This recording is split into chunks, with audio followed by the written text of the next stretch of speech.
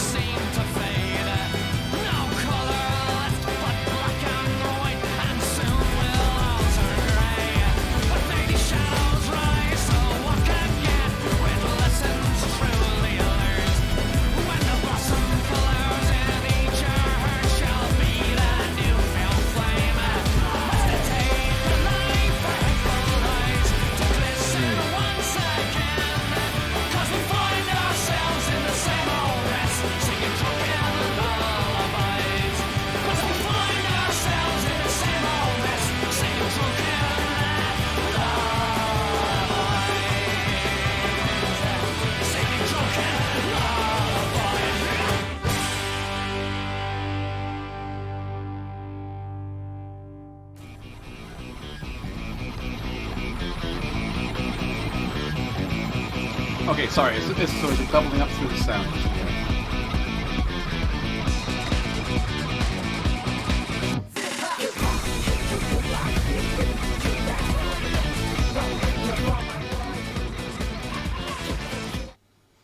Hello.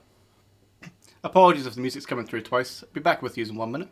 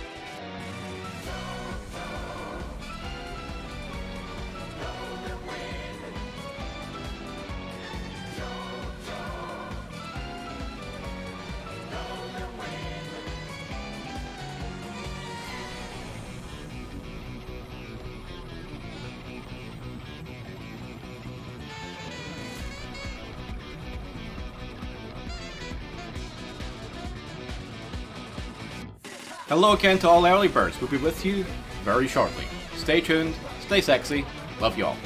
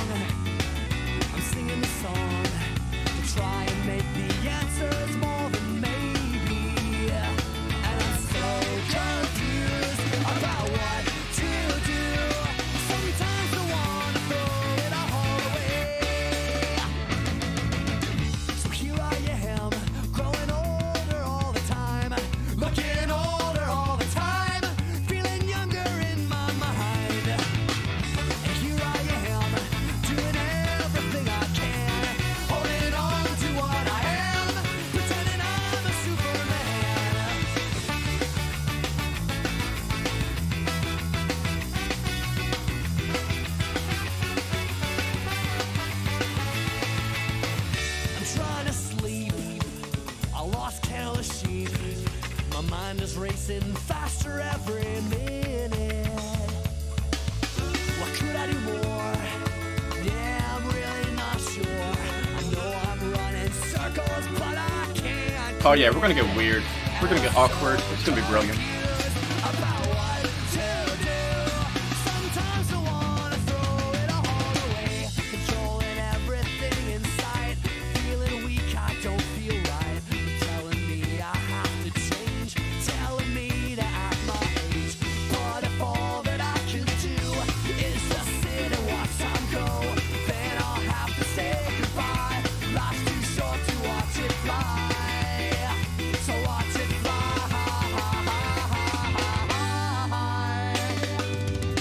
So here I am, growing older all the time.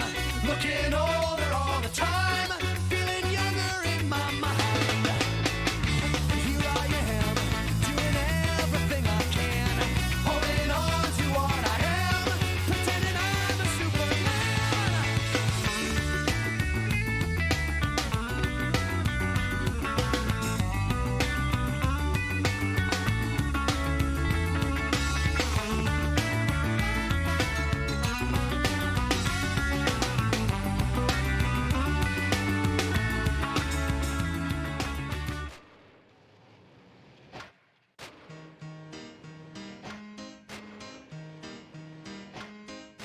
If I die before I wake, at least in heaven I can skate. 'Cause right now on earth I can't do jack without the man upon my back.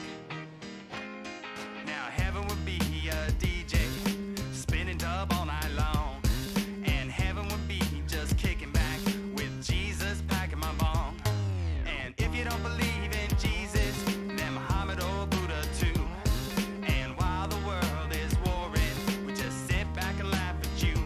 Okay, I'm probably going to use this as a brief chance while we're waiting for the raid to explain about a Niv. For anyone who doesn't know, a Niv is an AI chatter. A Niv is just kind of learning and doing its own thing. If a Niv says something offensive to you, I do apologise. It's literally a bot.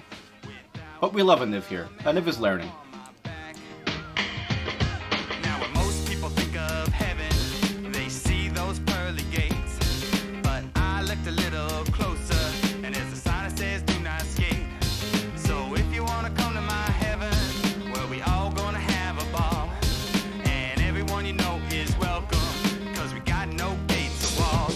Singing, if I die before I wake, at least in heaven I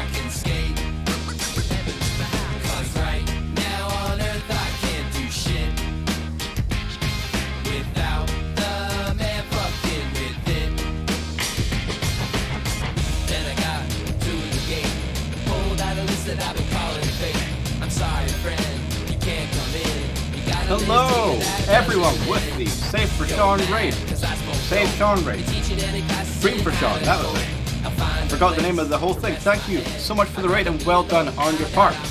We're going to be starting with the Jubmaster very briefly. Just wanted to say thank you for your raid and well done. Let's go!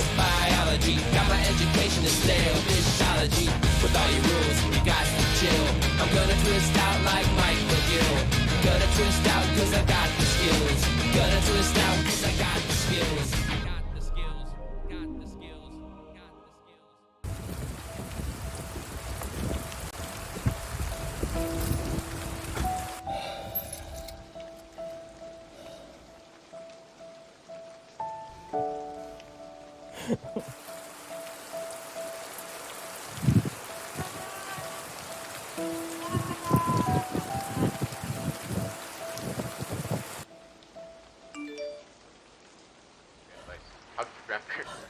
Lick him if possible. Give Granny a good old lick. Yes.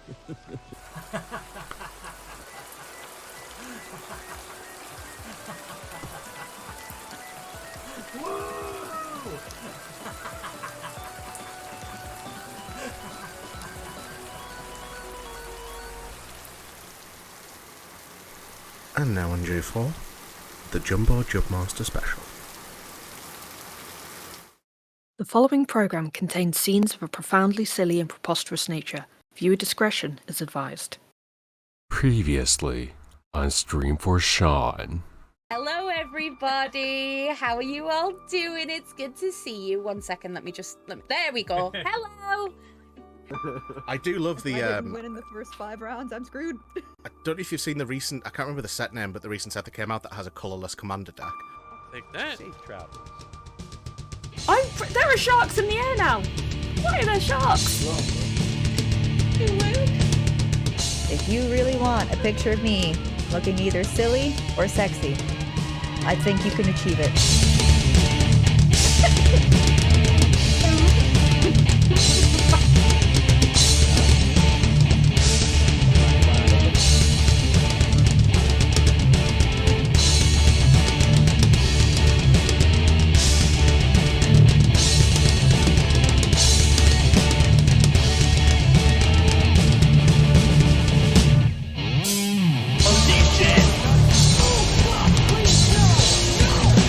Is there a bot?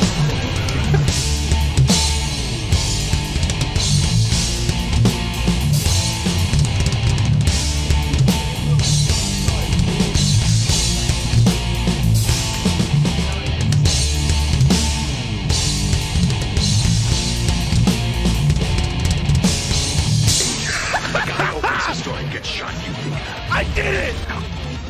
I beat him! I told you!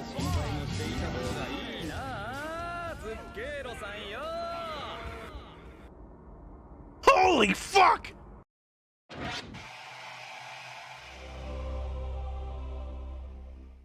Nihon no kome wa sekai ichi!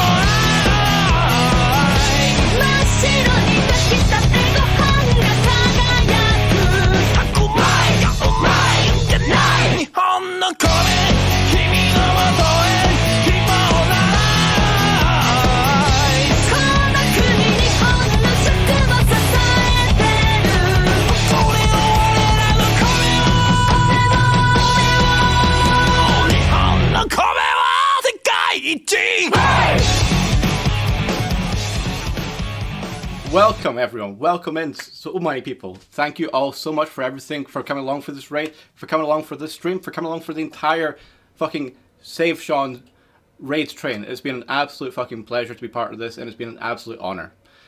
Big thank you to everyone who's been part of this. I tried to include as many people as I could in the kind of opening montage. There are a few people who didn't have their stream VODs available, sadly, so I couldn't include them. But just know that if you were one of the people who I couldn't include in that footage, we love you, we appreciate you so much. Before we start properly, I would like to give a kind of brief little piece from the heart here. So during the production of this show, which has taken a lot of the past 2 months, a little personal here, my grandfather took quite seriously ill and wound up essentially passing away. And it's weird, this show's been a bit of a kind of escape from a lot of that for me, but it's also been a reminder of the fact that my sense of humour and my love for all this silly shit and the acceptance that this is something we're allowed to do as adults. We're allowed to be silly, not just, be regular boring ass adults in suits doing boring ass things. That's something I got from him, and it's something I'm really reminded of as I do this. So this is a show of many things, but there's part of this here which is a tribute to my late grandfather. Rest in peace. There's also a few other reasons why this show is very special, and I'm going to get to the main one right lastly. The other reason, which is not as special, is that this here is now been over 3 years we've been doing these shows, and we've now had over 50 amazing contestants over all the years. I think it's 54 is the total amount.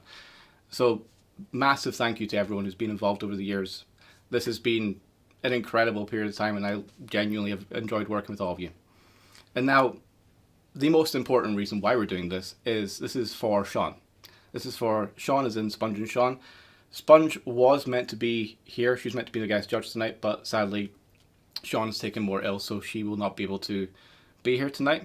Our thoughts are with them, and I really hope that when you do get the chance to see this back, you know that we are with you, and we still give you all. Our love is still here for you. This is still for you, and you are still here, even if you can't be here to watch the stream or be part of it. You are still massively core to this whole process. We do have a few things and ways in which you can support the stream for Sean. Posting some links there in chat. There is the GoFundMe, which is the one where I think they take a bit more of a cut from it. It also has the story a bit more if you want to read up about what's the situation been there. And there's also the Ko-fi or Ko-fi or however you wish to pronounce it, which is probably the better way to support Sponge and Sean right now, because that one is one where there's almost nothing taken from it. I think it's a much higher percentage cut. Now, you're wondering, other than just helping sort of like provide quite essential cancer treatment for a lovely person, what do you get for your money? So we have quite a few things lined up tonight. So I'm going to take you over to the prize board. We're going to come back to this. So over here, you have lots of goals. Now, there's basically a goal for what's right now every £50. A lot of them have been censored because they are things that will become more obvious as we go through the stream.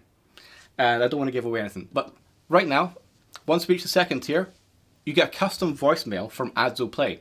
I'm going to even let you hear what the custom voicemail sounds like, just to tempt you a bit more. So this is what you'll get for... This is what everyone will get if we unlock that tier. So you'll get this. Hello. I can't come to the phone right now because I'm doing something a lot more interesting. If you leave a message, maybe I'll get back to you. Peace out, and suck my dick. Beautiful. The other one in the first column is the Down Count Christmas Special and Big Job Quiz of the Year 2023. If we hit that one, I will do one more of these shows at the end of the year, and it's going to be a throwback to the very first one we did, which was Down Count, which is a spoof of Countdown, and the Big Job Quiz of the Year. Other ones we've got here, on the second column, which will fill up after the first one's done, me and Meg will do a Sonic 06 stream. So we will play through the entirety of Sonic 06. Not 100% run because we're not masochistic or Exo Neon Tiger, but we will do a run of the entire story modes in one stream from this couch. I have played through that game several times, I'll try to, but the game just breaks. I do not wish to do that one. However, the other ones after it you do, such as the Artie Cursed audiobook. So Artie will do a cursed audiobook for the most cursed text we can think of, possibly either Chuck Tingle, or the alternative I'm thinking is the Book of Roy Orbison and Clingfilm. If you know that one, then you know. The other one which is probably the most exciting one, is the third one on the second column, which is Seraphim PC noises. So, Seraphim has a fantastic voice, as you all know. But would you like your PC to sound like Seraphim? I would. So, I've got a little demonstration here. And if we get that goal, we're commissioning Seraphim to do the whole lot. So, for instance, instead of, oh, you've disconnected the USB device, instead of that, wouldn't you much prefer to hear? You've disconnected a device. Like, there's no comparison. It's just fucking brilliant. And we're going to get him to do the whole lot. Next up into the third column, Where's Jub and Artie, which is going to be a weekly sort of Where's Waldo, but with me and Artie. And the last one, if we reach the top of the third one, I'm going to release the director's cut of this show, which means an entirely new edit of it. Because realistically, I have wound up with close to 50 hours of footage, which me and Artie have spent more than 50 hours in turn editing back into what you see tonight. However, there's a lot more bits that just didn't quite make the cut for time. I would love to do a director's cut, and if we hit that, I will be releasing that on YouTube. Even if we don't make that one though, every clip from this, every individual bit from this, including the VOD, will be available on YouTube a couple of days or a day or two after the release. But yeah, so that's the prize that you get. We'll also unlock more prizes as we go, and anything coming in through Ko-fi or through the GoFundMe, we'll try and keep track of that and see where we're at. So, without further ado, I'm going to introduce you to our team captains. Our team captains are the people who actually set up this entire event. It is the fantastic Rat Mum and Hidden Dip. Hello. Hi, everyone. Hello. Excellent introductions. Now, I'm going to throw, because Hidden Dip started off the whole thing with a game show, I'm going to throw a question back at him that he threw at his teams. Do you have names for your teams, please? No. So I'm Team Rat Mum. Team Rat Mum, excellent, and Team No. So we've got our team names already set up. It's Team No and Team Rat Mum. But who's on the teams? So, I've got the list here, and you're going to probably recognise quite a few people. Hopefully a lot of you are here today.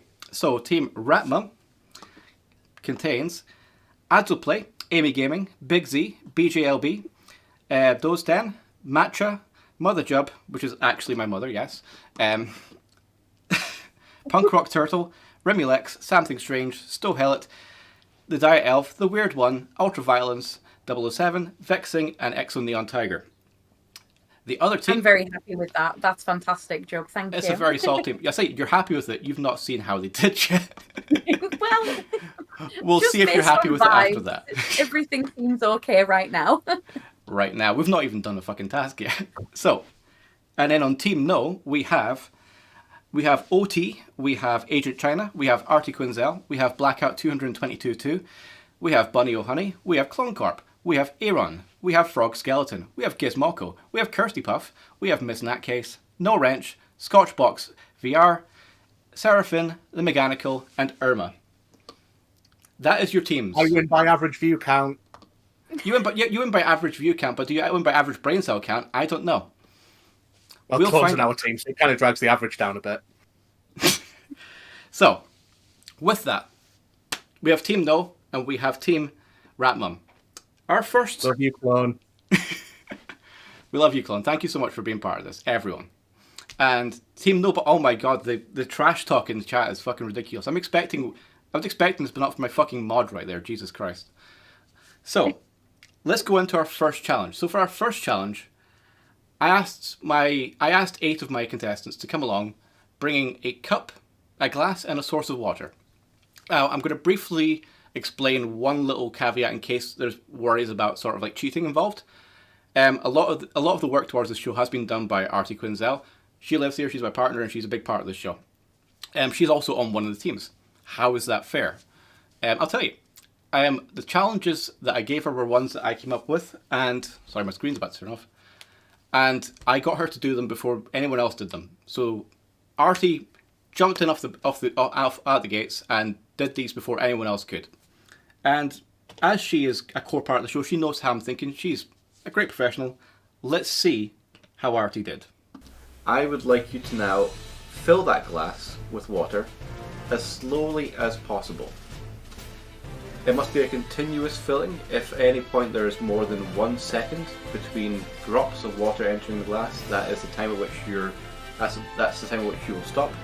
Okay, so, materials. I'm thinking a sponge, probably a jug to pour it in as well. Maybe a straw. If I like balance a load of jugs and then like slowly pour it in the top. Question, do I have clamps? Oh, tape. I have lots of tape. Glass. Endpoint. Curtains so those wicked heathens can't see me.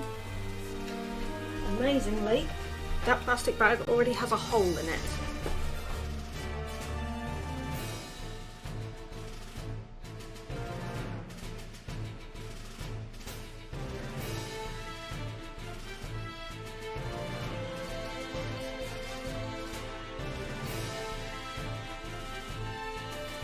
Nope.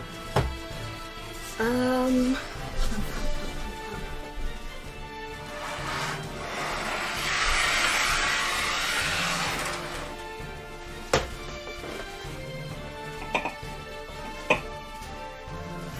sure I want it to be higher now.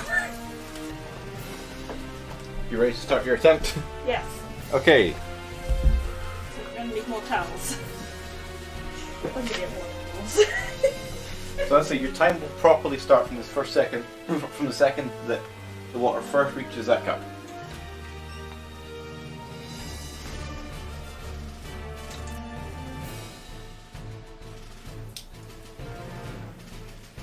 We're just about to overflow the first ramekin.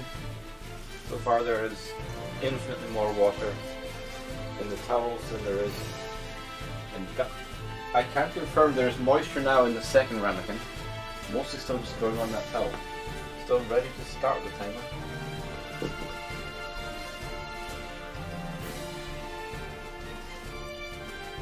And there we go.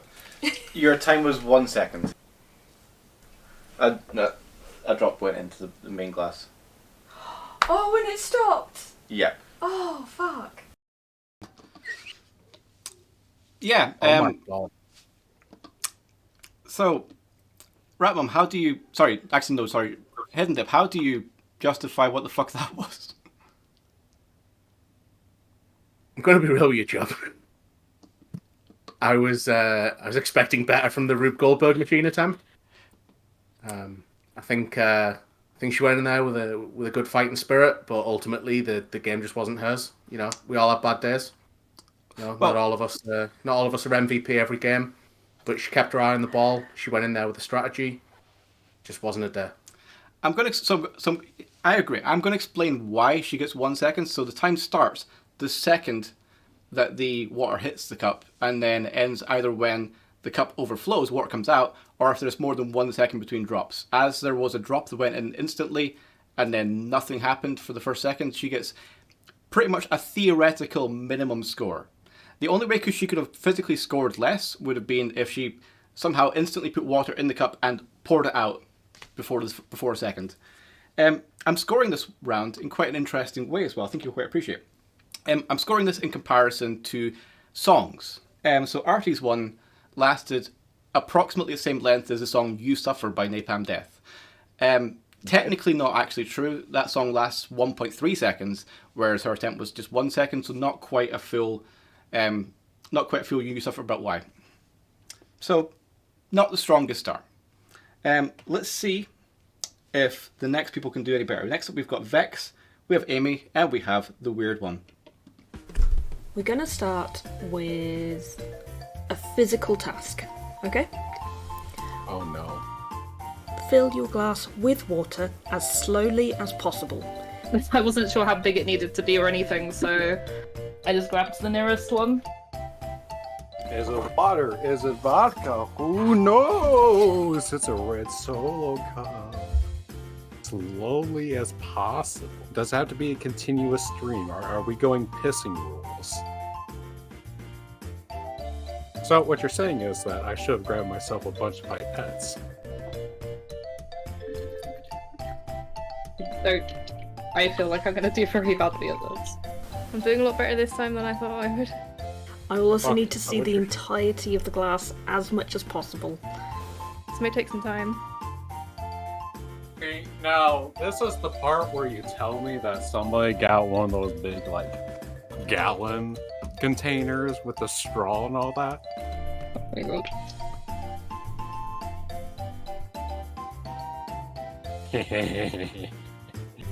I'm trying to like make it out in the glass. I'm really paranoid that it's gonna go like all over my desk. Yeah, that technically wouldn't count as being in the glass for this challenge, sadly. Absolutely inhumane. Kind of makes you think of like a leaky faucet or that annoying drip from the bathroom when you think the taps are turned off. Oh god. Okay, the glass is quite full already, I think. Starting now. Trying to move my fingers so you can see.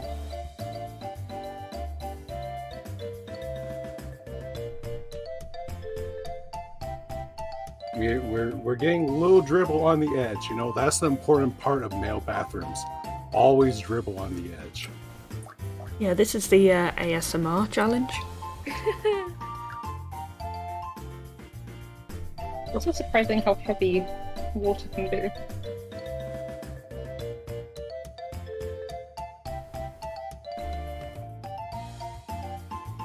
Start a new Twitch stream, pouring water into a glass. You give me 100 bits, I'll just tip the whole thing. I can't do water fishing anything. Trying to make it keep pouring, but trying not to do it too fast. This jug would not pass a Japanese teapot test. How full do we want this? Teapots get graded by how good they pour, so how smooth the stream is coming from the teapot. Also with my teeth, baby! Ooh. Here we go. Okay, that's pretty damn full. I think we have to stop there. So yeah. So unfortunately, Vex's challenge would have continued if it wasn't for the fact that the water stopped pouring for 1.4 seconds there. I'm going to give you some brief little observations for that one. What I found really interesting was that Amy and the Weird One both went straight into it. They both dove right into the experience of just pouring. No thinking, just pour. Except they couldn't have done it in more different ways. The Weird One seemed almost like a sort of zen, very relaxed, sort of meditative state where I don't think I've ever seen someone so stressed with a glass of water in my life than I did with Amy. It was quite an incredible sort of like comparison. What are your thoughts there? So those were all team Ratmum. So how do you justify your team there? Do you think they did well? I think they did fantastic. I love that like two of them were just like straight quick in on the action, and then Vex was like, "Hold on a minute, I know how to do this." And hold on a minute, I can bite my cup. Yeah, let me grab my cup. I've got this, and yeah, just I'm really happy. Yeah, well, let's see how they did. So let's put in their times. So first up, we have Vex, whose time was 1 minute 16, which is the same length as Allison by the Pixies, or Bohemian Rhapsody up till the line "Life Has Just Begun." Those are a good kind of comparison for that one. Next up, we have Amy, who lasted 2 minutes 25, which is the same length as the song "I Want to Hold Your Hand" by the Beatles. And next up was the Weird One, who lasted 7 minutes 10, which is the exact same length as "Hallowed Be Thy Name" by Iron Maiden, which is a song that vibes totally fucking opposite with what she actually managed to accomplish. So, well done. That is a nice, strong start there for Team Ratmum. Wall-to-wall bangers so far. Yep. Yeah. However, let's see how it continues. So next up we have two people back with Team Hidden Dip. We have Bunny, Ohani, and Iran. I have a glass, a jug, and a towel. Small glass, is that okay? Hey, I said a glass. You have chosen your glass. Fill your glass with water as slowly as possible. No water can leave the glass once it has entered.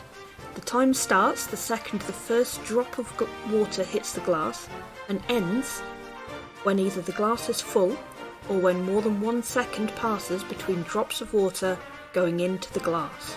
Fill the glass slowly as possible. Yes. I can add things to this. I have 2 straws and a slightly taller container. ADHD and I've got a snack. I drip feed out of one until it runs out and then swap for the other.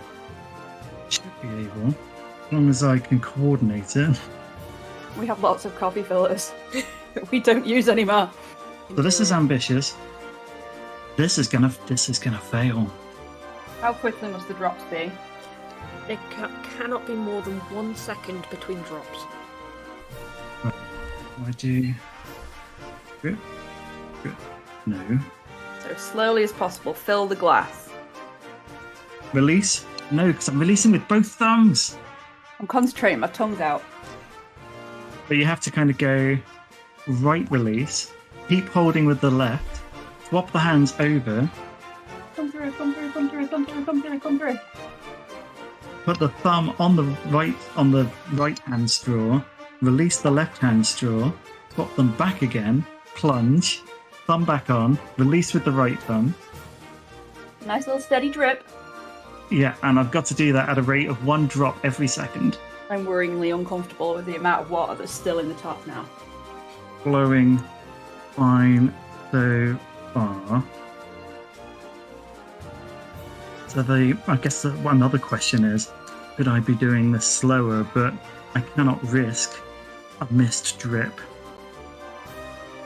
I think I could watch this all day. in this highly competitive sport. Yeah, I think it's done.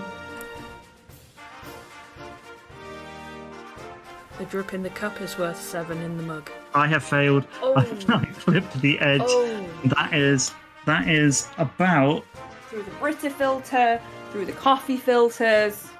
3 tablespoons of water. That will not break your teeth like it would straight out the tap.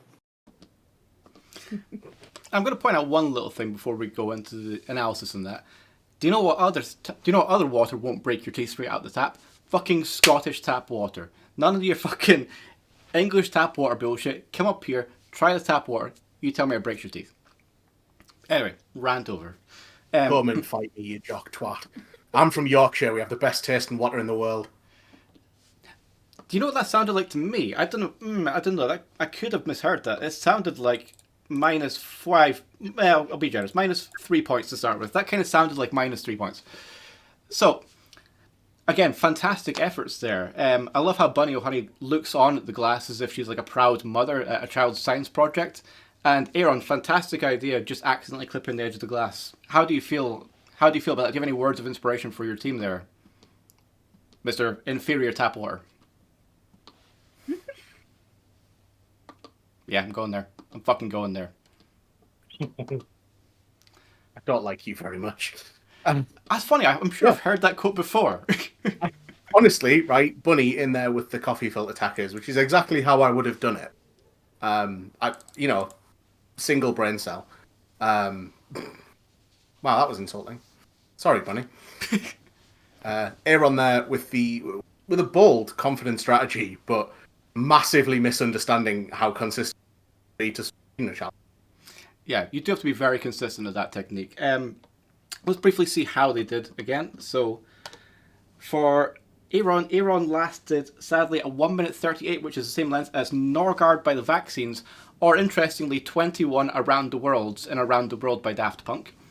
And Bunny O'Honey lasted 2 minutes 36, which is the same length as She Heightened Everything by the Pernice Brothers there, or 118 and a half times of You Suffer, which is roughly how long RT lasted there, just for a comparison between the two. So with that, we have 2 remaining people. Now, interestingly, you picked up on Aaron's fantastic technique there.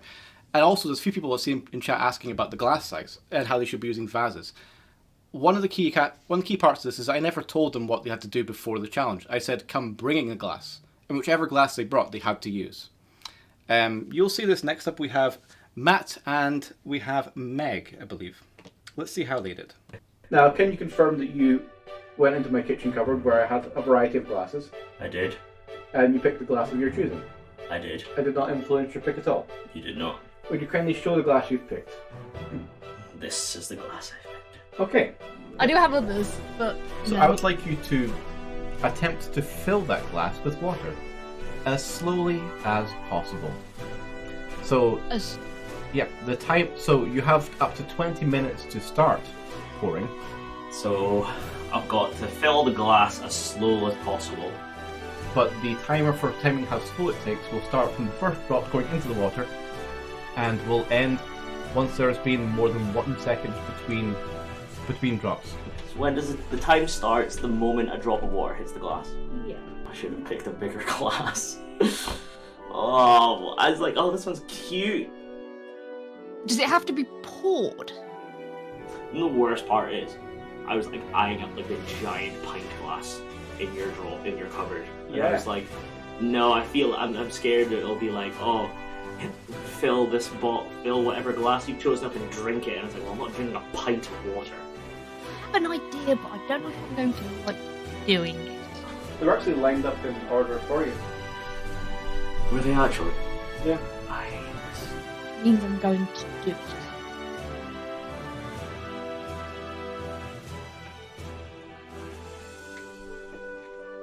That'll work, yeah. Okay. Oh my god, who engineered this bottle? It's like the most well-designed... Okay, hold on. This strap in. How long have you got penned out for this? Oh, you're such a piece of shit. Okay, that's a bust. Can I go to a sink?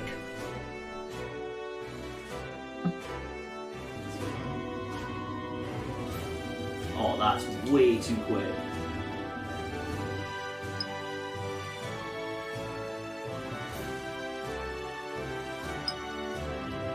I don't think there's anything to finesse this.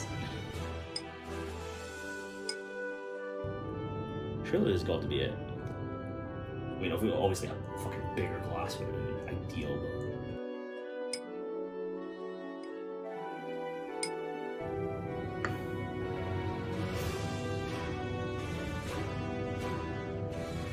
How's your day been?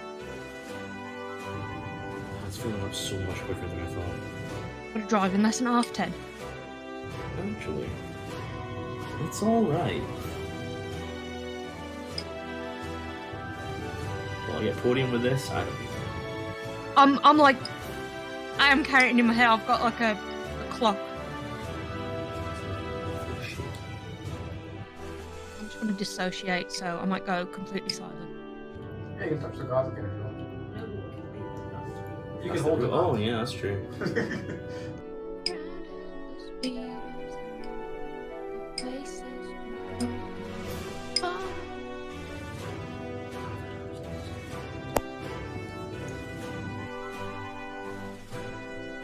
$4.20. Ah. I can see this. It's like bubbling.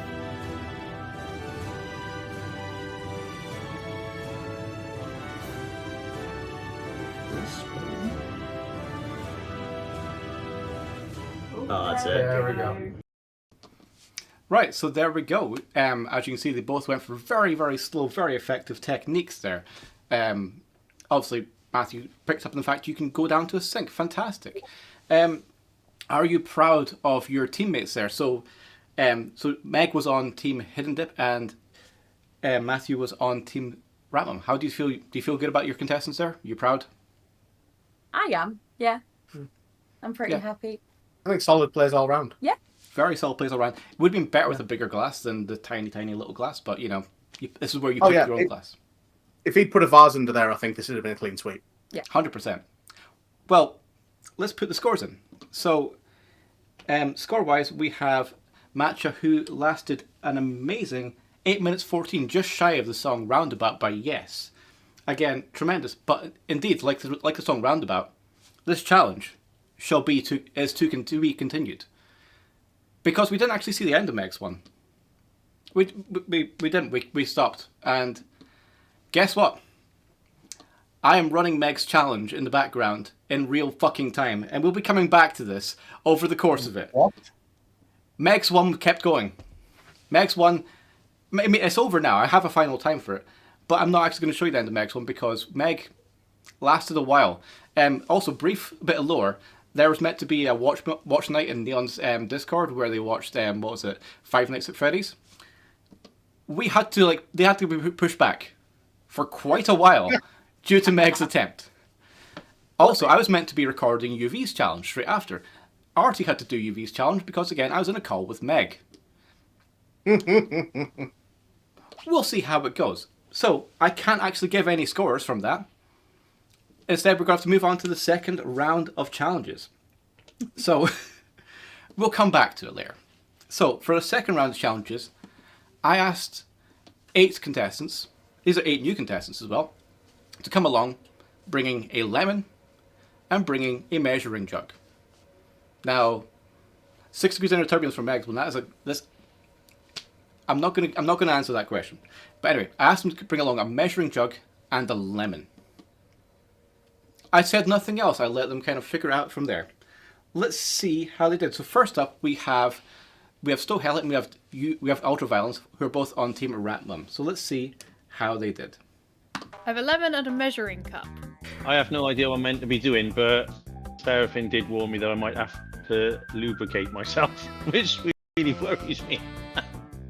When the time starts, you will have 10 minutes to get as much juice out of that lemon as possible. Get as much juice out of that lemon as you can in 10 minutes. You can use absolutely anything you want. And Okay. the only restriction is it has to be, that one lemon. You can't get multiple lemons. Can I use other things? I go to the kitchen to get stuff?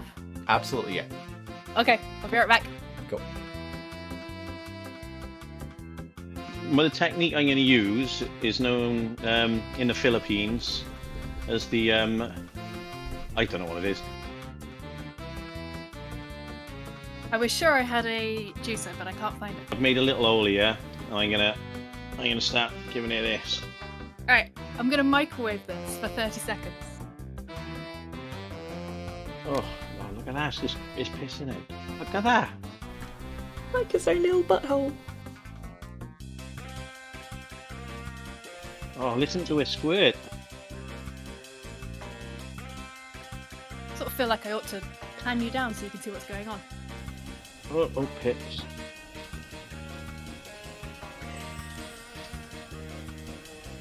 Thanks, Mrs. Jubilee. Okay, smelling pretty juicy. I can rinse in it like a flannel. I'm glad I chose a fairly big lemon.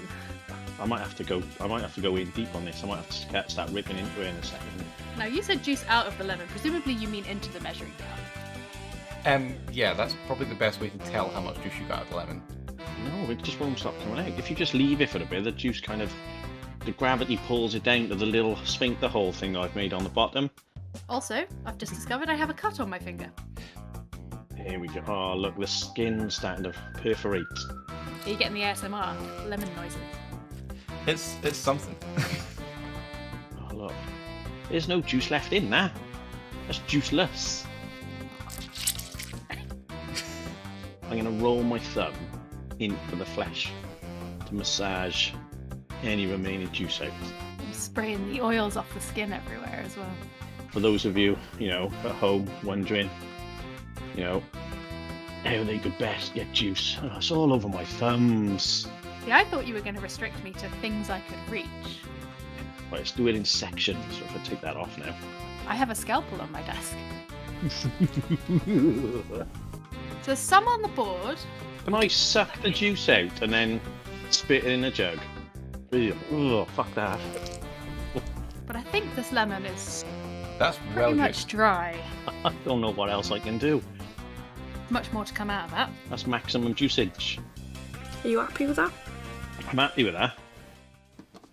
Pretty good juicing there, I would say. Like they both got a fair amount of juice. You seem happy there on couch corner. Quite a lot of juices there. Now, before we go into the rest of this challenge, I want to briefly go back to the prize board because it's actually time to unlock the first of the unlockables, and this will also give us a chance to maybe see how we're doing on the fundraising. So I'd say right now it's £50 per tier. So the first tier, which is the secret one here, will be £50, then add to the voicemail £100. So our first sensor is going to be unlocked right now. There'd be the drum roll sound if I remember to put it on. So on the second column we have beat Meg's score. Yes, if we reach that one, I have to beat whatever time Meg gets for the water challenge myself, live on stream. Does that sound fair? Fair. Fair? Yeah. Yeah. Now, I'm going to quickly ask, how are we doing right now for donations? How are things looking in donation corners? Do we have some numbers? Yeah, can you... Yeah, absolutely. That wasn't me asking you to do it, that was me asking you to change the tab. There we go. So we have had one £10 donation from Jazzcat, so thank you, Jazzcat, and then an anonymous one for £30. So we've had £40 in total so far. Right, we're now £10 away from the first secret mystery prize. Thank you to everyone there. And also, brief shout out to the shop, which is also in the link here. In that shop, there's a bunch of homemade, handmade things, which are fantastic, including a bunch of crafty things, including calendars. There are 2 calendars. One calendar features cute pictures of pets, and the other one involves me in the shower. You pick whichever one you wish there. There are more people being naked in that calendar than just me. You'll be glad to hear. Okay. Oh wait, no, the T-shirt as well. I thought you were about to strip, sir. Sorry. The T-shirt. Fuck me. The T-shirt is also there, and it's a fantastic T-shirt. It's printed beautifully. So, feel free to get some stuff there. It's all fantastic. So, actually, I've not actually shown you all of Stowe and Aniv yet, because you see, it's me we're talking about. When am I ever straightforward with what I ask people? So there's actually a second part of their video. I'm just going to quickly show here.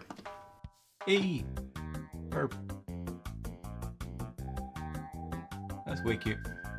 It's at this point I'm now going to reveal that this is actually secretly a 2-part challenge. Ooh. There's another 10-minute section to the same challenge. Uh-oh. You now have 10 minutes to return the lemon to a state where it appears untouched. Your 10 minutes starts now. Okay. You have 10 minutes to make that lemon appear as if it has never been touched. Please return. For fuck's sake! Please return your lemon to its original state. Your time starts now. So, I'm lucky that I only cut it in half. I considered cutting it Thai style. Oh, what? Oh, can I use other things? You can use anything you want. However, like a pumpkin lid, I now have to rotate the sections until I find where they line up. Can you pass me some kitchen roll, please, Mrs. Ruby? We're gonna get the line to completely disappear. I need sellotape. Honestly, I was looking for super glue, but maybe this will work. Oh, we haven't got sellotape. Oh, God, super glue. I found my spray glue and I was like, oh yeah, I'll use that, and then remembered I've literally just bought a budgie. Right, pass me the kitchen roll. There you go. There you go. Over there. Right. Yeah, here we go. Watch this. There's nothing wrong with hot gluing a lemon. I got it all over me. Well, that wasn't lemon. I don't know what that was. Gotta wait for it to warm up though. At least it'll take longer than 10 minutes. Oh, look at this. Looks like one of them eggs from Jurassic Park. So, you look any plans? borderline threatening. Oh no, it's like a goddamn lemon jigsaw. This feels almost like an interrogation. A hot Any plans, Jub? I know. I'm working it. Oh, how are we going to stick it together? We're starting to get some hot glue. There's got to be sellotape in this house. What kind of household doesn't have sellotape? Don't know how well it will stick to the lemon. See, if I had tape now, I could make that real tight, like a tiger. I see that from your tight pants. Yes, you are tight like a tiger. How could this happen? Oh, see, if I'd have just left that, you know, the one I cut the nipple off at the top earlier on. Maybe I'll try and find something else that's stickier. If I'd have just not ripped it to pieces, I could have just poked stuff into it to fleshemalize it out. Fleshemalize? That's a word. No more hot glue. That did not work. Oh, hang on. I just thought. Pass me the other lemon. I have an idea. I could just lay this around the outside of the other lemon. Oh, look at this. It's like a mega lemon. Oh, fuck. What is she gonna do with a lime? Skin this one, use the insides of this one to be the insides of that one. Ah, my thumb. Quite a hard to peel, me lemons. Surprisingly so. There we go. Lick it just to make it sticky. Staples, yes please. Pick up some staples, I'll use them as kind of a stitching implement. It's a Pokelemon. Oh, see, this is all my many years as a surgeon. I'm back. Oh, my hands are so slippery. Mr. Lemoniness. It's also firm. Where my other attempts would have been squishy. Frank and Lemon is going well. There we go. That's my attempt. Oh shit. 2, 1. And there we go. So, there we go. That is part 2. I think they both took very interesting approaches. I think perhaps UV might have had a better time had he not just like ripped it apart to show how much juice he got out of it earlier. Yeah, I was rooting for you, UV, up until that moment. Yeah, that wasn't the best choice. Also, my favourite thing with this entire challenge is why I love having these two edited together is that there's such a difference in approach. Like, you give Stowe something like, oh, return 11, and she's like, yes, let's go, excited. And UV just looks utterly fucking distraught. It's just fantastic to see. The other thing I find interesting is that they both did essentially the same technique.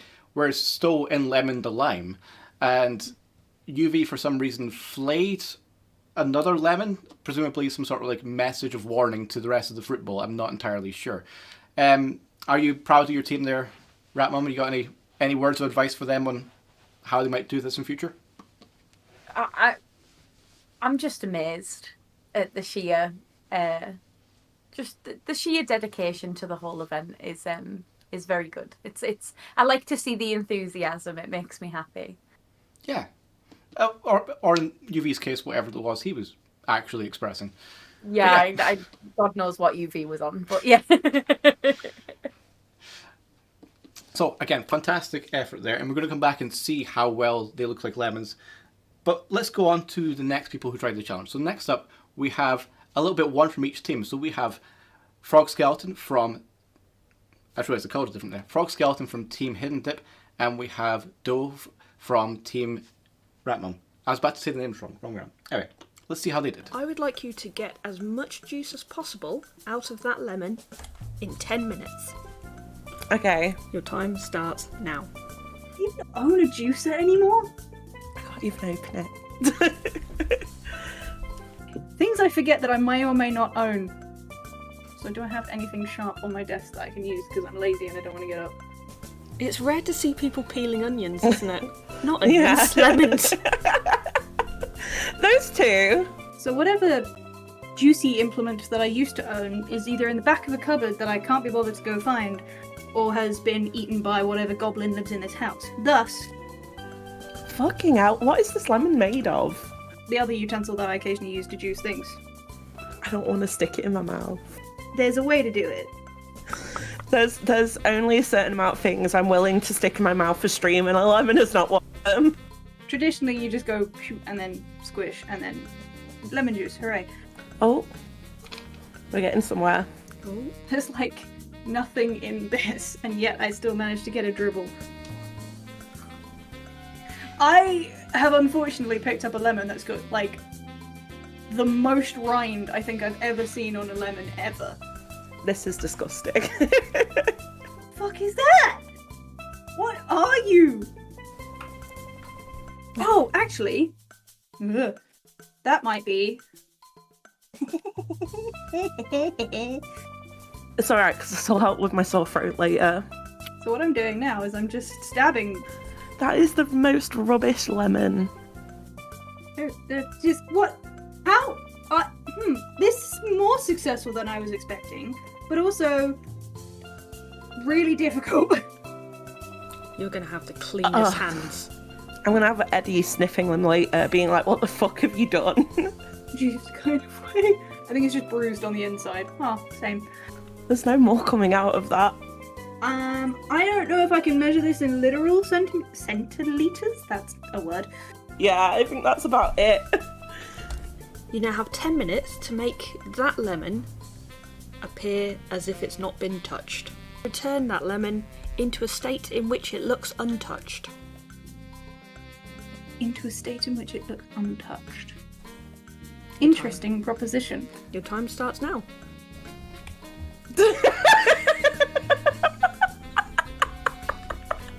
I'm glad I didn't completely... I was tempted to completely rip it in half, so... You go kind of did good on that one. How the fuck do I have super glue? Wow. Holy shit, I think I own super glue. Oh, I have some stickers next to me. Holy shit, can I super glue a lemon? That might be risky because it is juicy. Why did I stick it in the juice? Thus will super glue work. However, if I can do that, I can pretty much glue the seams back together on this. Okay, so This smells amazing, by the way. these are only little stickers, but they might fit the lemon. Hopefully, through the strategic use of super glue and toothpicks, I might be able to get this thing to hold its shape. This is not their intentions, but this is what we're using them for. My next question is has this super glue glued itself back together? Because if it has, disappointed.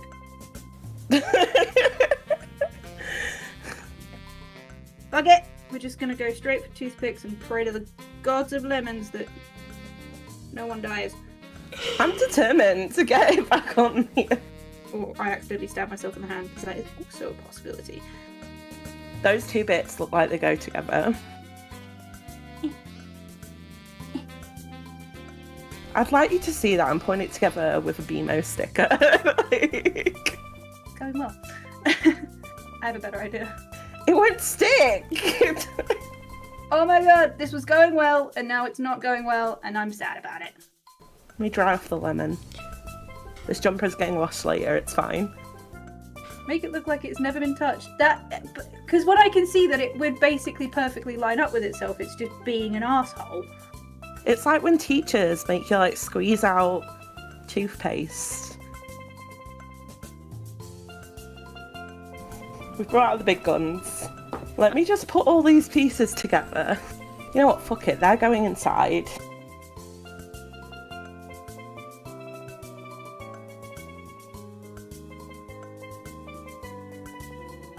It won't stick to the lemon, however, it will stick to itself. 3, 2, 1. Lemons down.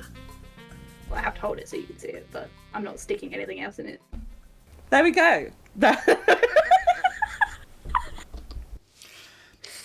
we go. Fantastic work there, as you can tell by these fantastic expressions.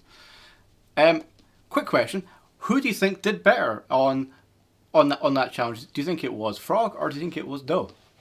I think Frog took that one like pretty substantially. I'm gonna blame the fact that Doe didn't do so great on the fact that she was really sick at the time of doing it. So I feel like she needs some sort of a little bit of justification for that. But yeah. And I do want to point out that you gave a manual dexterity challenge to somebody with hand tremors. Yeah. God damn it, Job. I didn't know that was the case, but well. Surprise! I do have a question though. Okay, question. I'm sure it goes in chat. Toothpaste out of tubes at school. Yes, yeah, I've got no fucking elaborate. Clue. Please, because what? We won't hold the show up, but I would love to see an answer to that in chat. Yeah, I heard that and I was just like, what? And I turned to Artie and Artie was just like, fuck, no clue. Like, what school has you squeezing out toothpaste other than fucking like brushing your teeth school? Fuck knows. Let's go. Sorry, whoa. I'm sorry, Job. I have to stop you there. The answer in chat was to teach you against bullying, which does not answer the question.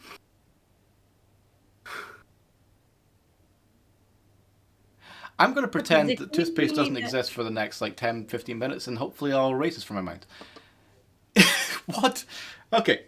So with that, let's actually see how the scores are. So I'm going to do the scores first for the amount of juice that came out. That's the wrong set of scores. I'm going to take these off.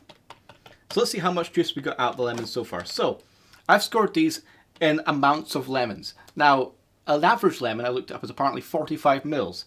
So we start off with the Stowe, who managed to get, how many mils was it? That was 55 mils, so just over an average lemon. UV apparently managed to get, and I'm not entirely convinced about this, 95 mils, which is 2 and a bit lemons. I'm not entirely convinced that one's accurate, but I'm not going to chase up a man who now holds a grudge against me. And as for Doe managed to get just under 1 lemon, managed to get 40 mils, whereas Frog actually managed to get an entire perfectly average lemon. Nice. So, well done. Apart from UV's slightly dodgy score, pretty even scores all round.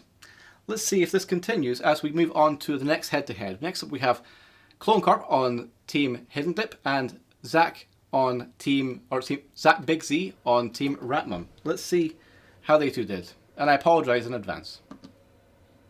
Oops, that's the wrong button. Basically, what we want you to do in 10 minutes is to get as much juice as possible from the lemon. Okay, but can I go up and get a tool? You can use anything you want, do whatever you want with it. I just want as much juice out of the lemon as possible. Does the in juice 10 have minutes. to come out of this lemon? You can do whatever you want as long as the juice is only out that lemon. Ah, fuck, so I can't use this over here, this bottle of lemon juice that's chroma keyed out. Right, okay. I kind of came prepared a little bit. I brought a knife. I didn't know if I needed to keep the lemon fresh. Okay, right, so this is a good technique. So this is how we eat lemons back in the day. Like, we didn't know how to use our hands properly when we were younger. I've also got a fresh lemon container to hold the lemon. Oh, fucking hell, that feels weird. Let me first of all just try and squeeze half of it, like by hand. Okay. Cool. Sorry, you should be seeing this right now. So you know I'm not cheating. Oh shit, there's a bit of my lemon gone. Right, if I just cut that in half. Oh, fucking Jesus. One half of it nice and fresh. Christ. Ah, fuck! Oh, God, it went in my fucking eye, dude! Alright, do like a fucking slow-mo. That was a fucking, like, money shot for you right there, dude. Do you know what? Actually, I think because it's out of date, this maybe helps it. If you cry it back into the jug, I might count it for liquid. So I'm also going to use the knife and maybe try and scrape and squeeze and... I'm going to use every bit of that 10 minutes. I'm going to make this awkward. I'm going to make this weird. You're going to be just watching me from this fucking lemon. Cut the flesh up as much as I can without hurting myself. If anyone is watching this, please be safe at all times. And I feel more distressed that I'm wasting this fucking lemon. I would be drinking this shit right now. I've done a 6-month professional cookery course, so I maybe know how to hold a knife, I don't know. I mean, you can do what you want with the juice afterwards. I will be doing everything with this juice afterwards, don't you fucking worry. I've still got a bit of squeezing to do. We're getting more juice out of that. I should have got a bigger fucking lemon. Jesus, man, that's fucking crazy. Oh, fucking hell. I wonder what the world record is for the amount of juice just from one lemon. Fucking hell. I'm literally going to be draining the oils out of its fucking peel, I swear to God. Okay, I feel like I can still get a shit ton lot more out of it. Oh, we're going with you to the kitchen.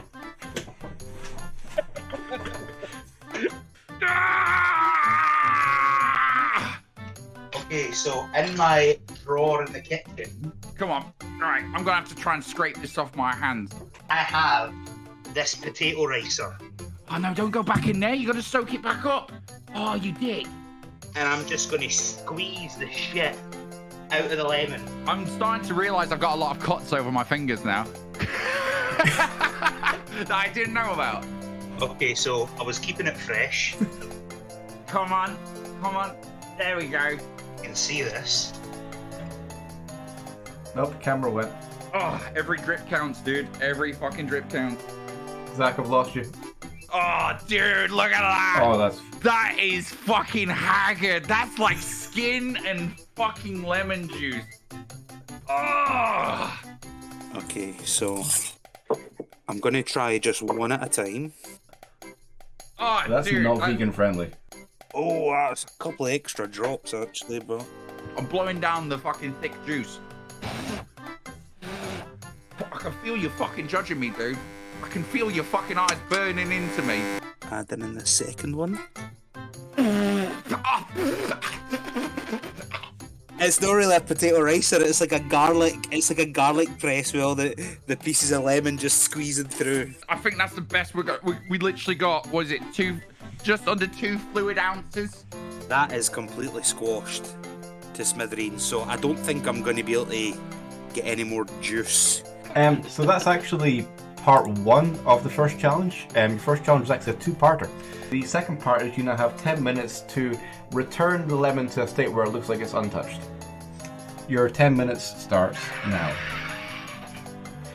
Your 10 minutes for that start now. Well, that's fucking stupid. I need to return the what? You need to make the lemon look like it's untouched. Are you serious? How the fuck am I supposed to return this into a state it looks untouched? Are you fucking nuts? Fuck! I cut it right in half as well. Oh shit! There was a bit of lemon juice in there. Okay, I have clear sellotape. That's gonna be the thing to bond it all together. I can't believe this. This is ridiculous. Have you ever sellotaped a lemon back together again? I might have an idea. See, to be honest, right, Morrison's sell wonky fruit for cheap. Right, so I'm good at 3D puzzles.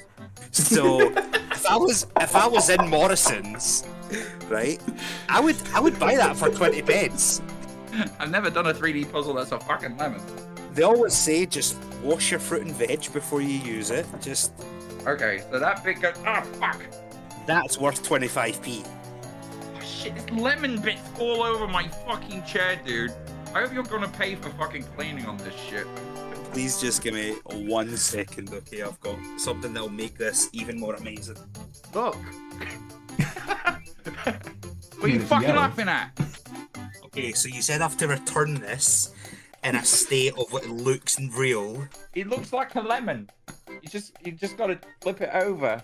Yeah. So if I take the mesh that the lemon comes in, we're gonna get there. If I then put the lemon that's been sellotaped. Fucking Jesus Christ! I've got sweat and fucking lemon juice going into my mouth. Does that look like a lemon? Let's see. So, God damn it! Ow! Oh, now it's covered in fucking fluff. Like compared to this one. Yeah. There we go. And then I do it like that. My God! Call me the second coming because I've come again. It feels like it's like 100 mils later. Yeah. Look at that. Oh. Look at that lemon. It's just been stepped on a little bit. Hella good performances all around. I'm sure you'll both agree, right? Yeah, absolutely flawless. Good game. That was really good. Yeah. I will say, the thing that I'm just wanting to put there, I'm not angry per se, but me and Artie have had to spend a lot of time editing this stuff, and there's been lots of steps of looking through it, and the amount of times I've had to fucking stare at that fucking liquid skin on the fucking measuring jug clone. What in the actual fuck? That genuinely ruined my lunch. What in the fuck? Like, the green screen really didn't help on that one. No. It looked a bit like sort of like lumpy spunk, quite frankly. Again, really interesting. I'm sorry, really interesting approaches. Lumpy spunk. Sorry for mentioning lumpy spunk. It's like you get spunk that's smooth and you get spunk with bits. It's the second. So Zach there. I also love how Zach is showing not only just a very calm response, but the fact that he's this kind of weird bohemian person who both goes for the wonky fruit to save money, but also has a fucking potato ricer. Fucking kudos to you, sir. You got your priorities straight there. And well done, Zach. That was really, really impressive. I was very impressed. Appreciate a man who likes his mash smooth. Yep. Yeah. And also before we go into the scores, I'm not sure, we might have to put a little asterisk on this because I'm not entirely how much of Clone's lemon juice was actually from the lemon and not just from like him, from the skin and such. So we're going to put those scores in as well. The scores for them. So Zach managed to get nearly just over 11.5 there. He managed to get, 80 mils of lemon. And Clone managed to get a very, very respectable 60 mils of lemon. Both managed over a whole lemon worth of lemon, which is always good going. I'm going to take this chance briefly before we go back into the final lemon challenges let's just have a wee quick check on something. How's Meg doing? Let's have a wee quick check. Section A, harmonic vocabulary. Ooh. For grade 8, the harmonic vocabulary is extended to include all standard diatonic and chromatic chords. Your knowledge of these chords and of related matters such as cadencing, modulation, and the use of non-harmony notes will be tested in the exam. Okay, so yeah, Meg is currently 33 minutes through her challenge, and I'm now talking to her about grade 8 music theory because I was fucking bored and I'd already been for a shit by that stage. So with that in mind, Meg's still going. Let's see how we got more challenges. Now, the next two are both going to be up from Team Hidden Dip. Now, when I'm prepping these challenges, I think about how the different approaches can be. I think about ways it can be broken. And what I try to avoid is like any loopholes that are like really infinitely big. Like with the water one, I had it so the water couldn't leave the glass, or else you could just leave it under a tap forever. And I normally think about most things. I normally cover most things. I'm normally quite happy with it. However, when I got Scotchbox Alex involved, he managed to find a loophole that I hadn't considered. So kudos to you, and fuck you for breaking my game. Here he is. 10 minutes to get as much juice out of that lemon as possible. Am I allowed to go and get a juicer?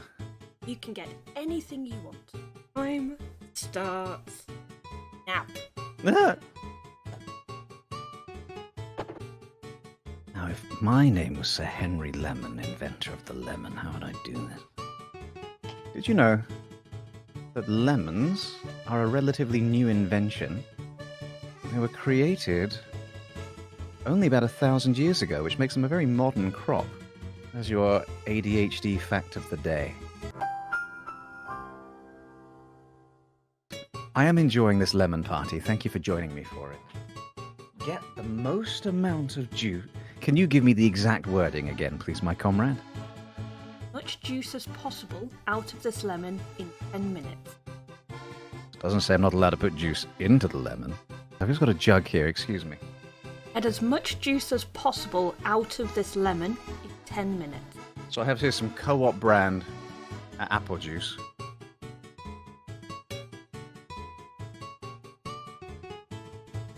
Yeah, I'm doing pretty well here, I would say. In fact, I might be able to set a kind of funneling system.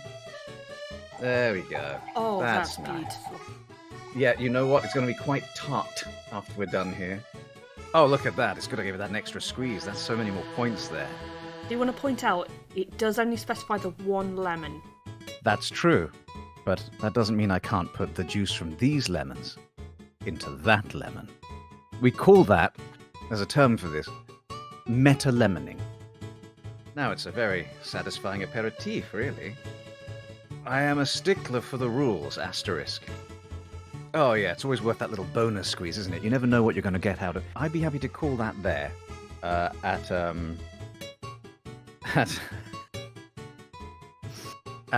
half a pint. You can if you wish.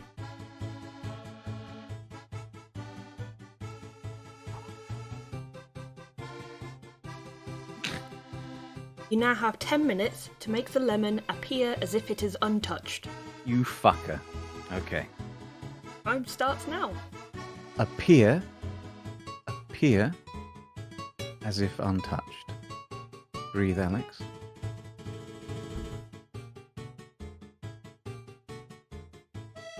Country road, take me home. Appear as if untouched. Okay. Do you need to see your work? But, you know, a magician never gives away his secrets. Here, as if untouched. Okay. Okay, hang on. I haven't got the right half here. I half 2 lemons. Let me check these actually match up. Stand by. Good God, no. Okay, well, you two don't go together, so I guess you two must go together. Well, this has become more of a science experiment than I thought. Which of you fuckers belongs together? Oh, is there a scar that I can match up? This was the oh wait, no. This was the original lemon. Yes, that's fine. Okay. Wait, you didn't have this birthmark. This was the original lemon. I can tell because it smells like apple juice. Okay. Right. Okay. How long have I got? You've still got 6 minutes. I know, Bonnie. I know, you're very... Bonnie loves the taste of lemon, so this should be fine. 2 minutes to make this lemon appear as if it is untouched. best thing to make it appear appropriate is to make sure it matches its colleagues. We wouldn't want it standing out here. Which one is it? I'm going to say one thing to you. With all due respect, and I mean this. Fuck you, you broke my fucking game. What the fuck? You dickhead. You put fucking half a pint of fucking apple juice into... Okay. I didn't say you can't put lemon juice, you can't put juice into it. I have to give you it. Josh, do you have any words to say there? Yeah. Fucking just a round of applause there for fucking meta lemoning. Let's see how that goes in the scores. So, amazingly, Alex managed to get 6 1/4 lemons there with a roughly, how much is it? 290 mils of lemon. That was him holding back as well. So that's a strong lead there for Team Hidden Dip. So, we have one final attempt. One final attempt here. Now, as you can see there, I singled off Alex because he thought outside the box and did something incredible. And those thinking outside the box, doing something different and doing really well are two main reasons why I like to single people off. The other reason I sometimes single people off is if they did incredibly badly. Oh no. On a complete unrelated tangent, here's Seraphin. I'm going to leave the lemon there. The lemon is going to think about what it's done. I'm going to go and get the thing. It's going to help me get as much juice as possible out of this lemon.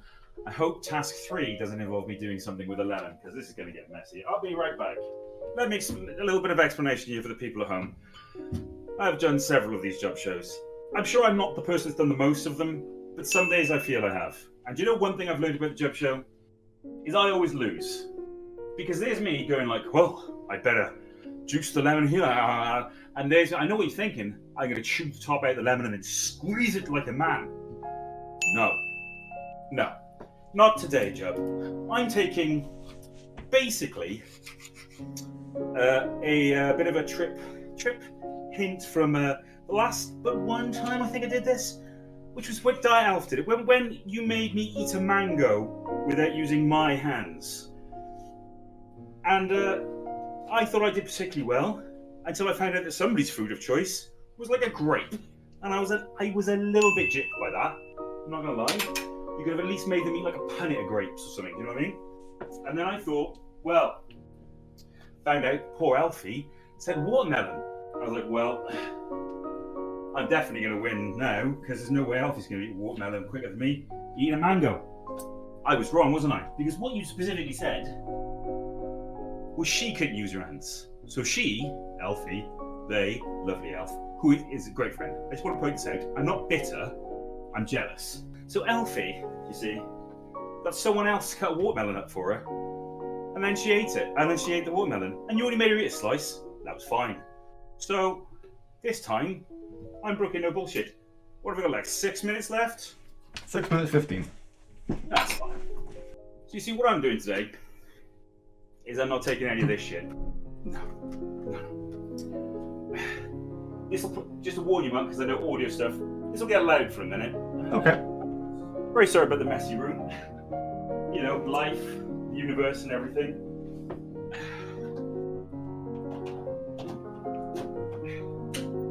Nice. Don't lose a finger.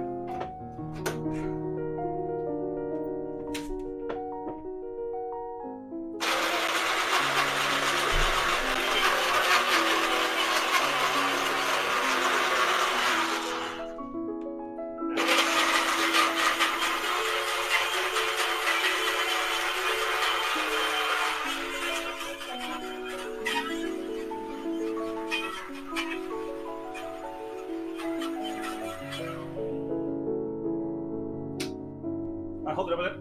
I'm trying to straighten it out. I'm gonna say about 70. Okay. About 70 mil. It's about 70 mils, I reckon. There is, however, a second part to this challenge that I was Okay. only going to reveal at this stage. Again, it's a 10-minute challenge.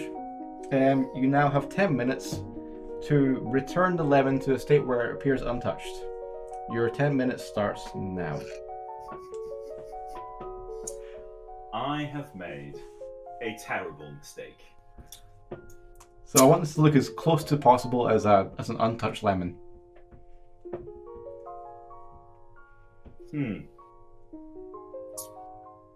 It's an interesting conundrum I find myself in. You can use other things if you need. Sir? You can use other things as well as part of this if you need. I don't even know where to go with this. Like, the closest I can think of is to consume this as quickly as possible and then imbibe something along the lines of an enema and hope that I shit out a yellow lemon-shaped turd. Yeah, it's just like a big citrusy jigsaw.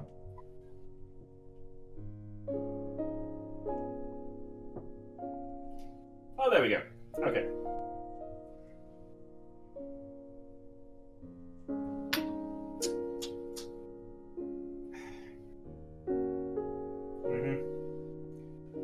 You're too good to be lemon.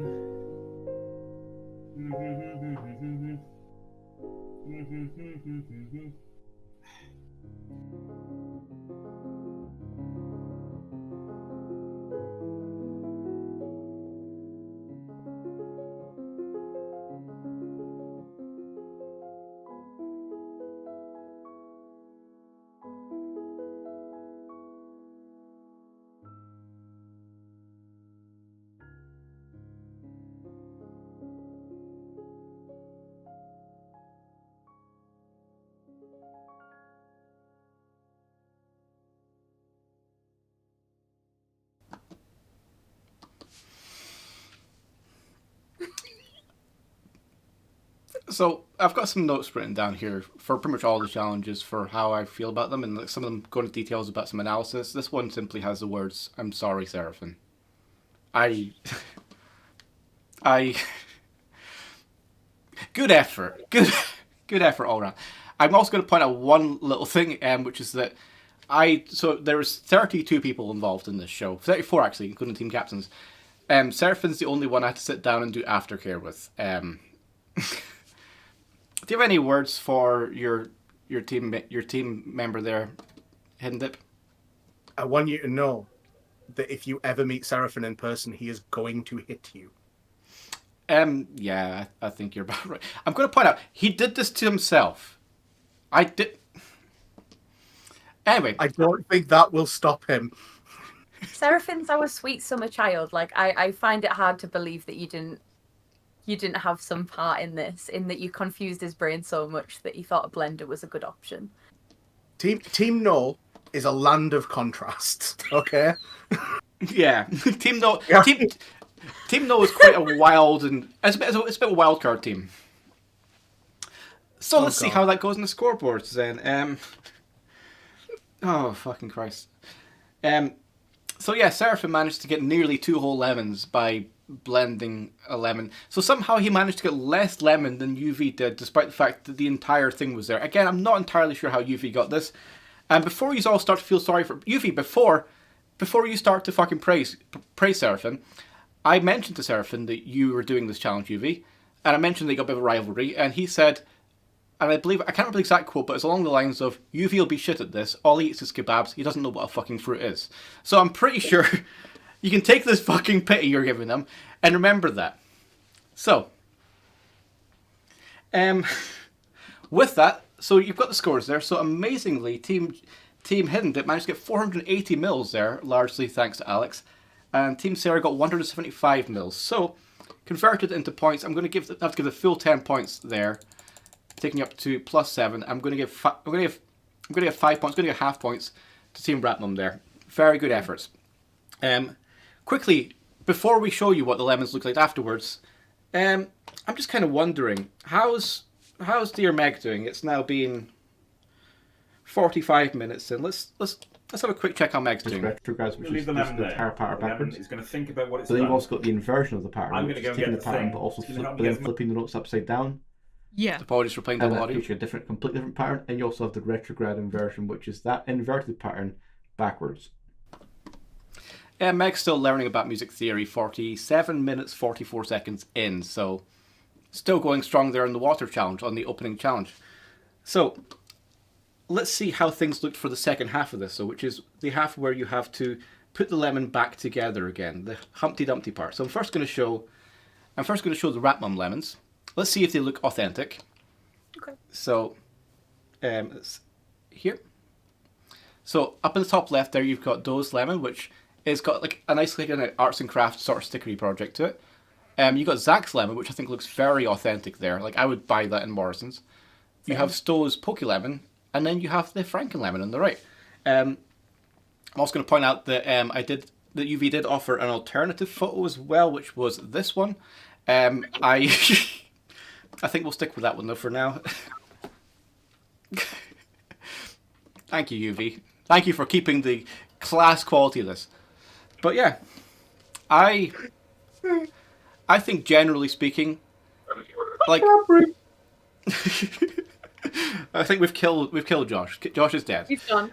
He's gone. Team No is without a captain. So I think generally speaking, these mostly look like lemons. You've got Poke Lemon, you've got a Wonky Lemon, you've got a Franken Lemon, and you've got a Cozy Lemon. So I'm going to give Team Ratmum there an 8-pointer for that one. I think that was a very solid effort. Let's have a look at the Josh lemons then. So on the left, you've got Clone's Lemon. Now, Clone's Lemon didn't actually necessarily stay together for too long, so I managed to get a screenshot where it looked as most actual lemonish, and it's being presented there in quite a nice cupping motion. You also have Frog's Lemon in the top right, which is modern art as being viewed by a small pumpkin and another lemon. You have Bonnie's Lemonade Stand in the middle, which I think looks incredible. And you have what can only be described as some sort of lemon hate crime in the bottom right. It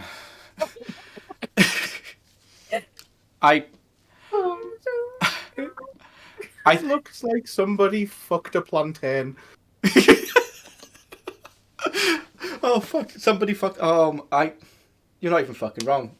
So I think I can give a lot of points there for the Bonnie's Lemonade Stand and for Clone's one. The modern art one I think is about half. I think that's about half as good because it isn't quite like an actual lemon. It's more like an artistic lemon. And then I'm afraid Seraphin's just minus points. Literally minus points. It's put me off fruit. So for that one, I'm going to give you a total of 4 points. Which means after the second round, but not including the first round, we have Team No on 11 points and Team Ratmum on 13 points. It's a tight game so far. Well done to everyone who's been involved. Go Team No. Go Team No, exactly. Oh, unless you're on Team Ratmum, in which case go Team Ratmum. So. No, obviously. Come on. We're now going to show... Which side you on it? I'm on my own side here, because nobody is on my side. So now I'm going to actually show the next one, which is Seraphim mentioned about the mango challenge, where he ate the mango from the chair. And previously all that's been shown of that was a small edit, whereas that one actually took him just under 10 minutes of eating a mango from a chair. If we reach the top of the second bar, I will release full uncut footage of Seraphim mouthing a mango from a chair. It'll be there, in full awkward glory, like I had to fucking watch it. So, with that, how are we doing on the donations? Let's have a little look. Let's refresh the board. If we've got £10 more, then we have unlocked the first one, which is the mystery one. A man says the goals are currently £50 each. Sorry, how are we doing? We have had, on Ko-Fi, we have had a total of 70 additional pounds. 70 additional pounds, which puts us to 110. Yes. Which means 110. We have unlocked the mystery prize, which we'll find out later, and also the Adzo voicemail. We've unlocked both of these, and we're currently £40 away from the next one. Good going, and I'm proud of you. And again, !donate, !fundraiser to find out why, and also you'll see the shop where you can find pictures of Artie's butt, amongst other things. So it is a very nice picture of Artie's butt. I had to edit it. Yeah, had to, like it's some sort of chore. Thank you. So. Next up, we have the first of the team. Forced by the hands of fate. Forced of the hands of fate, yes. As long as look, right? As long as it's not a one-hand edit, we're okay. So, with that, we're going to go to the first of the team captain challenges. So for this one, I got Ratmum and Hidden Dip here. I gave them £6.90. I didn't actually give them it. It was their own money. I offered, but they rejected. I gave them £6.90 of their own money to go to Lidl to buy food ingredients. It can be whatever they want. And they couldn't spend I couldn't spend a penny over, but they could spend up to £6.90. I want to see how close they could get to it. Basically, if they spent over it or anything like that, it'd be minus points. So let's see how well you both did there at the Lidl Shop of Horrors, I call this challenge. On my Lidl shop, we have a mushroom stir fry bowl, So I got chipolata sausages, 2 packs of Newgate Express chicken noodles. 6 eggs. As it was the Taste of Germany week this week, I have some smoked Krakower sausages, I got some red onions. a pack of the cheapest cheese singles that I could buy. Whole milk. These are, and I quote, simply 15 cheesy singles. Some plain flour. Tin of Newgate pork sausages and beans. And now for the most expensive thing on the order. You're probably thinking, wow, what luxurious meats have you used the rest of your budget on? Have you bought like some lamb shoulder steaks? Or no, I got some sriracha because it's the most overpriced shit in the universe. And some peeled potatoes. A Taste of China dark soy sauce. Does that include the bag? You see, I made a mistake. I didn't realise until after I sent you a copy of the receipt. No, I brought my own bag. This doesn't count towards the total. I was thinking logically. I was like, I don't want to have to waste the money on a bag, so I brought one with me. I thought I was the cleverest man in the world because I was like, I am 2 pence out. That doesn't count anymore. So I went back in. Red roll. So yeah, this is a cooking challenge. I would like for you, I'll give you half an hour. You have to use at least one bit of every ingredient to make for me a pizza, a lasagna. Oh, you absolute bastard. The only other things you can use outside of what you've bought are, you've got limited use of water, cooking oil, and salt and pepper. Okay. I think I have an idea. Excellent, right? So, we're using the ingredients they had there. Hidden Dip has to make a pizza, and Ratmon has to make a lasagna. The reason it's different things is that they live together and taste tested each other, and I didn't want one person to have a head start on what the challenge is. So, I'm really looking forward to seeing what you did with it, especially with that bread roll there. I'm really looking forward to how you managed to get that bread roll into your pizza. But, to find out, we're going to have to wait until a brief ad break, because we need to take a bit of time to stretch your legs, and we're going to take about a 5-minute break now. Now, I will say, I was thinking about what do I run for these ad breaks. Before I've made my own adverts, and I had a lot in my hands with editing anyway, and I was like, shit, what can I use? And I realised, fuck, I've got 34 people, I've got 34 people doing weird shit for me anyway. I could just make them do things for 5 minutes while we go on break. So, this next ad break is basically sponsored by my mother and by Blackout. And before we go into it, I'm just going to preface that I did specify to my mother that chopsticks were the only thing she could use. So, we'll see you back in 5 minutes. 5 minutes, yeah? Yep, you're 5 minutes so you're going to have 5 minutes to count all the beans from that tin of beans. Some of which have been decanted. We've allowed for that because it means we've not got all the juice everywhere. Can you give me a number between 1 and 10, please? 6. 6. Okay, you'll have 5 minutes to give me your 6 times table as high as you can in 5 minutes. So your 6 times table as high as possible in 5 minutes. Your time starts in 3, and your 5 minutes will start 2, 1, go. Okay, 6, 12, 18, 24, 30, 36, 42, 48, 54, 60, I'll take it away. 66, 72, Okay, take it away. 78, 84, 90, 96, 102, 108, 114, 120, 126, 132, 138, 144. No, that's not right. Shit.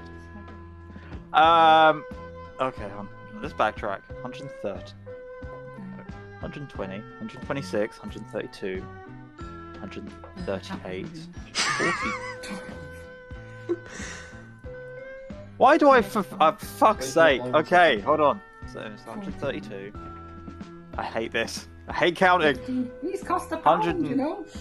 I'll reimburse you for the beans. 132, 16, 138. well. It's me, you have to reimburse. 17. Oh, Oh, yeah. 18. Yeah, no, I'm adding it's 30s. Yeah, of course it's going to be 100. fuck's sake. 144, 150. There we go. 156, 162, 168, 174, 180. Makes more sense to me now. 186, 172, 178, 100. What? You went 186. Oh, 192. 192. God damn it, John, I'm not good with numbers. 192, 198, 204. Yep. 210. 216. The only thing I said was 222. Are the chopsticks. 228. Right, so we were at 35. That's the big pile over here. Yep. 234. 240. 246.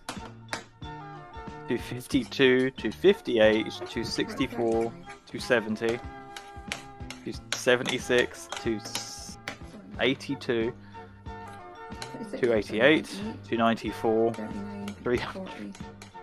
How long have I got left? 2.5 minutes. Oh, for fuck's sake. Oh, well, I could probably get to 600 at this point.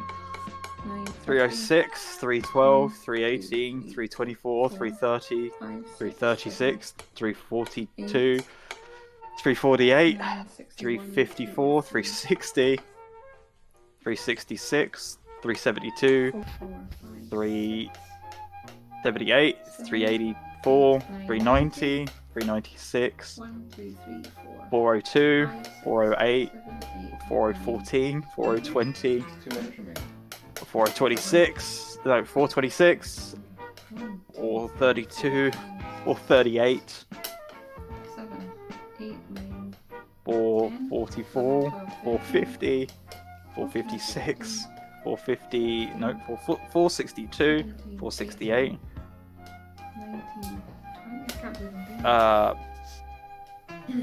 21, 22, 23, 24, 25. how have I forgotten the number I was on? I'm gonna say I was on 468, 474, 480. That sounds right. 486, 492, 498, 504, 510, 516, 522, 522, 528, 534, 540, 524 to 540. 530. Thank you. Thank you for keeping count. 536, 542, 548, 554, 560, 566, 572, 578, 584, 590, 596, 602, 608. Reach 602. No. That's not a good sign. No, it's not. 15 seconds. 608. Oh, God. 6014, 620, 626, 632, 638, 644, 650, 656, 662, 668, 674, 680. So how many beans were you got to 680, which is not divisible by 6 at all, but it's still... You still counted it, I suppose. I'd say that's slightly more than half. That's 220. So I'm going to say 400 beans. Excellent, thank you. Yeah, probably. Was that nice and stressful for you? Yeah, you know what? Now I'm thinking about it. How the fuck did I get 680? That's what I'm thinking. It's like that's because that's when you get like 602. That's why I said 602 is not a good place to be.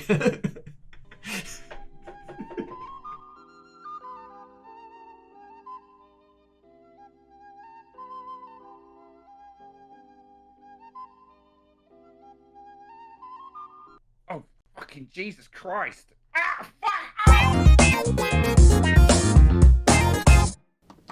Welcome back to part 2. I also want to just use this chance to actually apologise to my mother. So, after that challenge, she asked me, and I quote, she's like, how am I doing? Am I winning? And I don't want to lie to her. So what I essentially said to her was, so far, not many people have done that one, but so far you're in the lead. And she's like, yes! There she is, there, cheers, she shout. I'm so sorry. And like every time I've been calling her, like even when my grandfather was ill in hospital, she'd bring up, it's like, how am I doing on the bean challenge? Anyone beating me on it? So I feel so actually bad here. Now, these were not meant to be worth a single thing. I'm going to give a pity point to Team Rat Mum for my mother's amazing attempt there with counting beans. I'm not going to give one for Blackout, though, because he managed to not count a 6 times table. Otherwise, they're just pointless. There's just a way to do it. Anyway, I'm so sorry. Joe. I felt genuinely bad, but not bad enough to not do it. So, Joe. Yes. I would just like to point out that if you ever meet your mother in person, she is going to hit you. Yeah, I believe so. I believe she's also coming up the road 2 days from now. So that's going to be... Good luck. Going to be fun. You're going to get your ass handed. Oh, Christ, yeah. And with that, actually, let's just, before we go back into the... Actually, I think we're okay. Let's continue on with the Little Challenge. So, we're going to continue on from the Little Shop of Horrors. So, in this one, we've got Hidden Dip trying to make a pizza using noodles as a base, I believe. We'll see. And we've got Ratmum making lasagna with stuff for Toad in the Hole. Let's see how you both did. I'm sure you both enjoyed it as much as I did. Okay, your time starts now. Have I ever told you that I don't like you? Turning the oven on. It's the least I can do to start off with. Don't make a fucking pizza. So not just a pizza shit. You're a pizza shit. Oh my god, I was fully ready to make Toad in the Hole. What do you mean I have to make a lasagna? You know what? Actually, this doesn't seem that undoable. Using my brain powers. So, to start with, we're going to take instant noodles and we're going to use them to make a very quick and dirty pizza base. Think, Sarah, how do we turn Toad in the Hole into a lasagna? We're going to take our sriracha, soy sauce, tomato from the beans, and my cooking oil to make a very, very quick and dirty sauce. How dare you? And then we've got cheese singles, sausages, and mushrooms. I'm thinking I'm going to take the peeled potatoes and I'm going to chop them up into like a little disc. Where is the tiny whisk? And then I'm going to use that as the base of the lasagna. Where is the whisk? And then I'm going to take the sausages, I'm going to take them out of the casing, fry off the meat, put that in as a layer. Whisk. Oh. I'm still going to do basically a Toad in the Hole. But it's going to have layers, like an onion. So, the only thing I'm going to do is just to add a little bit of flavour. Just to confirm, I do have to use every ingredient, don't I? You don't have to use all of every ingredient. Like, I'm not going to make you put in a whole bag of flour. I'm going to not talk while I'm doing this because it'll make it really hard for you to edit around the background noise. Is that okay? Can you see Yeah. that? Yeah? There we go. I'm going to grab the chicken flavour packets out of the wrap. That's better. Now you can see me chopping my potatoes. So if I do chop my fingers off, you're going to have some really good footage. That will have two effects. Firstly, it will thicken the sauce a little bit. Didn't even think about getting a dish out for this. I should probably do that. And it will also add a little bit of savoury, chickeny, salty taste.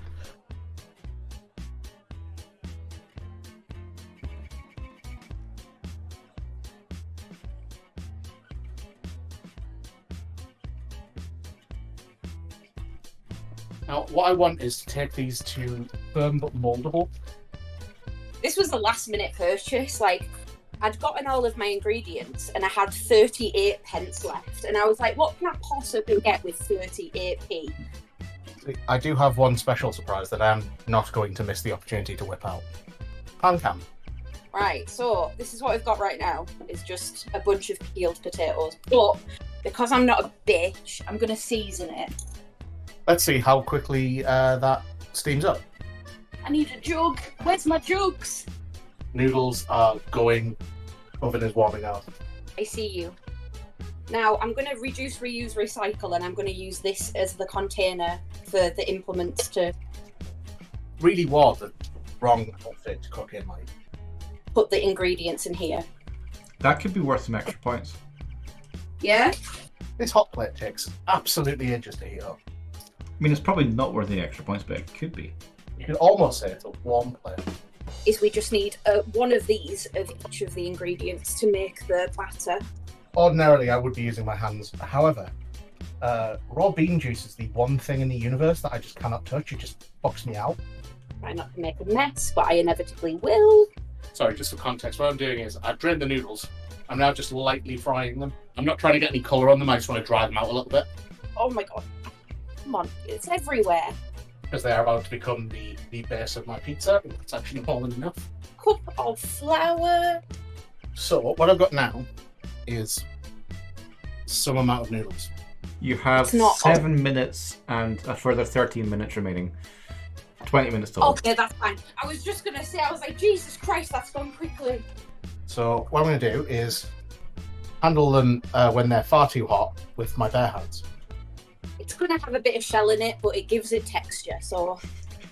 Meanwhile, if I can turn pan cam on, Now we need a cup of milk. I'm just reducing this bean juice and sriracha sauce. God, I wish I had more hands. If I had like just another pair of hands, everything would be great. Oh boy.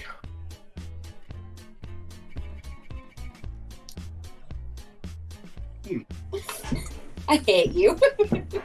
That has an unpleasant bitter taste to it. Also do a layer of onion. Now for mushrooms. Because what's better than a ham and mushroom pizza? A layer of onion, a layer of potato, and then you'll have the batter and the sausages on top. So that's like a 4-layer lasagna. Let's pull some onions. Onions never go amiss. Ooh, that actually might be good for adding a bit of sweetness to the sauce. That's. I'm gonna Google. Is there like a minimum amount of layers for lasagna? Yeah, let me know, because Oh, my nose. Please edit that bit out. That was embarrassing. I would say there isn't, as long as there is layers. Do you know what I mean? But that's Yeah. just me. I don't know if there's official ruling on what is classified as a lasagna or not. That's now starting to get to like saucy. Bethany Kitchen says you can make lasagna with as little as 2 layers for a quick lasagna. Bethany Kitchen's also talking utter shit. Remove that from there. Because basically all I've got left to do is assembly at this point. I don't even know if this is going to be edible by the end, but I'm just praying. Individual elements are ready. So we have sausages, we have mushrooms, we have ham, we have cheese. Oh yeah, they're looking juicy. Juicy for cat. Okay, right. My first pick was going to be spending most of my budget on some pork belly shoulders, using lard as my cooking fat and just making like confit pork and just putting it on the cheapest wraps I could find with some like diced onion. They've started to crisp up a little bit, which is amazing. If I was giving you like free reign cooking, yeah. Yeah, that would have gone really well. I'd still make a fucking pizza, wouldn't it? You bastard! Oh, that's the end. Don't put that in there. Jesus. Okay, this is starting to get to where I want it. Potatoes on the bottom and then onions on the top, yeah? Yep. That's 2-layer lasagna. Okay, so we now have all of this. Oh, I'll tell you what I can do in the meantime. I can fry the sausages off quickly. Ugh. We have pizza sauce, which looks like pizza sauce, I will say. I'll put it on low because the likelihood of me setting the fire alarm off is very high. What I have made here is not dissimilar visually to pizza sauce. Which is fucking massive. Leaving just the faintest whisper of an edge for a crust to form. Jesus. Right, let me get it out. Let me see. Oh. I don't think I'm going to get much of a rise, like part of the Italians. Oh. I think this is probably craving slight dainty of pork, some of which is going over there because I'm going to eat it later. Let me show you. And then before this goes into the oven for its final cook, palm oil slices. In all seriousness, if I'd seen the percentage of palm oil in these things, I wouldn't have fucking bothered. Look at that. She's bloody lovely. A moderately high grill, so I'm going to have to keep an eye on it. Holy shit. Delicious. She's spilling over the sides. Yeah, you know what? For all intents and purposes, what I've just pulled out of the oven is in fact a pizza. There we go. I think you both did interesting approaches there. Do you feel proud? I'm proud. I don't know about Josh, but I'm very proud. I'm proud of you both. One wee quick question for you there, Josh. That bread roll. Side dish. Side dish. Is that at all in the video? Yeah, you just edited it out. Oh, did I? I'm going to edit off a point there for not using the fucking bread roll and following the fucking rules. I do have one thing I'd like to point out, if it's okay. Okay, point away. Because it has annoyed me since this challenge. My wife bought all of the ingredients to make actual pasta from scratch. Yep. And chose to make Yorkshire pudding. Because I didn't have time to make lasagna sheet. Who has the time for that? It wasn't a half-hour challenge. Yeah. Okay. Yeah, I'd like to see you make pasta in half an hour from scratch. I would, but I'm on a job show at the minute. Well, that's something. Yeah, well, something actually, speaking of being on a job show, I'm actually going to use this as a chance to add another prize to the prize board. So, let's have a look. We have another thing that's going to be uncensored. What we're going to have? We're going to have Frugal Eats with Hidden Dip. We're going to have a special Frugal Eats show because it just seems like such a natural cooking show host. So, how are we doing with the donations? Has there been anything since the last message you sent me through there? Let me just have a quick look. One moment. Because I believe we're currently at it's currently a 100. Oh, yep, 165.98. Anything since then? Oh, we have had a. Can you scroll that? I'm sorry, I can't do max. We have had a £5 donation on GoFundMe. Cool, so that's £170.98. Yep, and then we have had one more order on the website. No, I've already given them that one. We've had one more order on the website for £59.40. So I'll basically add another £60 onto that, which brings us to yes. Let's see, it basically takes us to £230 now. So we have now blasted through. We've unlocked Frugal Eats with Hidden Dip, and we're now only about £20 away from there. So you better be prepared for your own cooking show. How do you feel? Do you feel excited? Oh, I'm well up for this. Excellent. This is going to be great. Now, the big question is, how did they taste? You'll find out later. Because now, before we go back into some other tasks, let's just...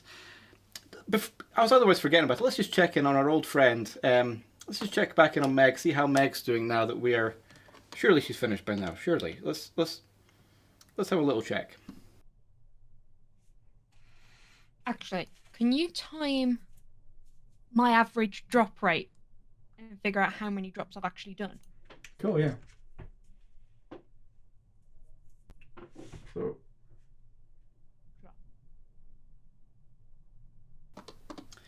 Yep, Meg is currently just over an hour and a quarter. And still going strong. So let's keep going with the show. Let's go into the next challenge. So for this next challenge, I asked 8 people in each team to disguise themselves in the most ingenious way possible. We want them to be hidden in plain sight. The sort of hiding location where you wouldn't, if you knew where to look, you'd be able to see them immediately. But if you didn't know where to look, you'd have trouble even knowing they're there.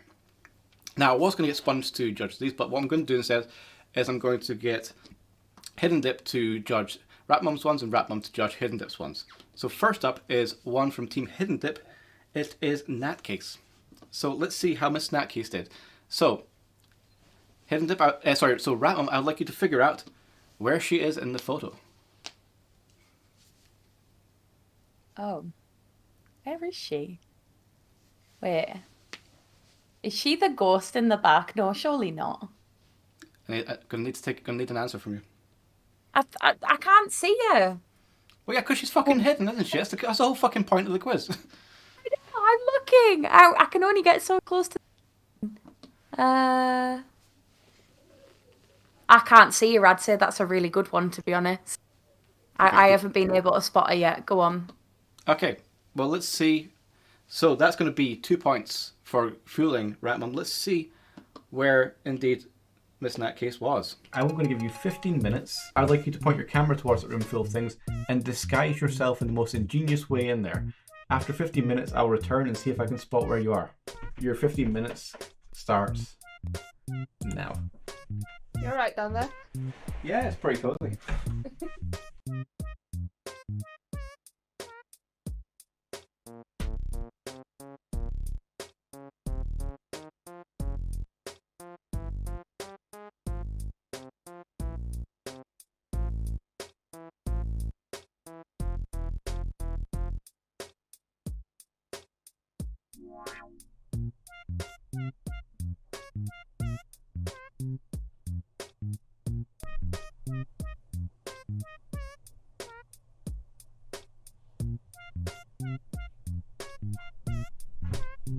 Ready?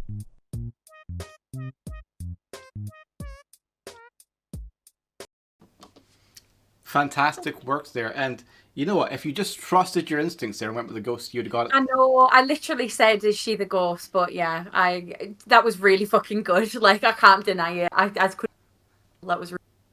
Yeah, that was very solid. I'm going to give a full 2 points there for that one. 2 points not only for fooling you, but also for doing it in a very strong way. So next up, Josh, I'd like you to guess where my mother is from this one. Pardon the blurry photo. The blurry photo is because my stepsister decided to record this on a potato. Good. So, guess where she is. If I'm gonna have to make a guess, I'm gonna say that she is that blob hiding behind the dog. Are you calling my mother a blob? She's gonna hate you as well. Jesus Christ. Okay, let's see if my mother is the blob hiding. Not my mum though, is she? She could be. That's one of the star prize. No, she's not. She's not. I'm not voting my mother out. Well, let's find out where my mother actually was. Yeah. Okay. So you have 15 minutes, or once you're ready, if you basically send a message that you're ready. Okay. If you leave the door open, I'll be up here. I'll just be sat here. Okay.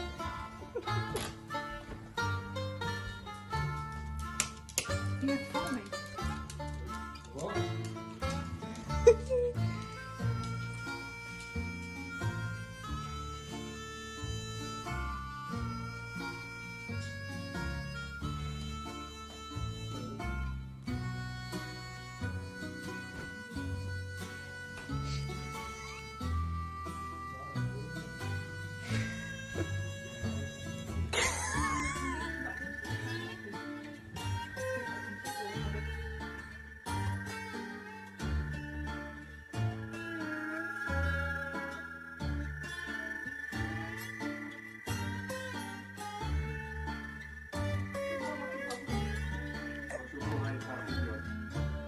Lie down.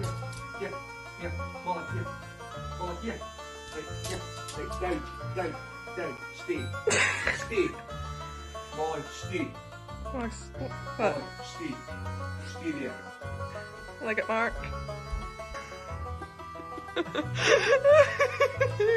Oh,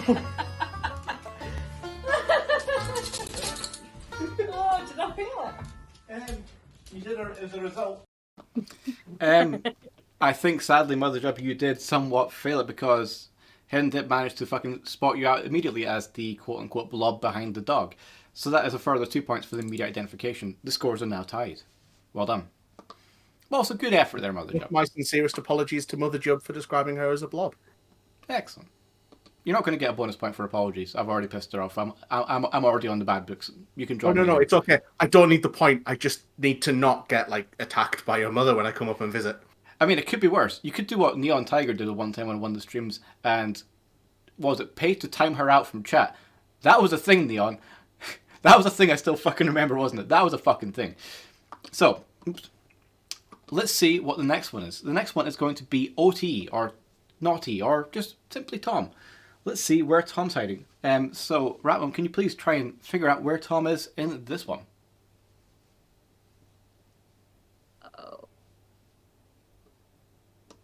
Oh God. Where the fuck is he? Is he behind that behind the sofa? You see how the white door with the thing hanging off the door. I'm assuming that's the door. And then the yellow thing. I think he's in there. You think he's in there? So it's like a sort of. I think so.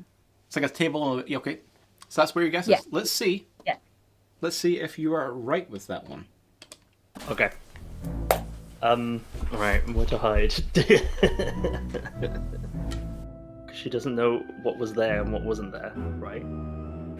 I think I know what I'm gonna do. It's just gonna be really quick.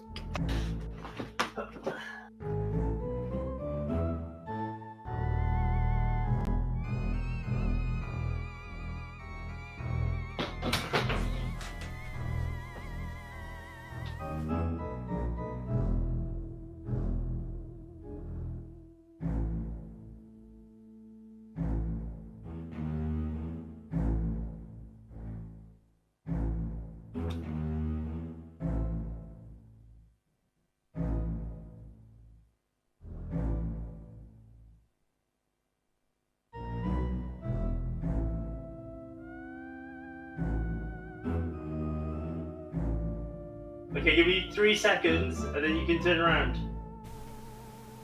1, 2, 3. Ready or not, here I come. Cheeky little Tom. Absolutely nailing it. And you know what? He got you with the red herring on the side. Full credit to you there. I fell for it. Hook, line, and sinker. What a surprise. I So that got is free feet though, so. You did get free feet, yeah. That isn't even. We didn't even have to get any donations for that one. The feet were just there. So that's going to be a further 2 points there for Team Hidden Dip. This has so far been a sweep. So, but it might end here. So again, I'm going to ask Ratmum one more time. Can you spot where Frog Skeleton is in this photo? Oh my god.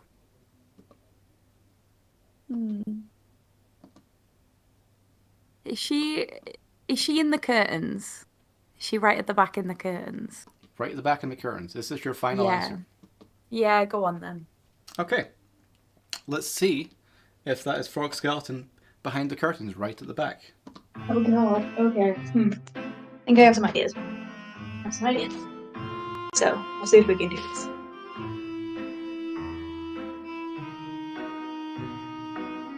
I wonder if that will work. Maybe, hold on.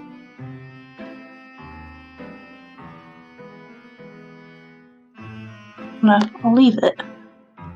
Maybe not. I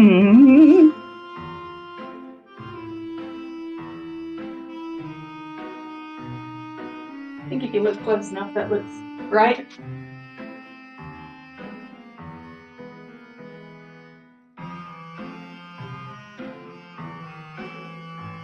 Might be able to do it. I don't know. Don't know.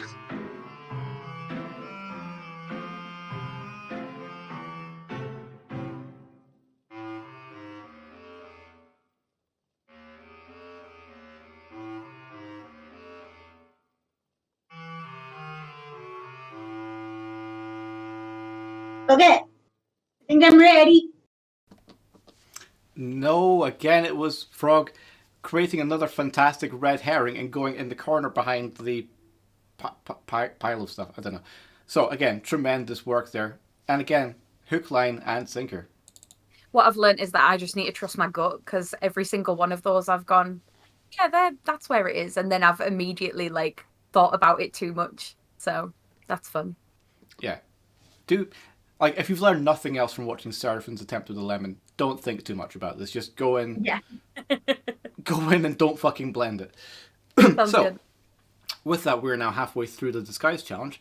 Next up, we have Hidden Dip guessing where Stow Hellet may be hidden. So, where is Stow Hellet in this picture? Oh.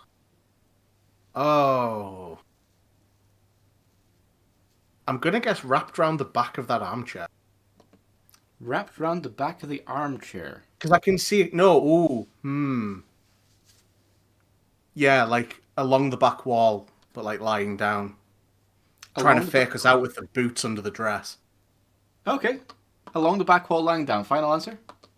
Final answer. Let's see if that is where Stow is hiding. So you have a room full of interesting things behind you there. Also, thank you, Artie, for editing my head onto the mannequin. So for the second challenge, you will have up to 15 minutes to disguise yourself in the room in the most ingenious way possible. Your 15 minutes starts now.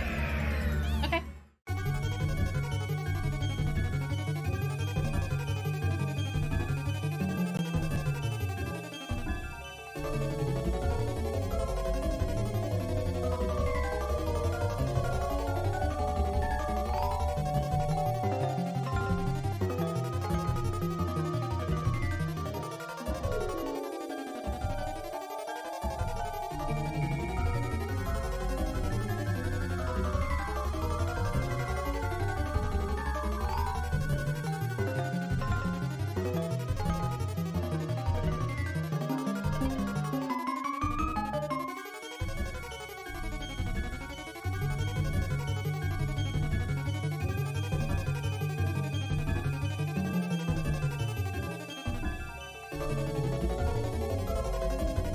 I'm ready.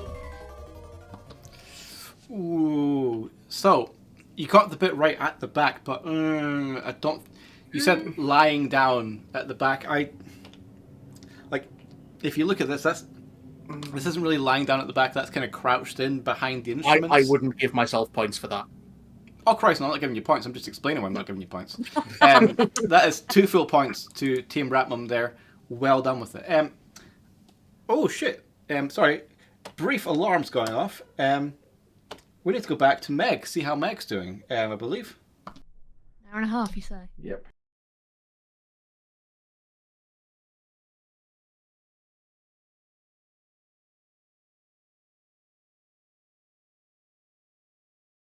An hour and a half, you say? Yep.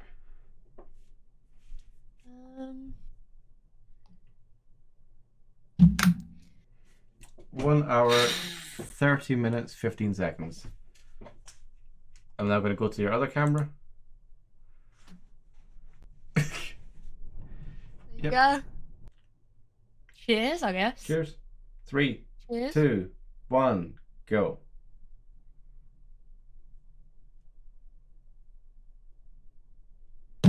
Six seconds. So yeah, so Meg spent just over an hour and a half to fill a glass of water to drink it in 6 seconds. So if we take it back to the scoreboard for the water challenge, Meg's there with Pink Floyd's The Wall. That's not... Now, strictly speaking, it's kind of halfway between the album The Wall and the film The Wall. But yeah, Meg spent an hour and a half doing that. So, pretty impressive, and actually gives you quite an outstanding lead there in the first round there. There was one... I don't want to be that guy, but like there was one little issue. I just want to bring something for your consideration.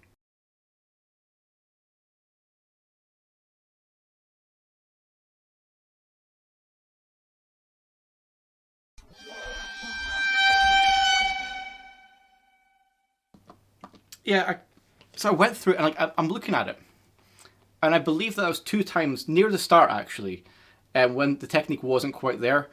2 like little dips that you could say they were a hidden dip, you could say, or you could just say that they weren't actually fucking putting water in the glass at all. It looked like Meg missed actually 2. If you just missed the first one, then the second one would have recovered it, because there was 0.8 of a second between the first one and the second one. However, there was also the second one that was missed. Like if you watch the closely, you don't quite... I don't think Meg quite managed it, which would give Meg a total time, actually, of... Where is it? It's 3 minutes and 26 seconds, which is the same length of time... Oh, Meg, I've not got that phone on me. Which is the same length of time as Blues... Sorry, it seems to be the hardest word, featuring Elton John. Much shorter than the Elton John version, that was 4 and a bit minutes. I mean, when I saw it, I felt hurt. I'm like, fuck, I've spent an hour and a half in a call with you, Meg, there, for when we could have just been done with it in an hour and 27. Like, an hour and 27 of that was just us fucking about. Meg, I can't get you in because you've not got this phone number.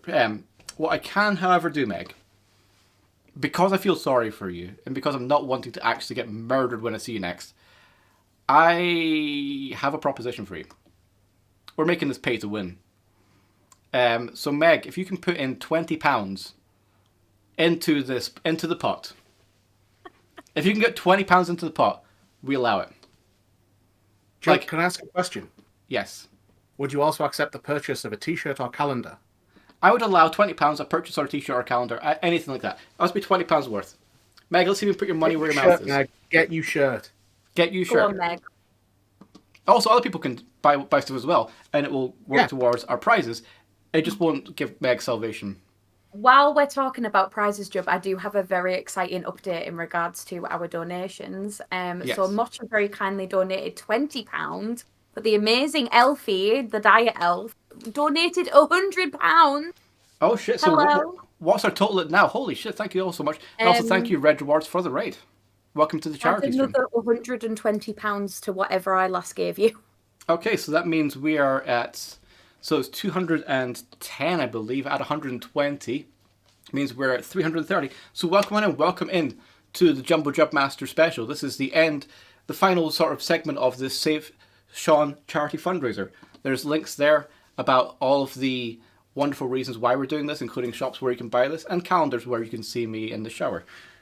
So let's go to the prizes and see how we're doing now. So this means at £330, we have absolutely blasted past the first one. So we've now unlocked the Down Count Christmas Special and Big Jump Quiz of the Year. All the first bars finished, and we're now £20 away from unlocking Meg and Jub do Sonic 06. This is if Meg ever talks to me again. And actually, I know Meg's putting the money in. I'm happy to report that Meg has donated £50. Meg has donated Meg has donated £50 with the word bitch. I happily resemble that remark. Which means, Meg, for your donation, we have now broken past me and you doing Sonic 06, and we're now at £380.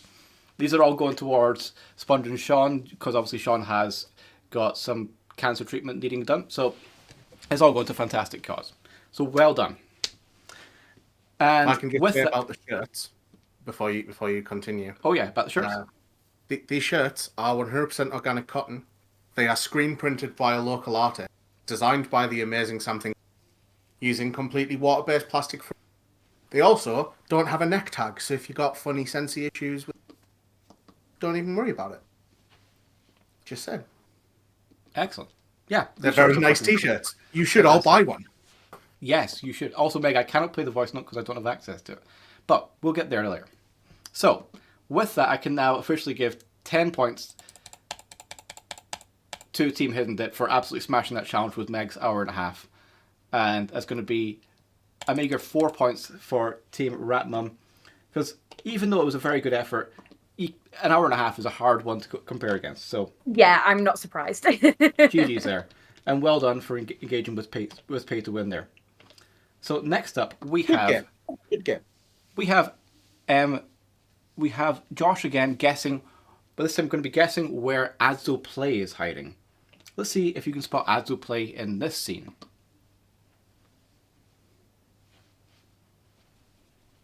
I don't think I could spot any individual object. And you know those AI generated images where, like, if you blur your eyes, it looks like a real room. Yeah. But like, you can't pick out any individual object. Yeah, it's kind of one of those. I want to say that he messed up his room deliberately, so it'd be a lot of red herrings, but I don't think he did. No, this is consistent neglect. I am going to say that Adzo is, and this might be a little bit too generic for you. Tell me if it is. In that pile of shite in the lower middle of shot. I'm going to need a bit more specifics. Yeah, I thought so. Which pile of shite? Sorry, Adzo. I'm kind of roasting you a little bit, and I don't tend to. But clean your fucking room. He's not fucking here. Say what you want about him. He's a dick. All right, clean your fucking room. Yeah. So what I'm going to say is, see that wrapping paper towards the sort of bottom left? I'm assuming he is like beneath the amorphous black blob beneath that. Okay. Because I'm going to say that if he was hiding in the wardrobe, it would be cheating. Okay, well, let's see if he is the amorphous black blob beneath the wrapping paper. Let's see if you are right with that one. Oh, yeah, it won't be 15 minutes. But okay, ideal. It will not be 15, it will be about a minute. Perfect. Gives me time to eat my biscuit.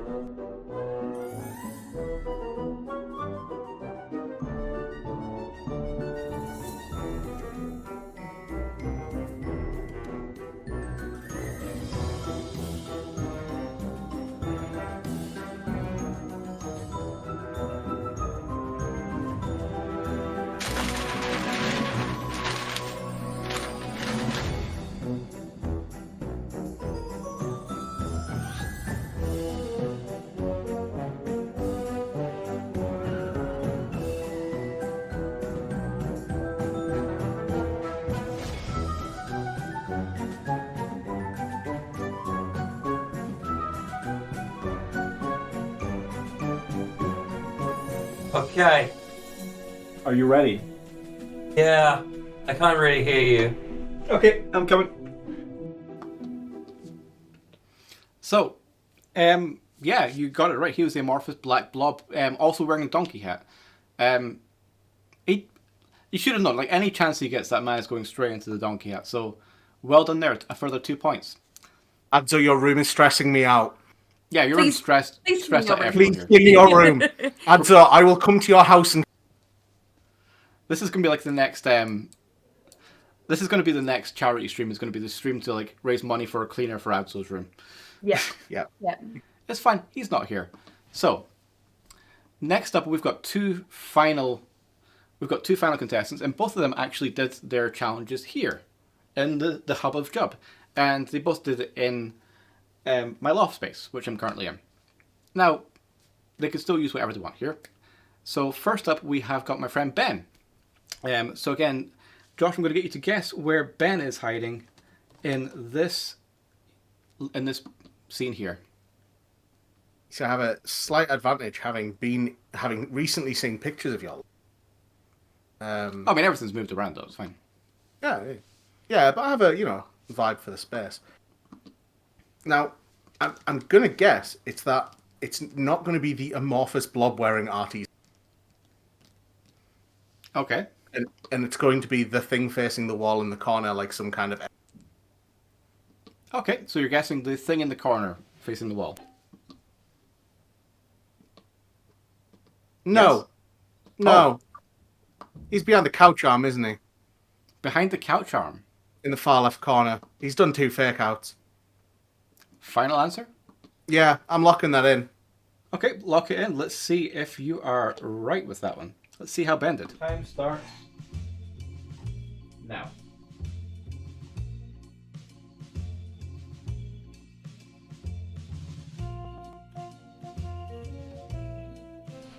You're not allowed to look at me. Is Arte allowed to look at me? Yeah. Yeah, Arte, can you stand up for me, please?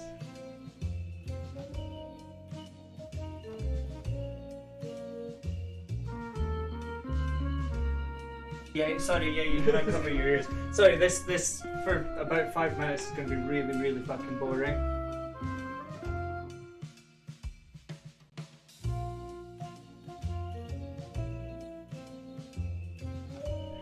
Right, cover your ears again.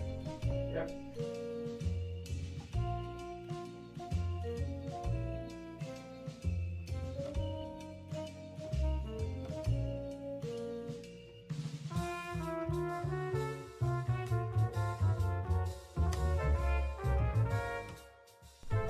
I heard one thing, which was a window opening. No, you did not.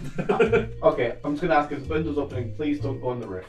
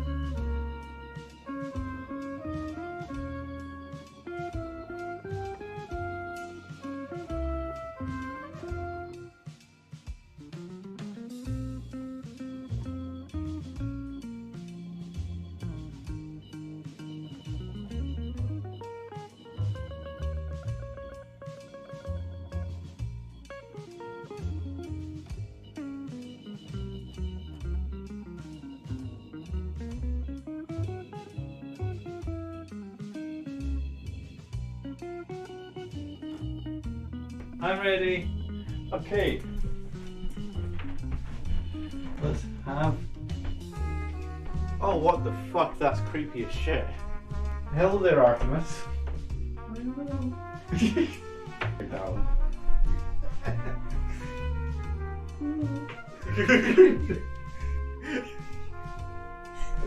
What the fuck is this? What the fuck is it? Hey, Ben. Hello. So yeah, so Ben, that was actually a sort of like totem of Ben in the corner there. And he instead was dressed as Artie. So good. The triple fake out was outstanding. I'll take my lumps on that. That was incredible. It was so outstanding, it's going to be triple points. Well, not 6 points, but it's going to be 3 points. 3 single points. That's 3 single points because that was just such a fucking good effort there. GG, Ben. Very good. And again, as always, we tend to, balance off the good with the bad. I'm not sure I even know why I'm saying this.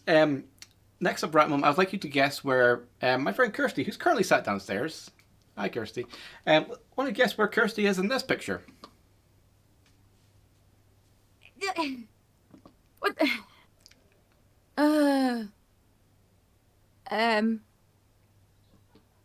I'm going to assume in the same spot, like on the couch, whatever that is on the couch. You reckon the thing on the couch? Yes. Yeah, yeah. I don't know what that is. I know what it is, and I'm not sure either. Let's just see what happened. Let's just see what happened there.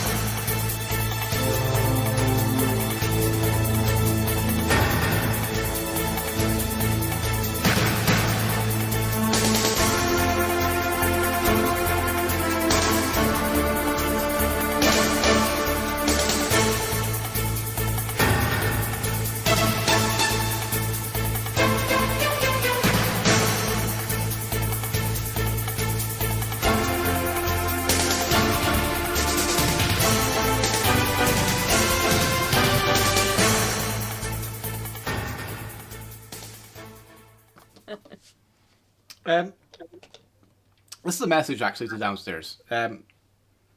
Kirsty, are you okay? Because I'm not sure if you actually took part in the challenge or just had some sort of bizarre episode. I'm going to point out. So I was on the floor at the other end of the room, not looking, and I just heard constant rustling for literally 15 minutes. And what? So, yeah. I'm impressed at the sheer dedication to the bit. Like that was like, try once, fail, try twice, still fail. It was like she went through all of the stages of grief to get there. But yeah, really, really good. Yeah, it is literally the definition of madness to try the same thing over and over again despite it not actually fucking working. Also, what was the fucking plan? There was how is being bubble wrap on the couch? The bubble wrap was on the fucking yarn wall. It wasn't any... I have so many fucking issues with it. I'm just going to move on. I'm going to give Ratmum 2 points for that one. I'm actually going to take the pity point that I gave to Mother Jub. Actually, that was Team Ratmum. Sorry, I'm taking a point off for it. It was just that bad. I'm sorry. That was a fucking awful attempt. I'll take it. Yeah, you can't. Is a land of contrasts. You can't defend it. So I would say well done. Well done to most. That was a very fun round. So with that, we're going into the final mainline task of part 2 of the show. So, for this one, I asked 8 of my contestants to show me the greatest feat of luck possible. I didn't specify what this was. I gave them a nice generous amount of time as well. I was like, go, show me the greatest feat of luck possible. And we got some interesting results. So, first up is another head-to-head. It's going to be Neon Tiger versus Clone Corp.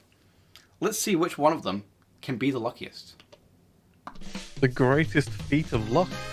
Yep. Time starts now. Oh, look how lucky I was.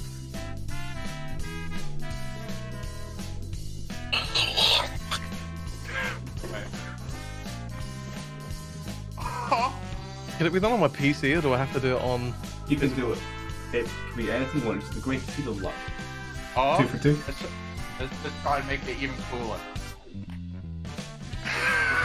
2 cherries make a strawberry. 2 strawberries make a grape. 2 grapes make an orange. Oh, with the same hand, dude! No, wait. 2. Sorry, dokapons. These are dokapons. I don't know what a decapon is. Try and bottle flip this onto my hand. Just as God intended. Oh shit! But it is a really rare thing to make a double watermelon.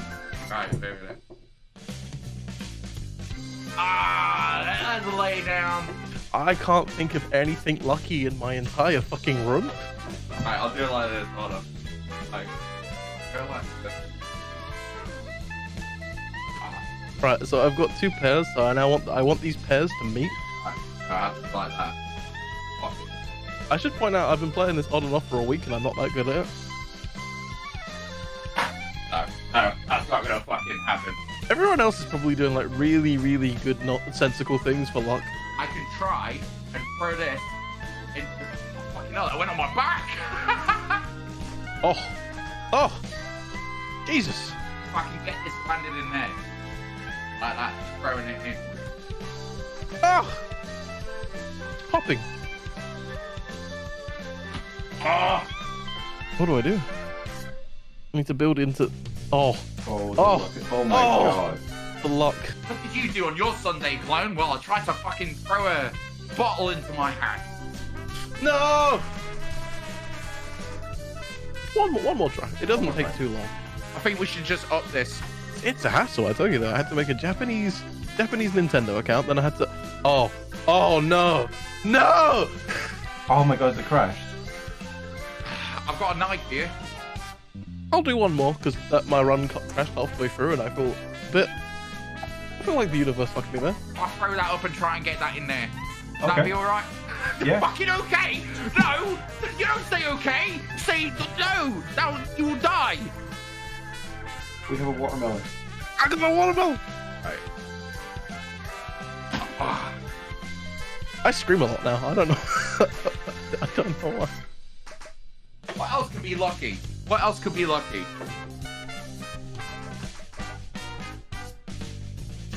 Ah! I've never got this far before. Let me think. Okay, we're getting in. I'm gonna lose. I've lost. You can't hold something up on screen, can you? And I'll turn my back and go, it's that. We could try that, yeah? We could try. Yeah. Hey. Okay, well that's my best score. That is my best score. I will take that. That's pretty damn lucky. 2,550 is my best. I'm actually gonna take a screenshot of that actually. Okay, I'm showing it. Okay. Blue. How lucky would it be for me to throw this water bottle so badly that it breaks my entire PC set? Is that lucky? This is where it's like, ooh, what's he gonna do? It's gonna be red or blue. Alright, here we go. I'm ready, by the way. These are red. Oh, no, I was gonna say blue! But that was like, motherfucker, mine wrote red on the back. Motherfucker!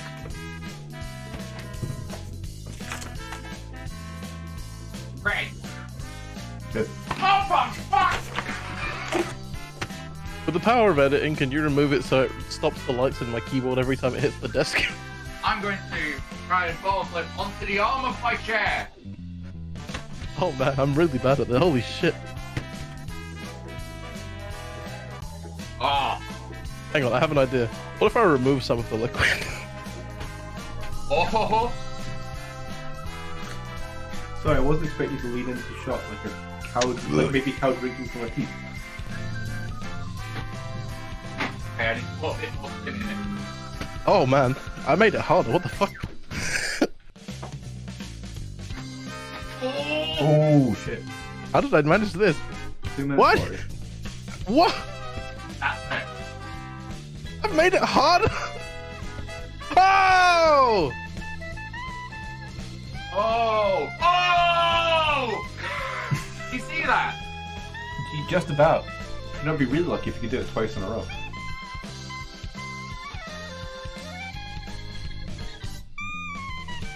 It only works if I drink some. Alright.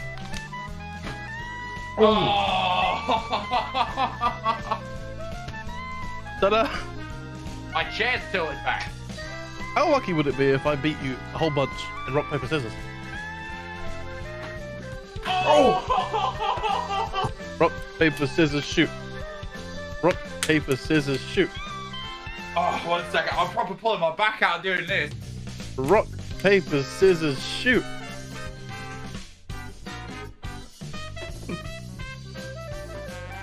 Oh, fucking hell.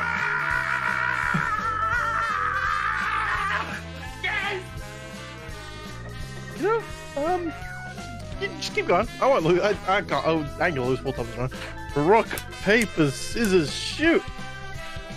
Time. I'm done. Fucking. Alright, this will be my final and greatest round. Scissors, shoot. I'm going to shoot you. Give me my points for the luck.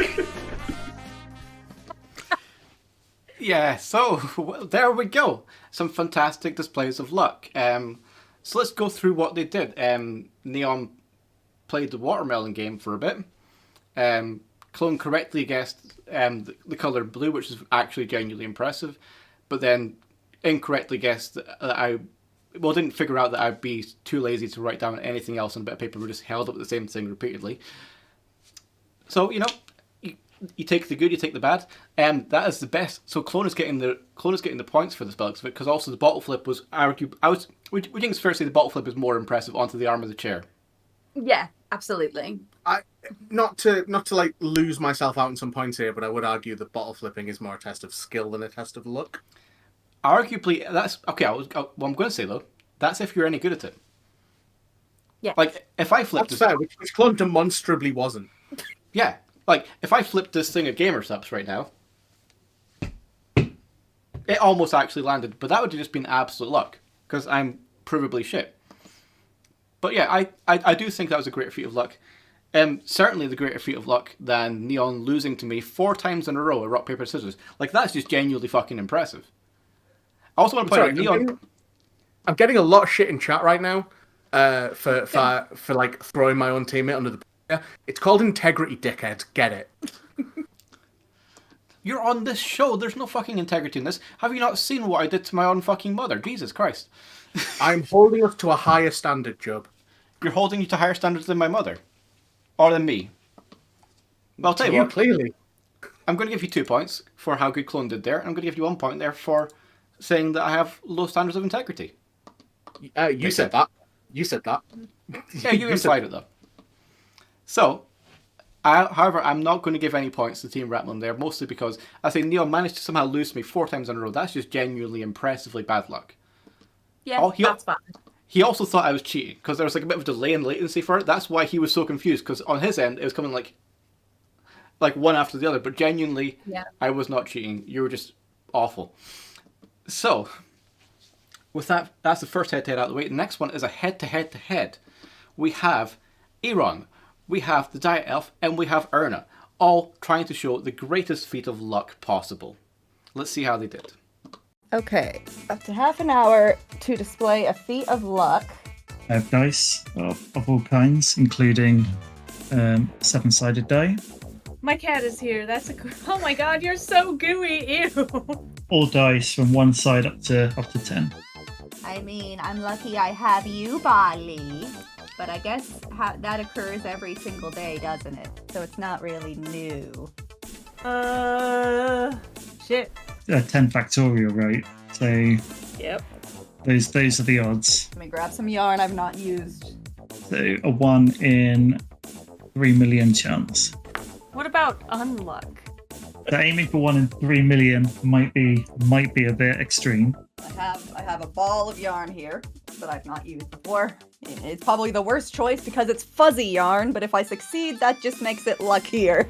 You know what? Hold on. The first one that I have is actually like really stupid. What would be considered lucky? Let's reach in here, fiddle around a little bit. Okay, so like I play this gacha game. I play this like mobile game, and it's got a gacha. And if I can get the SSR on the first pull, that's fucking lucky because I can only do 1 pull for this. All right, I have reached my fingers in. I have pulled this out.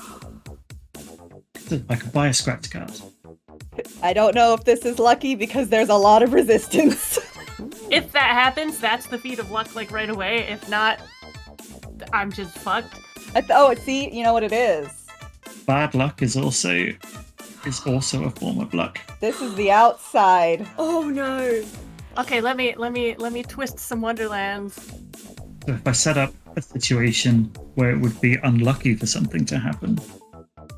Okay, so it's this one. It's the one in the dark mask. Wiggle around a little bit. Found this. Say hello. Help me think about things that would be unlucky. So here's my attempt at a feat of luck. Right, things that are lucky. I am the god amongst men. Chimney sweep and a monk passing through. If a chimney sweep and a monk just happen to be walking past. If it's lucky, then I'm just gonna be really fucking excited about it. But... Check me out. It just is going. It's perfect. No vomit anywhere. Several non-rares. Okay. I want to use a wheel maker. Nova, are you proud of me? Up. Okay, I got one of the cards that I wanted. Bang bang. No, not a perfect feat of luck, sadly. Right, hi Rory. What do you want? Rory could just wreck my stuff. That would be quite unlucky. Should I do more feats of luck? What are some more feats of luck? No, okay, I'll do a single key summon because I have one, but we'll see. Oh, this is unfortunate, Rory. You are wrecking my stuff. Feat of luck. A feat of luck. Thank you for punching my boob. Great, brilliant. Thanks, Rory. I did not pull Azul. Why? Azul, why do you run from me? I have an idea that I think you're gonna like, Nova. Oh, actually, though, if you could knock over something valuable while I'm in this call, that would be perfect. I'm gonna see how many treats she can just keep catching before she drops one. We could try and draw a perfect circle. But is that luck or is that skill? 1, 2. Screenshot, Rory. Knocked over my fan. Set up a screenshot. Ah, god damn it. I knew I should have bought that bag of Starbursts. Oh, the other cat has arrived. I wonder if they'll just have a big fight. I would have been like, alright, I'm gonna pull one out and it's just gonna be pink ones. 3. Right, so most people at this point, I imagine, will have actually done something. It has to be a feat of luck. 4. Ooh, that was a dicey one. 5. Don't have bread nor butter in this house. Disgusting. I could do, maybe I'll do a dice roll? So I'll just keep clicking this while I think of something a bit more productive to do. 6. I mean, let's just open my spam email folder. I must have won something or other in the time we've been talking. I do have a deck of cards. Oh wait, no, I have several tarot decks. 7. Right, let's just open National Lottery scratch cards. Oh, nope. That was on me. I'm sorry. We got to 7. Lucky number 7. Oh, page down. Oh, you sat on the control key. Everything's awful. I mean, I have dice. Bite my face. How unlucky would it be to have my face bitten? I'm so bad at card shuffling. Stop. Come on, I'm putting it down. Alright, let's go. Wheel of Fortune. Nope. Thank you, Knight of Cups. Now, am I particularly lucky at dice? No, not at all. Here we go. We're just gonna win the lottery in one attempt. That's what we're gonna do. It wasn't always like this. It wasn't always like this, but now it is. Alright, we're going to pull out of this deck, somehow, the Wheel of Fortune. The 10 of Cups.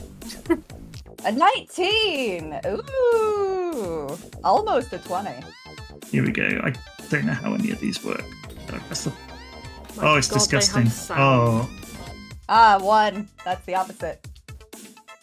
Why did I decide to do this? I mean, if I lose, this is fine too, but like, I really want it to happen now. It's the Queen of Wands! Thank you. 4 and a 16. Game number 1, match any of the winning symbols to any of your symbols to win prize. We have safe and bank. 8 and 11. No. Is it the Wheel of Fortune? It is. The 9 of Cups. Why do you keep giving me 9s, bro? 3 and a 7. In a column, if the numbers add up to 10, win prize. 16 and a 9. I swear to God, the 9s are after me today. They don't add up to 10. People have done live streams of stuff like this. Match 2 symbols in game 4. I guess I skipped game 2. Oh, I knocked it over. And it knocked over the 20. Alright, now my deck is making fun of me because I went to shuffle it again and you know it was on top. Judgment. So find a National Lottery logo to win prize. 5 and a 20. Ah, come on. If nothing else, this can be a lesson about how gambling never wins. This is Erna Says Numbers. For anyone wondering what this portion of the recording is. Gambling just doesn't pay. Wheel of Fortune! Nope, we're back at the pointy ones. Well, there you go. There's a promise. I've been assured I will have better luck next time.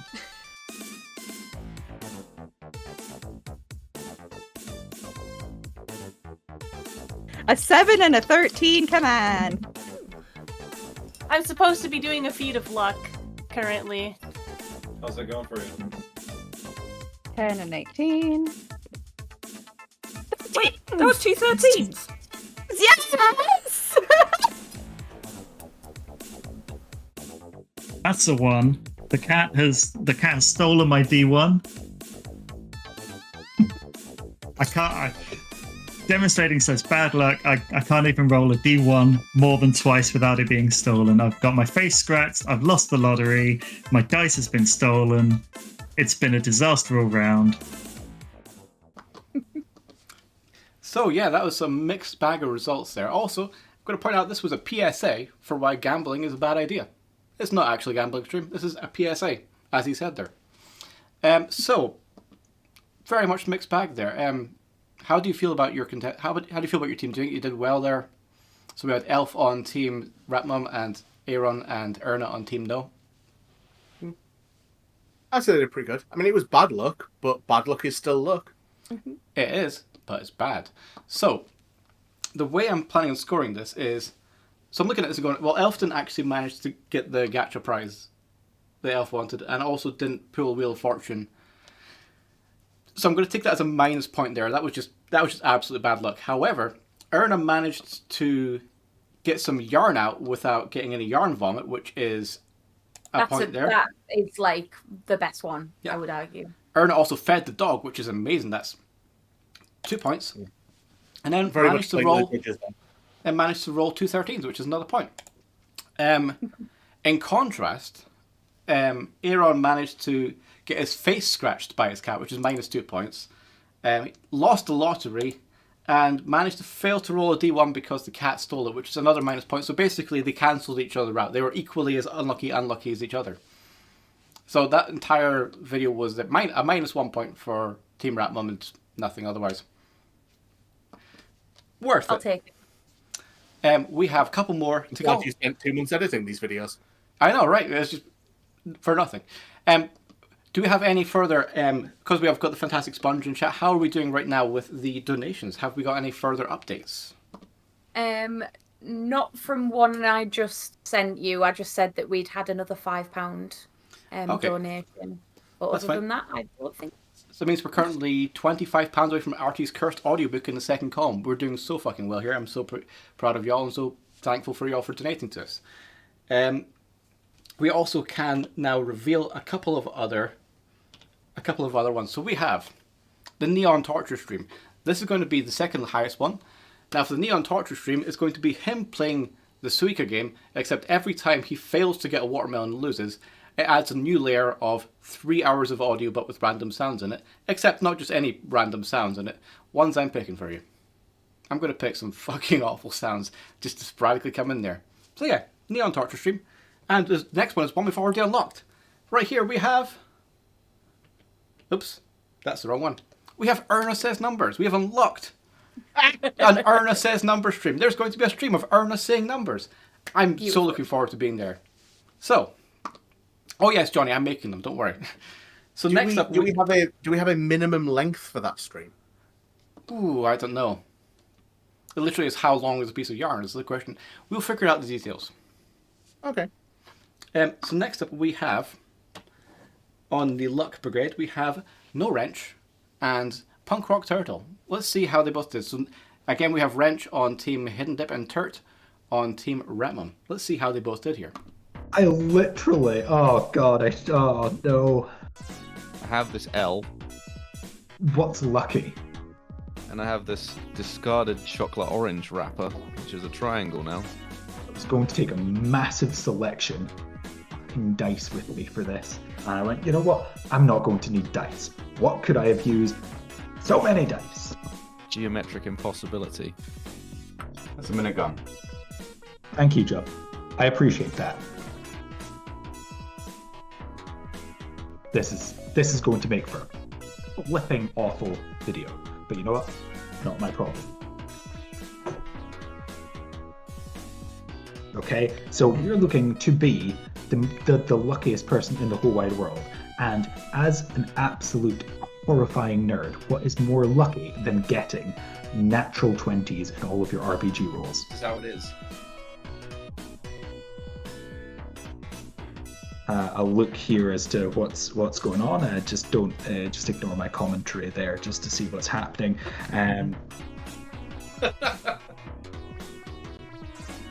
So let's just get something. The syntax error is even with it. Really fun and exciting. He's on target, but I'm giving it too much. Too many beans. Okay. Do you think you could tiddlywink some like guitar picks into a cup that high? Wait a couple of seconds. I was going to say, I was noticing that. I was noticing that line looked very interesting. Which line? Line 32, there. I believe was. Line 32. So it's essentially just saying that, so line 32, 20 is to be put into the sort of the highest bracket. So if you get a 20, that's really, really lucky. The same with the 12. If you get 12 there, that is of the importance in the program as a 20. I feel like this is more skill than luck, though. There we go. Roll the critical. Wait, that was a 16. Bottom front. Hey! Let's Cedar Point. USA. Yep. USA Generals. Feeder Point.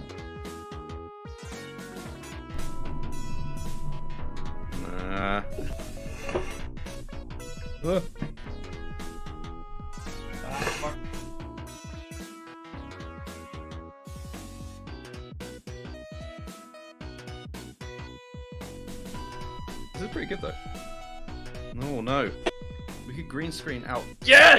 There we go! Do you have any links to that story? That story is pretty remarkable. I mean, how? You ever see that that dice stacking game that people do? I can't do it. One of those stories that is so difficult to comprehend the amount of luck that exists. That it takes a while to actually find the article. What if? Okay, there's 5 of them here, right? Yeah. All 5 land on. So the one. I figured 6s is boring. All of the ones. Right. How does Wikipedia work? What if I get all 1s? Is that lucky? That'd be hell lucky. Oh, 2 were 6, and 1 was a 1. One of those things that just makes you question why on earth there's so much security behind having to sign up for a Wikipedia account. There's 1 out of 5 isn't exactly the best odds possible. No, that was another 1 out of 5. So What are the odds of doing this even? It's like they don't want people to be able to do things. Not that you're doing anything. No, God, no. I'm just trying to look at stuff. Greatest feat of luck. This really is pure luck, isn't it? The fact that you need to have an account for at least 4 days old and 10 edits to be able to open an article. After tiddlywinking into a cup, Branch then spent 20 minutes rolling dice. These dice are freaking tiny. They are the size of my brain right now. I've saved myself a lot of time to do it, huh? Yeah. Live roll test. Look at that. Look at that. It's a 6. That is a 6. That is the luckiest thing in the whole wide world right now. No, you know what? I'm gonna load up Spelunky 2 and then try. Oh, look, 2 1s again. And the light makes it look as if I have an emo fringe as well. So it's also quite a threatening angle. I mean, like, how crazy RNG based can you get in 20 minutes? Did I tell you I used to speedrun this game? Kind of. It'd be really lucky if the other ones were 6s too. it really would, wouldn't it? That would just be on top of the fucking world. So what's it you're needing to happen here? Oh shit. So these dice, I'm gonna need to get 7, I think 5 times. 1.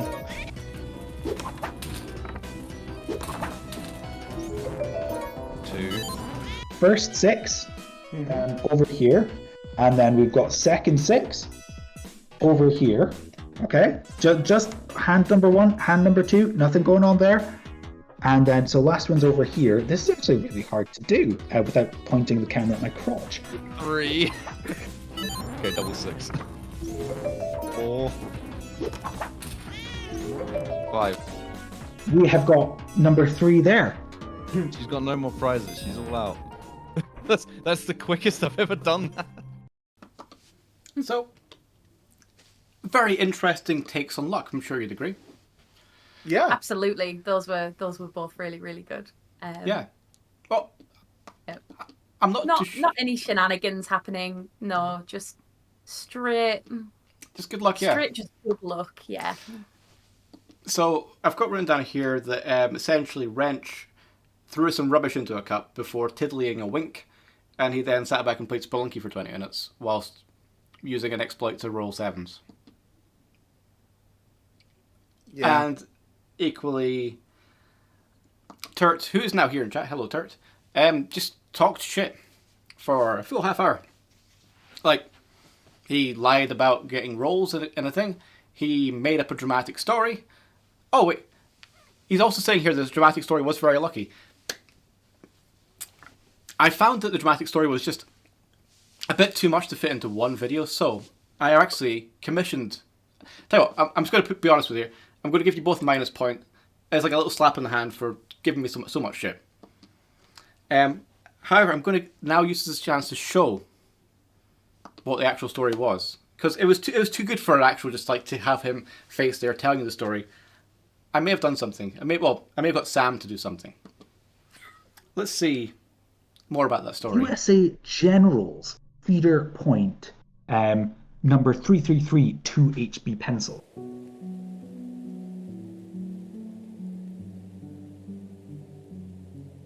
So this pencil here, if you can believe it, has come all the way from the USA. But there is a massive story behind that pencil. Now, originally, this pencil was created from a cedar tree in America that was being cut down due to deforestation. So what happened was this company decided to go out and try and get as much wood out of these trees as they possibly could. Lo and behold, this company then went off to make all of these pencils and all of these cool stationery bits and pieces, but actually they went bust. as you do. So they had all of this lumber just sitting around waiting for nothing, slowly rotting out in the open. Absolutely awful. Until this weird guy just comes out and sees all of this and goes, you know what, I'm going to make some pencils. So they went off, made pencils, and got this going. I then was just like, oh, that sounds like a really good way to, help people who are really weird and have very niche pencil habits. So I decided I was going to buy a couple of pencils from them. But, of course, they had to ship it over from the US. Things happen, and actually the shipment which was put over on this freighter actually sank during the transit. So it sucked really, really badly for me. I was just like, well, okay, we got this email. Oh yeah, sorry. All of the orders that were going to the UK have been lost, and everything sucks. But this is where it gets even more interesting. So the boat goes down, and the actual shipping container that had the pencils and other stationery items in them didn't sink. And due to the currents over the seas, actually made it to the UK. I kid you not. This is verbatim what happened. Fucking terrifying. I'm telling you that this actually happened, but it did. So the shipping container makes it over, and some other interesting individuals who see shipping containers wash up on the shore go in, decide to try and track down. There's like markers all written on the shipping containers. They get all of the information as to where they were being shipped, who was the transit company, all that jazz, and then figured out that it was all of these lost bits of stationery. So those guys then got in contact with the company in the US who shipped it over to get all of the shipping names for the people who were getting the stationery. And I got this one pencil out of that entire shipment, which is still, like, you can see it's a little bit damaged. There's cuts here. It's kind of frayed a little bit. There's little kind of like weird bits. Can't really see. There's weird bits cutting out over there. But from all of these series of unfortunate events, this pencil made it back to me and is now my lucky charm. You can't say that is not the luckiest thing that you have ever come across in your life. That's very lucky. It's so lucky I'm tempted to buy a pack of them on Amazon for £12 right now.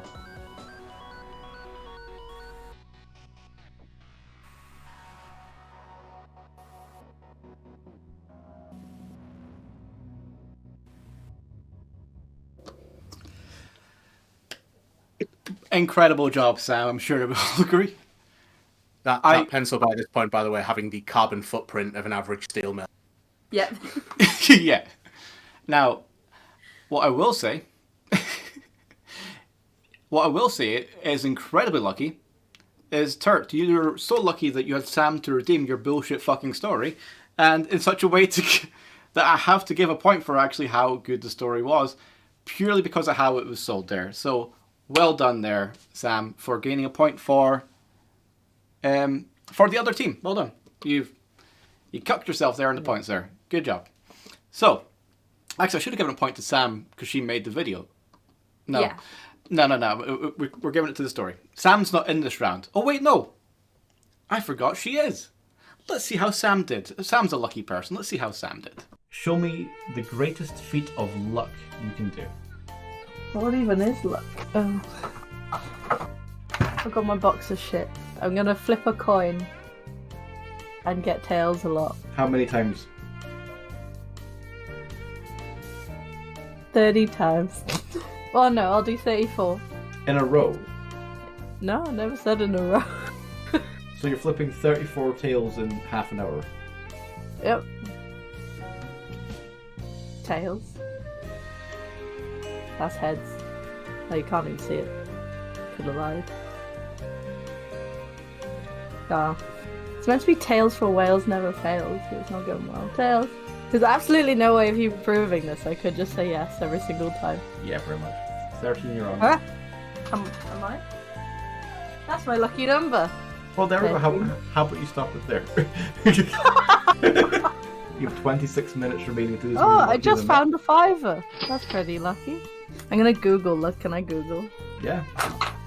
So 14 lucky things to do. Throw broken dishes at houses. Well, I'm not gonna do that. Can I just do lots of lucky things? And then I got some salt.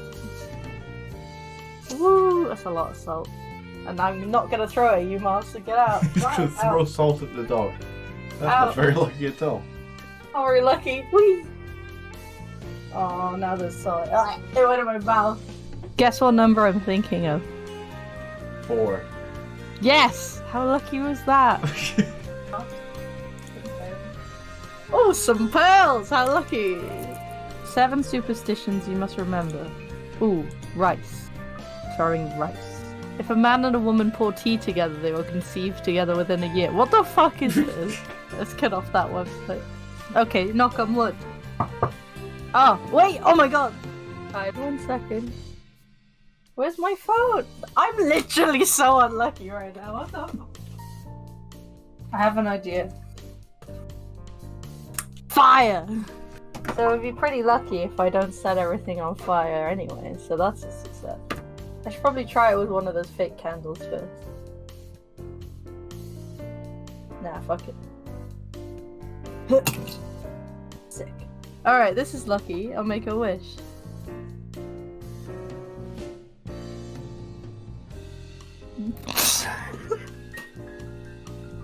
When in doubt, more candles. I'm gonna see how many candles in a row I can blow out.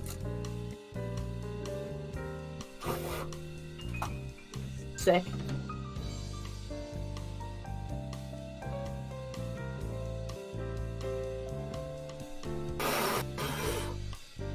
No.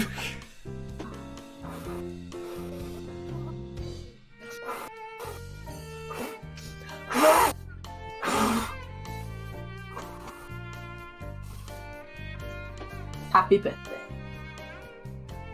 Okay, ready? Yep. The lucky number 13. Luck. What? Okay. Now, Ratman, I'm going to really need you to tell me on this one. Was that luck? Yes, absolutely, 110%. There were so many feats of luck in that I can't even count them. Yeah, no, I was impressed. So Why are you lying to the knight?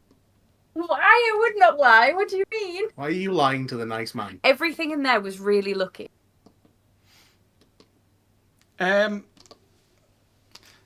So what I've got written down here is that Sam tossed a coin a few times, threw salt not at the dog, knocked on her desk, found some pearls and a fiver, agreed with me on the number 4, threw a candle in a cup, blew out candles at various levels of success before celebrating someone's 13th birthday. Yeah, I'd count that as lucky. So Yes. lucky, in fact, that it very closely nearly wasn't lucky. But no, it definitely was lucky. Yeah, same. I completely agree. And because me and Sam happened to agree on number 4, like there's so many numbers I could have picked. I could have picked 12. I could have picked 13. Yeah. Like I could have picked so many other numbers. So because we both happen to guess number 4, that's gonna be 4 points there for Team Ratmum. Joe. Yep. Why are you lying to the nice chap?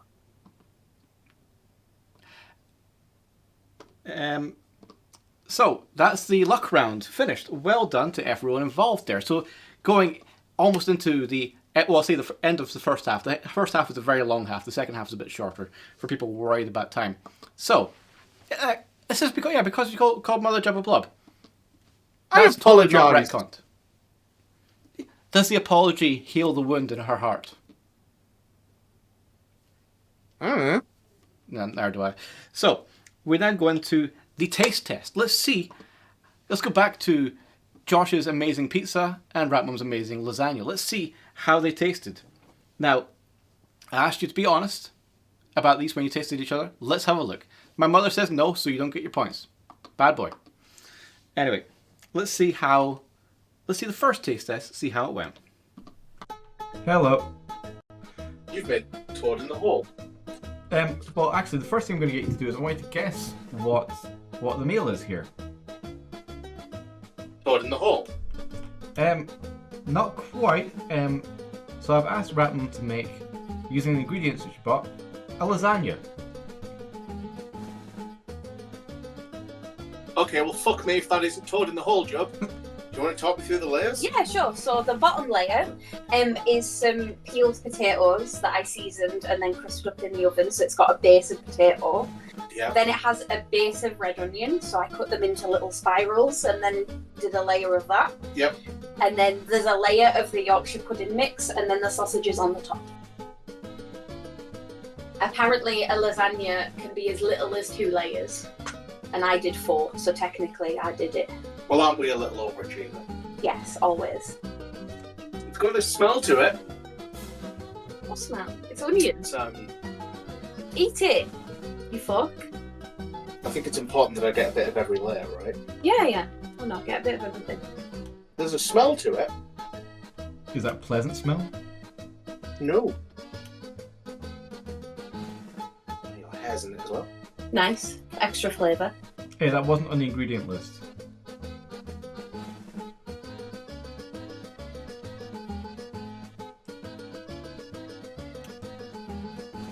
Is it nice? You know what? It tastes like Toad in the hole. Good. But it's in the form of a lasagna. Ta-da! I think that was a great success. What do you think? I mean, Josh, you were the one in charge of the taste test. What did you make of it? I would like to use the duck test on this. If it looks like a Toad in the hole, and it tastes like a Toad in the hole, and it contains all of the ingredients, then it's neither a lasagna nor a duck. It did have layers. 4. Like an onion. So do onions. Onions are not lasagnas either. Onions are nature's lasagna, Josh. Mm-hmm. I don't think you're being imaginative enough, to be honest. I'm really disappointed about how close-minded you're being about. Yeah. That Toad in the hole is a lasagna. My Whether you mother like says it it's a or not. lasagna. Exactly. And Mother Jub is always correct. Yeah. So I'm going to give Erna the bonus point for how lucky that actually truly was. So there's a bonus point there. But I'm also going to give... You know what? I don't think it was perfect. I think it could have been better, but I did appreciate that it was 4 layers. I think it was a very, very good Toad in the hole, right? Please don't get this twisted, right? The Toad in the hole that my wife made challenge was a very competently put together Toad in the hole. Thank you. I'm just making sure that is on record. What I'm going to do is I'm going to give 1 point for every layer, which was 4 layers. To bring it to tie, to 31 points. Well, let's see if your taste test was any better than Josh. Let's see what Ratmum thought about yours. Oh, Is that to you? To be fair, it doesn't actually look that bad. This is all of the ingredients of a delicious Korean army stew Mm-hmm. in a pizza. As long as you've actually cooked everything. Everything is cooked. Okay, good. It's kind of in a heart shape as well. Like you've unintentional. Well, was that intentional? Yes. Yeah. Have you showed everybody what it looks like? Oh, look at it. It looks pizza-ish. You've done the noodles how I like them. Yes. As in dried. Okay, I have a bit of everything on there.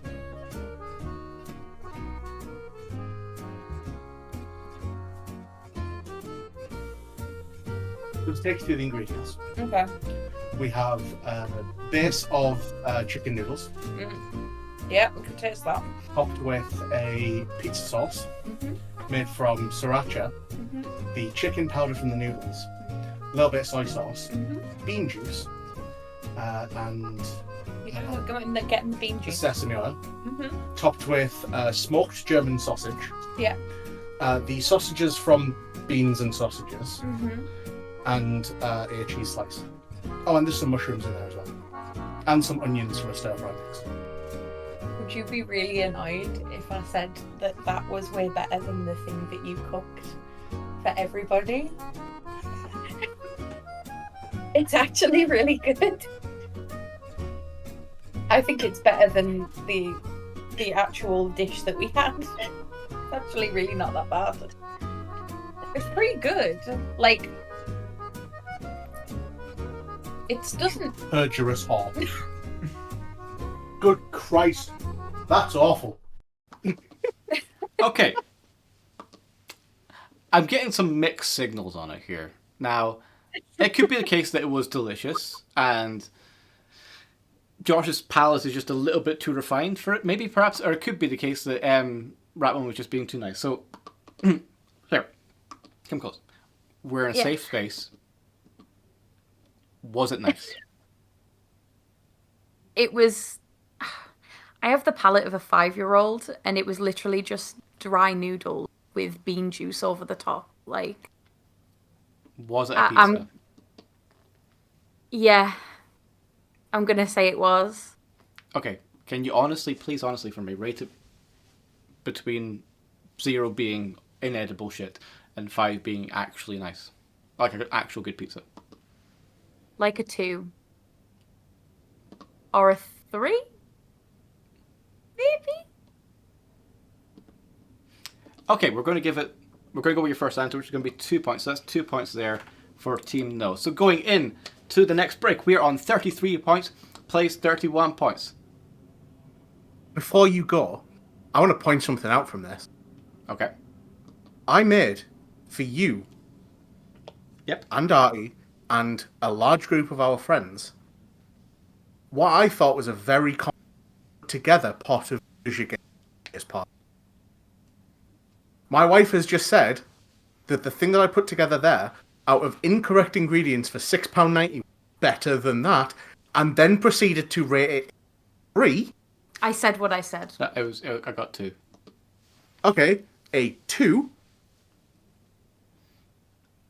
For the second time on one of your game shows, may have just caused a divorce.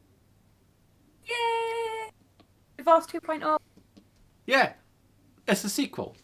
And on that note, we're gonna do one last quick thing, which is to show the new prizes that have been unlocked. We have unlocked this one, which is the All Luck Challenge. So if we reach that last bar, which we're going to check after the break, I will have to attempt. Could you please pick me a letter of the alphabet? I will have to attempt all of the challenges that everyone tried to do in Luck in one stream. I will have to do all of the luck-based things in one fucking stream if we reach there. So, until then, let's go for a brief 5-minute ad break. Feel free to stretch your legs, stretch your feet, stretch yourself. Do what you want. Go for a pee. Now. Could you please pick me a letter of the alphabet? Also, this ad break is sponsored by Sam and Tom. Thank you. H. You have 5 minutes in which to build the tallest freestanding tower. After that 5 minutes, you must topple it. You now have 5 minutes to tell me as many words as possible that begin with the letter H. Your time starts now. But it's the toppling. Hippopotamus. Harry. Henry. Cool, okay. Is my time starting Hocus now? Pocus. Yep. Yes. Hitler. My time started? Yep. 4 Huge. minutes 50. Humongous. Hairy. Hunter. Hunt. Hunted. Hullabaloo. Hoopla. Here. Hair. Hair. Hi. Hey. Hello. Humongous. Did I say? I already said that. Oh. I thought of so many words for other letters and then picked one I didn't think of for some dumbass reason. Happy. 100. Hungry. See me? I can see you. Hubba hubba. You see how tall it is? No. Hang on. No. Hold on, let me put the camera up. Hit. Hill. 18. Hip. Hula hoop. I'm sure I can put some more stuff. Hula hoops. Hula. Hula dance. With a line in the middle. H.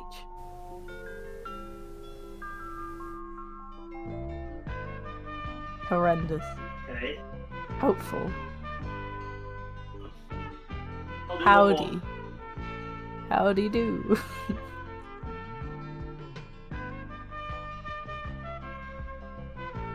Heidi Klum.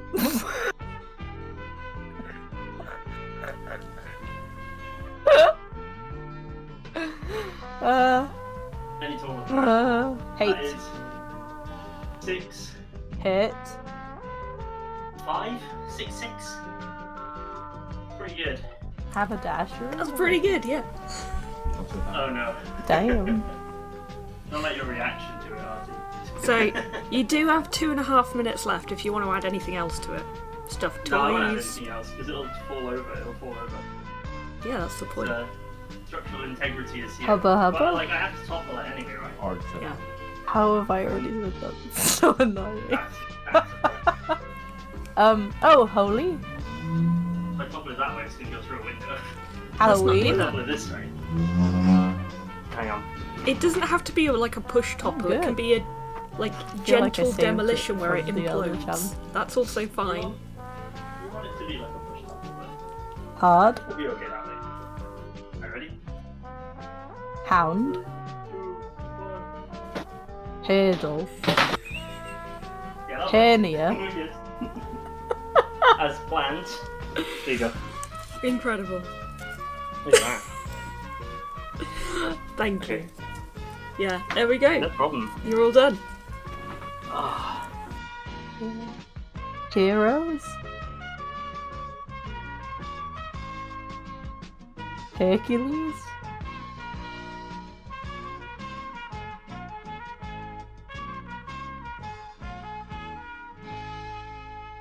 Hapatainen? Is that a word?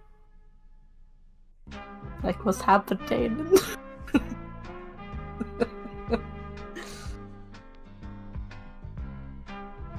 Henry? Are we taking names? We've already had Henry.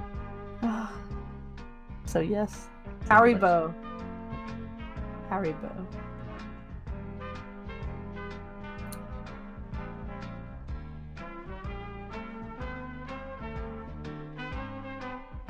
Hobo.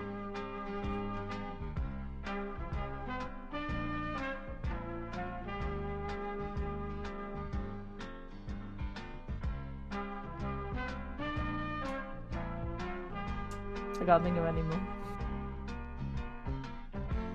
I keep trying.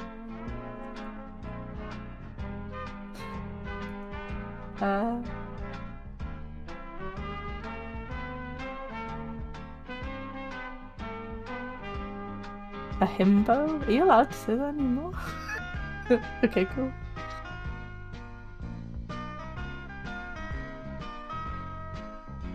Hurry. Oh, hurricane. Harry Kane, but I heard you said Harry.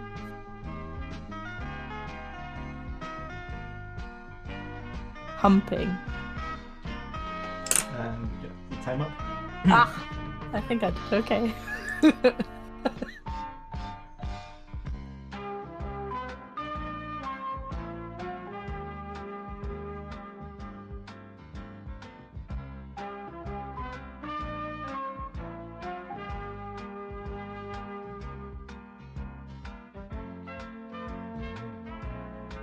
Rock, paper, scissors, shoot! I'm going to shoot you! Welcome back to part 3. Also, well done to Tom and Sam for building a tower and toppling over, making a mess of his room, and Sam for giving us some interesting H words. Anyway, next up we have a very interesting round. So this round is where we get some very interesting artistic ability things coming through. So for this one, I started off asking them to pick 2 words nobody else would have thought of. Nobody else would have even considered. And if there's any, I noticed if there's any duplication of words, that there would be no points given. Everything would be cancelled out. So let's see how Doe and Rimulex did. So this one we got Doe and Rimulex both from Team Ratmon. Let's see how they did. I want you to give me 2 words that nobody else will come up with. Onomatopoeia. Oven Castellum. And swag, which was in fact put in the English dictionary. And just a record, if you ever look up those 2 words in combination, my art is the first thing to come up on Google. There is a new band out called Swag Onomatopoeia. They've released their debut album, and they want you to make their album art. The album art for the album called Oven Castellum. I do pixel art best, so it's going to be pixel art. Oh, this is perfect. This is going to look better, I promise. Am I allowed to use any references or Google Images, or do I have to draw it all? You can do as you wish. How do you spell onomatopoeia? There's a reason why I live by the phrase, limitation breeds innovation. Why would I choose that word? Do you know what? No. I know what I'm going to do. Are you having the cool S? Yeah. Okay, that was a happy accident right there. I didn't even mean that. That works. That's about half the time gone. 7.5 minutes remaining. Wait, only 7 minutes? Yeah, I thought more time had passed. I mean, I can give you less time if you want. No.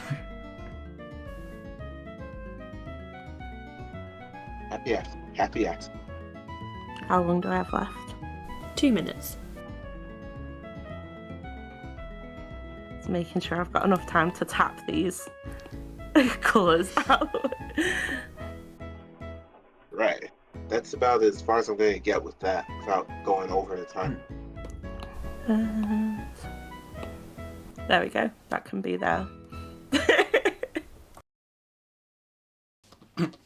So well done there.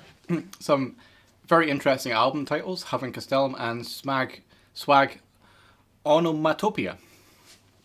Not quite onomatopoeia, but onomatopoeia, which is a society built around making the sounds of the word. I don't know.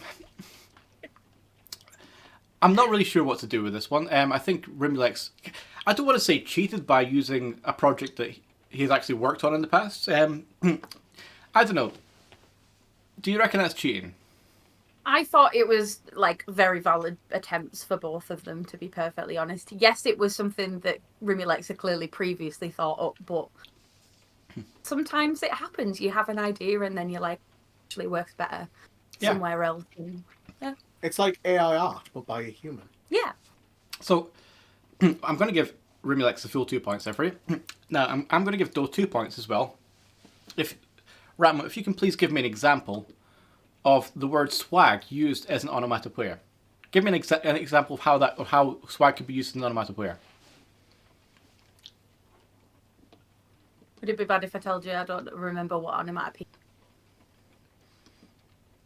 Would that be a really bad time to mention that? Chat help, what does onomatopoeia mean, please? It's a word that describes a sound. With awe.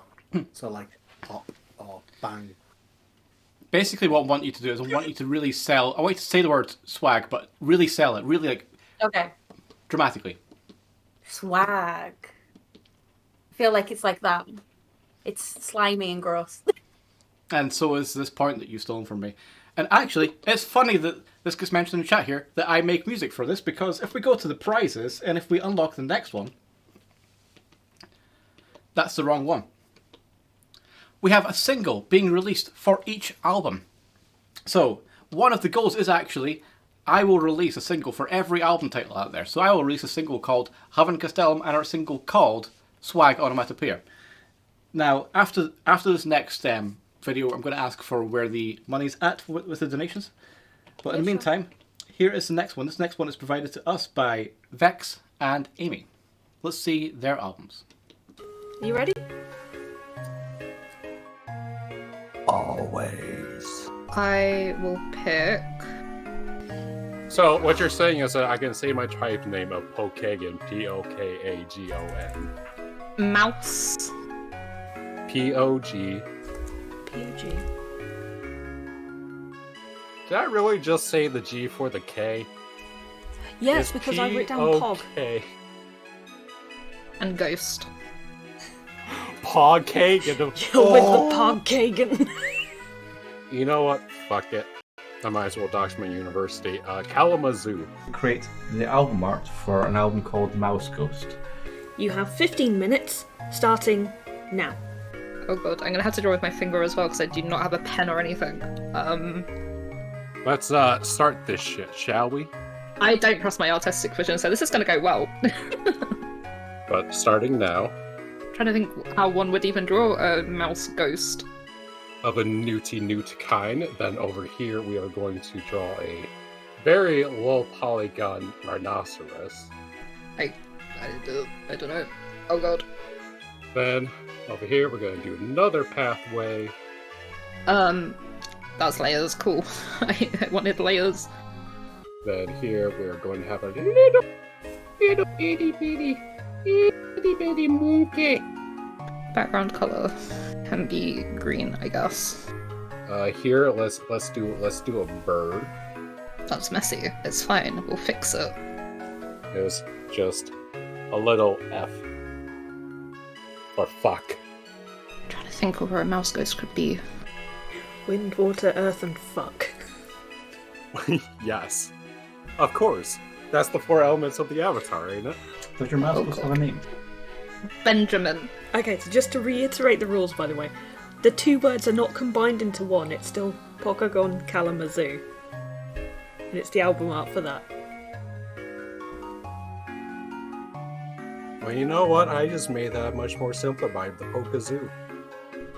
That maybe looks kind of like it could be a mirror at some point. Maybe. No, it just looks like a weird hat or something. Coloring supply! I don't know why the ground is, like, muddy, but I don't know where he's just found this mirror in the middle of nowhere. I should have done this on MS Paint. Do I want him to have an accessory? I kind of do now. I kind of want him to have a hat. So fuck it, let's just do this black and white. How does one draw hats? Alright. So we got pretty much the inside of the enclosure done. Now let's do the outside, okay? I think that Mouse Ghost play gentle, relaxing lo-fi music. Now watch and learn, Prince. This is how you start a fire. Let's try calligraphy, maybe. These may have a nipple on them, so I'm sorry if it's a little bit crass. Track 2 can be why Ghost Mouse? I can't even spell. Oh god. Let's hear. What says Kalamazoo other than fucking cereal? I mean, to be fair, it probably looks like it is written by a ghost mouse with how badly I'm writing this. I just love saying random shit and to end up seeing what is put onto the final product. There you go. How to pay bills on time. Okay, I think that I'm done. I don't think I can add any more to this. Whoa, that's far too close. Hello. We're back again. So, 2, again, fantastic albums that I'm really looking forward to hopefully making tracks for. It's the Pokazoo, obviously from Vex, who's from the Pog tribe now, which is very fucking fitting. Vex from We love you, Vex. the tribe of Pog. And I love one wee quick thing here. A couple of quick points to point out here was that Vex, I just want. Your challenges are fucking beautiful, but they're fucking hard to edit because I skip forward a bit and nothing is connected to everything else. Everything is so fucking disconnected. It's fucking beautiful. Keep it up. Also, I love how Amy's like, okay, it's a mouse and it's a ghost. Mouse bit's easy. We can represent the mouse bit. How do we make it clear it's a ghost? I know. I'm going to give it a top hat and a mirror. 2 things that ghosts are just known for. Would you agree? Yeah. Yeah, of course. Yeah. Exactly. Yeah. Genius. So, I think it's fair.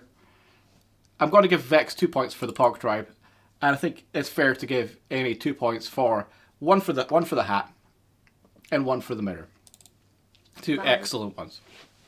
Those vain gentle mouses. So, we now go into Team Hidden Dips ones. Well, actually, And actually, if you want to see them all, I'm just going to show you them all briefly. This is what they all look like here. So you have swag onomatopoeia. I'm also going to give a bonus point, actually, for the cool S. The Pokezoot. I like It's quite avant-garde.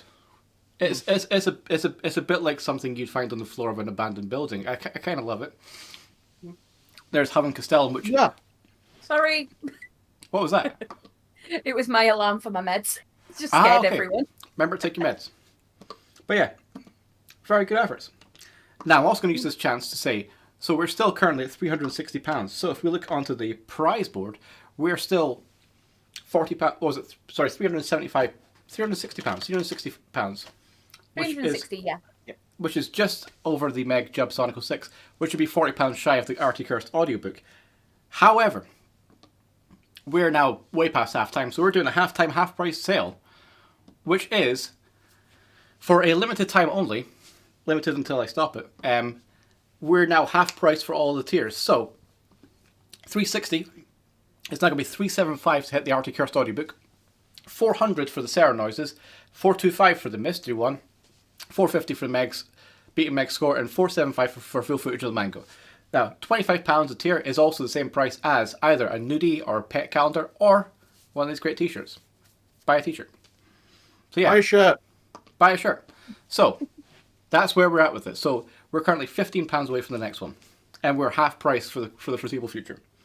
So we have two more goes at making albums. Next one belongs to, we're now into Team Hidden Dip. So this first one belongs to OT and Gizmoco. Recording has started. Hi, Mark. For when you edit this. Ubiquitous. I'll go with Intrepid. Very. I'll go something really simple because I don't think people go really simple. Kettle. You will have, once the time starts, 15 minutes to Create cover art of an album of this title. Ubiquitous Fairy. Intrepid Kettle. First of all, I have to find out what Intrepid means. Good start. Wait. I do not have a very professional setup. Oh no, look at the mess. No, don't. He's doing the drawing. Ask Sam for help. Oh god. Am I blurry still? Hello? Yes. Why is it not focusing? Oh my god, I'm a genius. The first part of the challenge is figuring out how to how to show you what I'm doing. Oh god. I have a thing in my head. I know what I'm gonna do. They're kind of watercolor, but like not fully. We're gonna put like a little parental notice because it's already like a rude one. I have lots of art supplies. I'm not necessarily good at art. Oh god, that's way too big. I also put far too much water on the page. Classic. Well.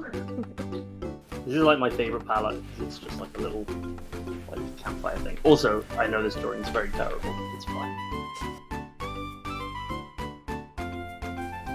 Okay, so far, that's what you got, okay? You got like a little kettle with a cape on.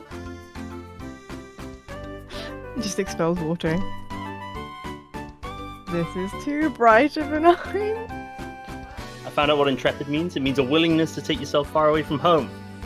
To be curious of the challenged. And to be open to new perspectives and experiences. Wait!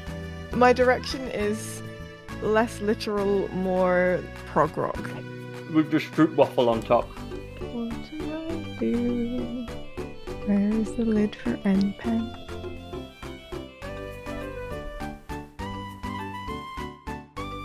Well, the question is, do I give myself thinking time, or do I literally just attack the page and see what happens? Give it a little bit of texture, a little bit of grass in here. Alright, so done. Then put a new layer. Put that underneath. And I dove is a word. Sounds weird. It doesn't sound right. It's the past tense of dove.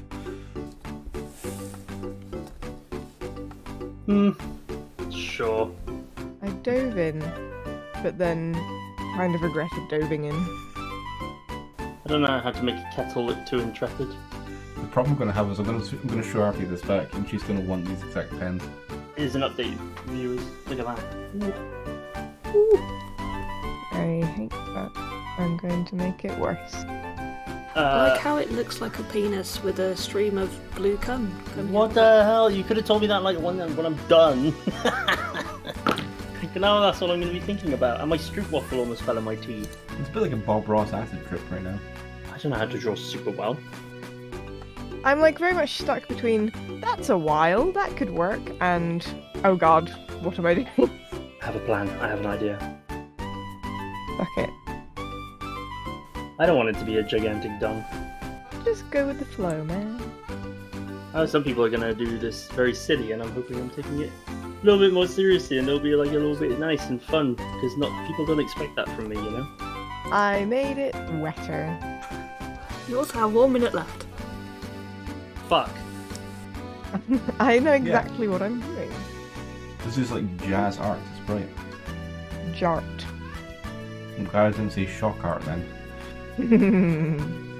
I have to write on it. This paper is so wet. Oh fuck. Oh, once again, I did put too much water on. I don't even know there's anything else I could do. So, some very interesting artworks there. I'm pretty sure you'll both agree. Absolutely. Yes. Very interesting.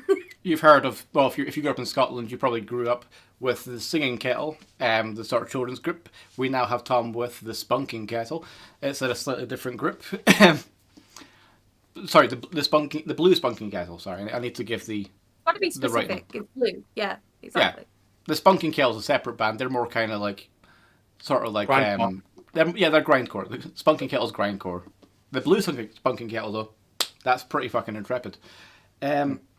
Also, huge. I just want to point out a very interesting fact here, which is that despite this not being the water challenge, Gizmo managed to put more water on their paper than RT and Aaron combined, which is Amazing. managed to get into the cups, which is hella impressive. Nice. So I do appreciate, just speaking personally, that my team one that just took this aggressively seriously. Yeah.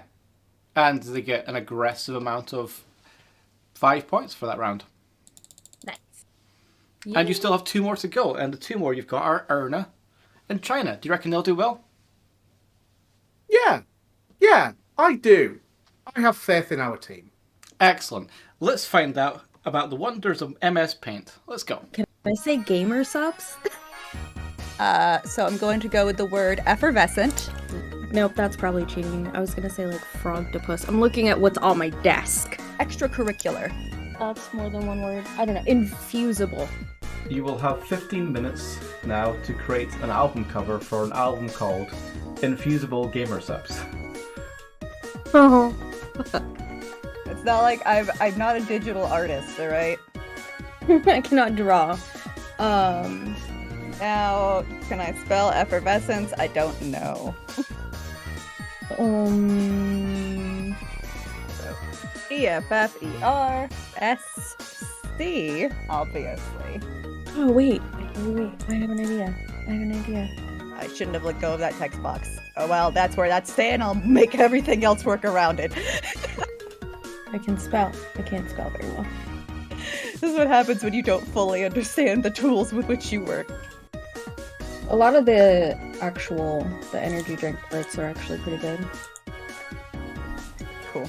My mouse went away for a second. I was just like, where are you? Where are you? Okay, I'm looking. Apparently, the latest flavour I can get in the UK is Grandpa's Ashes. Nope. That is incorrect. Oops. I need the other button. There we go. Thank you. Anime Girl Thigh. Mm-hmm. Also a flavor. I don't know what the line tool is anymore. And a shape tool? I remember shape tool. There we go. Tali, please don't control anything. Thank you. I think I might have a packet of that actually somewhere. Yeah, also last time I bought the one of the things, it came with this sustainable nutritious bar. Nice. It's got crickets in it. I'm gonna have some bubbles because it's effervescence. obviously. Why is the pencil so thin? Because this band, Extracurricular Effervescence, they really like a garish color scheme. So they've got, the burgundy of their name, the pink and the blue of the bubbles behind them, and then a green cup because it's poisonous and they're toxic. Totally lied. I'll just do it. Nope, doesn't want to be transparent. Fine, I'll draw it myself. They love singing songs about how much they hate their parents and that, being young also sucks. Who knew it was so difficult to draw lines evenly spaced? Well, curvy lines evenly spaced. They tried going on tour, but it was very competitive. The weird, almost ampersand thing. It's a tough market. Tali really wants to tell you more about it herself. She was a groupie for Extracurricular Effervescence before she was born, obviously, because she's only 5 years old. You know what? That's close enough. It's something. Now we got it, Tali. I got that kiss of disapproval. I can't spell. Oh my gosh, hold on. So combining E. That's their title song, by the way. Kiss of Disapproval. Wait. I mean, black would be the most appropriate because, that's the edgiest color, as everyone knows. The albums have titles on them, right? That beautiful, beautiful. What's the title? Wait, no, the title's meant to be Gamer Sup Infusion. Or is that the art? Title or is that the artist? It can be either. Okay, hold on. Hold your horses. You got them? Just tie them down for a second. If I don't succeed on whatever this task is, I will be slightly devastated, but I will also understand. I can't do a horse then. We're just gonna make it big. We're just gonna continue this one. You've just over 1.5 minutes left. If I spell anything wrong, the spelling doesn't matter because education is for losers. I don't know why, but MS Paint wants to take half the things I put in their way. Come on, let's have some color consistency here, people. God. 30 seconds. There it goes. Beautiful. Go out and get yourself a copy of Extracurricular Effervescence today. Some wonderful albums there. More albums that I'm going to look forward to hopefully making art for. Are you proud of your team there, Josh? Did they hold up to the expectations you gave them? I have seen worse albums in record shop bargain bins. So yeah. That's a veiled compliment right there. But I shall nevertheless give it 4 full points. I shall nevertheless give it 4 full points because I think that was a fairly solid effort. I really like how Erna quickly made the green cup and put some circles in it, and then spent most of the time just justifying the album and giving a backstory to everything, and then contradicting the backstory with the alternative backstory. Really came across as that kind of rabid fan who has since grew to hate the band. Yeah. Whereas And China just. I will point out that Erna, only person so far that's made a track list. Actually, no. Amy did make a track listing as well for Mouse Ghost. With the classic single "How to Do Your Taxes." Actually, well, fuck me sideways. Later on, that's actually another one of the. No, it's not a prize. So, whereas I really like how China basically just went pictures of anime boobs. Let's go with it. So full credit there. Also, China thing to do. one wee brief thing to mention. So China also brought up Gamer Subs, and I've since made a purchase of Gamer Subs because we had a conversation afterwards, and I was like, yeah, I'm game for that. This was before my grandfather took gravely ill. And we placed an order before he even went to the fucking hospital.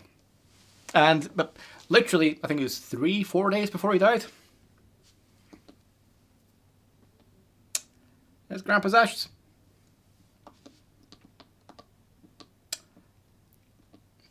Tasty. It's orange creamsicle flavour. So, yeah. Also, one last thing. I just want to show one last little clip here of how passionate Erna got. I'm going to give actually a bonus point just for the sheer passion of it. Because Erna then got to the stage of bittered fan. That I wasn't quite expecting to see in the mythos. So do they have like a super punk origin story? They like to think they say they do. They're a little bit they're a little bit posery, you know, as some of the bands back then were. You know, they're like, yeah, we're tough, and then you see their like childhood home, and it's like you hated the rich because you hated yourself.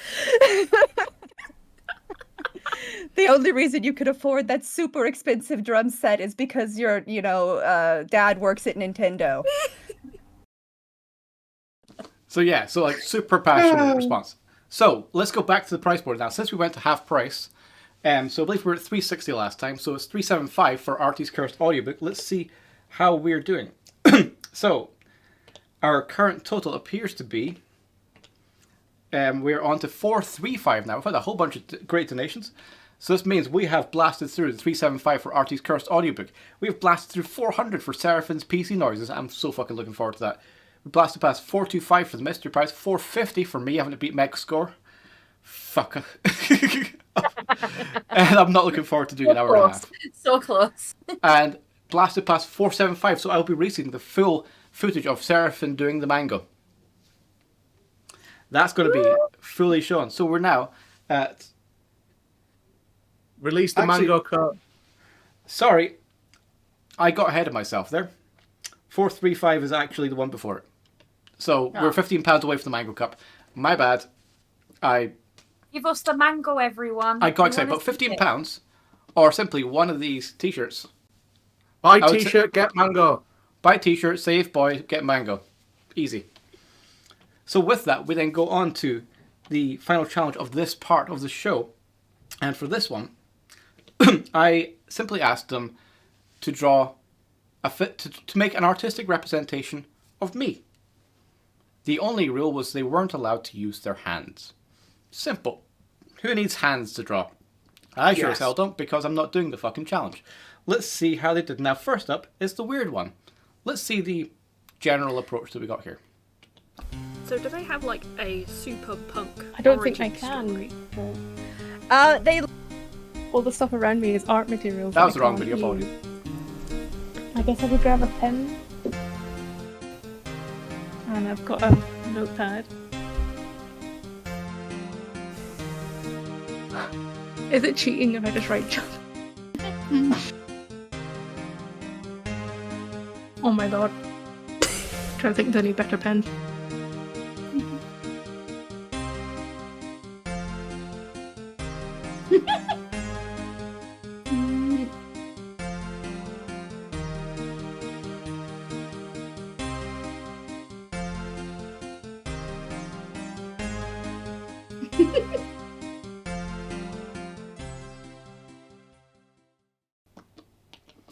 So yeah, Wendy just kind of wrote the job on a bit of paper.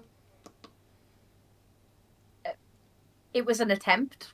It was an attempt, and it is a representation of me. Like, it is a very deep representation of me, as it is the words.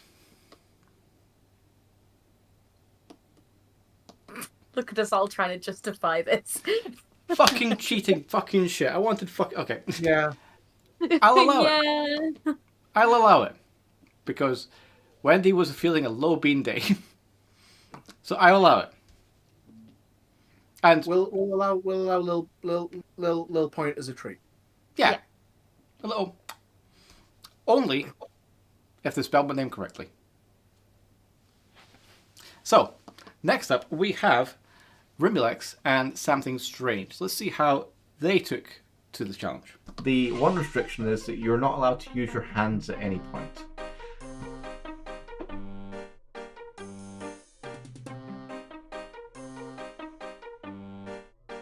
Well, today is not the day that Twitch sees my feet, so I guess we're going with mouth. Ah, fuck. Just checking one thing though. How are you holding up that notepad? Fuck. Well, so much further down than I thought. legitimately my first experience with a vagina. That was literally what I thought.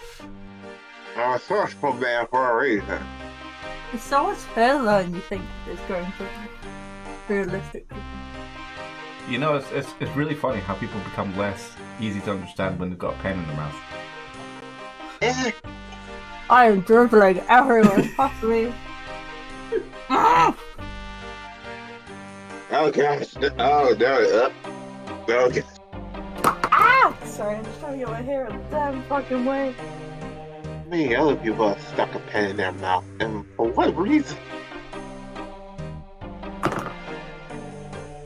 Oh, fuck. I can't believe you've done this. You never experienced the simple joy of chewing a pen?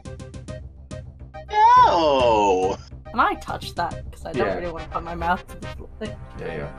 You gotta have very strong tongue control, and never be afraid to grip the pencil with your teeth. Fuck me. Why is this so hard to do? I think the hardest part is going to be doing your hair.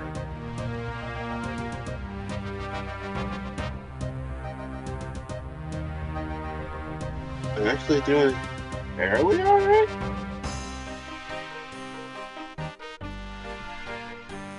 There's just gonna be a lot of drool in the bathroom. This is a new life skill. I'm quite happy with it. Yeah. Your next stream is gonna be this. Oh gosh, I forgot your mustache.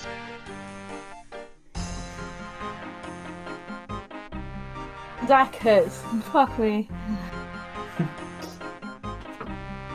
There's no art without pain, Sam. Push through. I was gonna say put the pen down, but it's more out your mouth.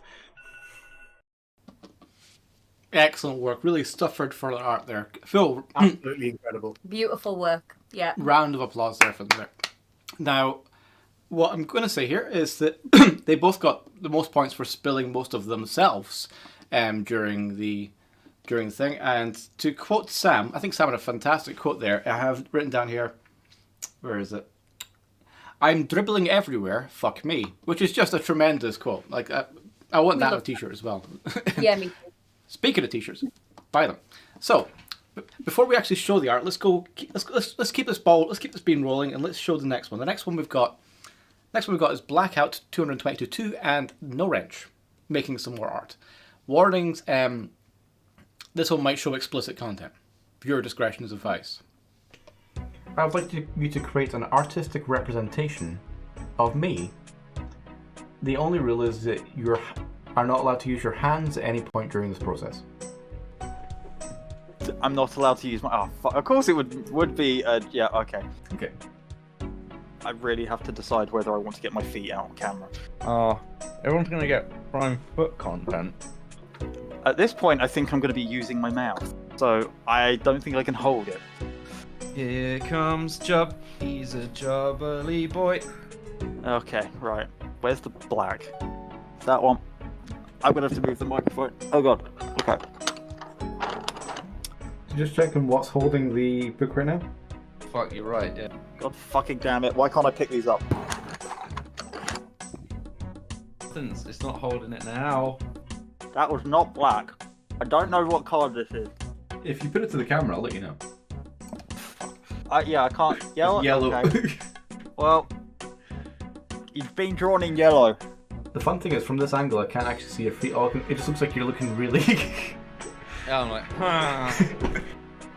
That is, you cannot even see what I am doing on there. There's a vague sort of like piss mark on there, yes. Oh, I can fix that. I need to use my hands to turn the camera on. Okay, right, let's see if I can draw a body. Oh shit. Boom. Right, okay, well, back to the mouth. Let's try. I'm gonna have to move pencils out of the way using my nose. Camera 2. Foot cam coming. Is this black? That's black or dark brown, one or the other. Can I hold the camera with my hand? Is that okay? Can I use my hand to hold the paper still? I'm gonna, you know, like the really sort of cheesy grin type thing people do, like. Well, you've got a very skinny arm.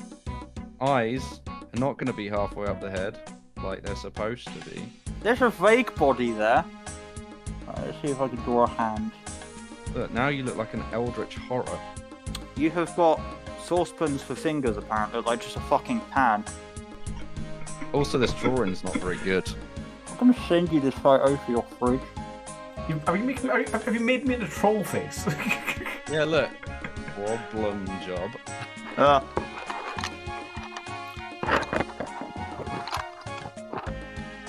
You know, Benta asked, what was I going to be doing on this? And I said, Job's probably going to make me do some weird shit. I apologise now. I don't think I can accept an apology for this. I mean, I'm gonna add brown in. If I can get it. I just meant in general. Wow. It's about... Yeah, I think it's about right.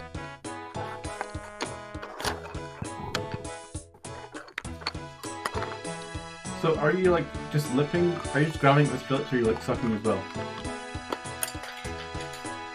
One of these days I'm going to have all the pedidexterity of a chimpanzee if I keep this up. I was grabbing with my lips, but because of that, I've managed to drop the pencil on the floor. Right, you need some hair because you're not a bald bastard. There are so many pencils on my floor. Also, I think you're going to be the only person that says pedidexterity in the entire show. Well done. Do I get extra points for that? No. I need to draw a design on your Hawaiian short. I've got you a bit of a Bart Simpson going on here. Yeah, I mean, here's a stream idea for me. Try and paint stuff with my fucking mouth. Some would say this is an improvement on my normal artwork. Yeah, I'm just concentrating. I've got good fucking foot strength. I'm gonna try and do a moustache that doesn't just go under the bottom of your nose. I feel like I should give you something that is quintessentially... Well, I've given you the Hawaiian shorts, but... It's kind of got a lightning bolt tattoo going off the bottom of your chin there, but I don't know what the deal with that is. This is right about the right shape, I think. Well, that yellow's gone. I would rather my landlord not know that I've accidentally drawn on the floor. This is where the reed goes. Problem job. It looks like a really shit banana. Again, fantastic drawings. Yeah, so apparently that is me. Apparently that's Problem Job. Which, I'm going to point out, Wrench has been using... Yep, there it is. He's been using this as a fucking emote in his own fucking chat. Which is a really fucking nice detail. Also, would like to point out an interesting bit of fact for you, which is that 54% of the pencils that Black Hat brought to this challenge wound up on the floor by the end. Nice. Wonderful. Love it. That's dedication. It's Yeah. ineptitude, but dedicated ineptitude. Yeah.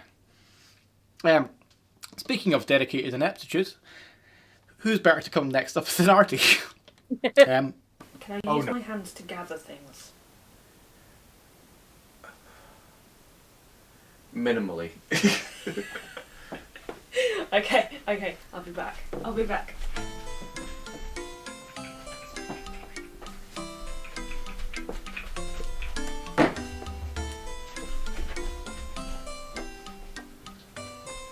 Why are the marbles wet?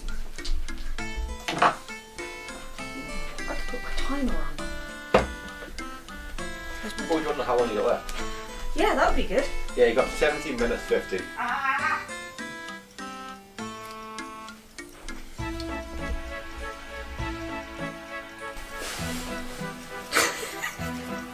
You're gonna get a lot of tits in this. It's fine, that's a good way of representing me, just the rest.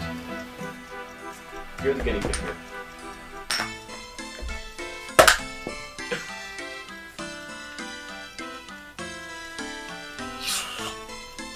Oh.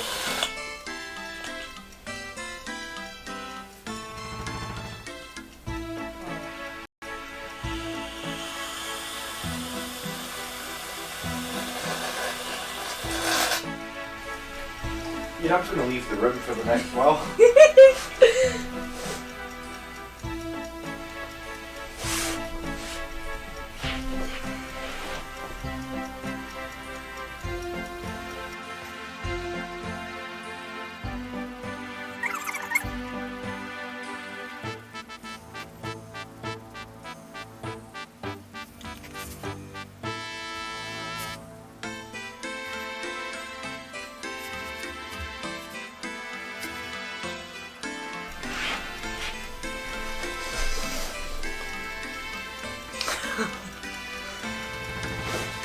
Delicious.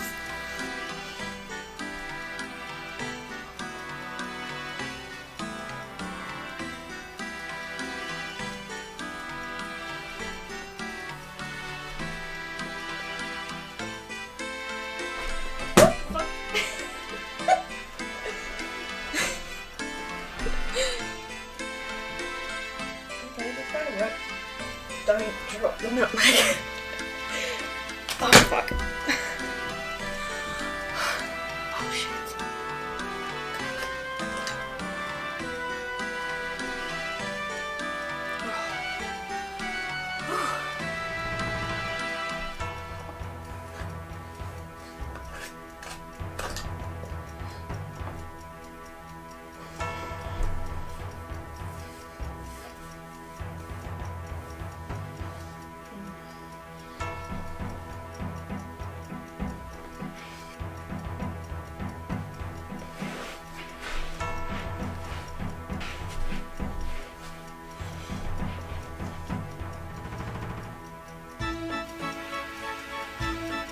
I need to find something for the nose for it to sit on.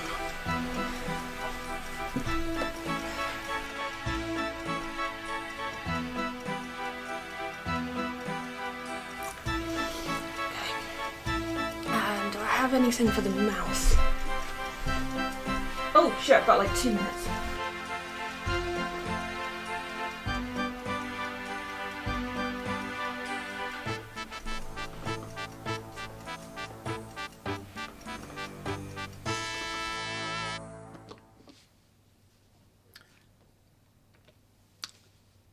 So Artie, essentially, I've written down here, went full goblin mode and basically made a shitty dessert, as well as that she also...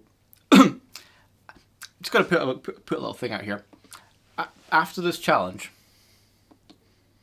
Artie asked me to go tidy it up because she couldn't look cream jub in the face anymore, and additionally, there's still a turmeric stain on the carpet today. So, suffer for the art with the house that we've just bought. Yay! I can justify that. Yeah. Yeah. Yeah, If it's for a good cause.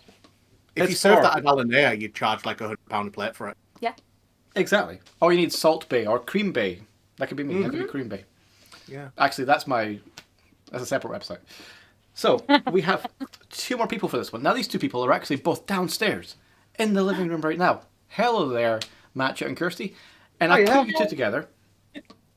I've put you 2 together because you both took very different approaches to the rules. One of you is hard and fast to the rules. It's really strictly 100% not using your hand at all. And the other one took that more as a suggestion.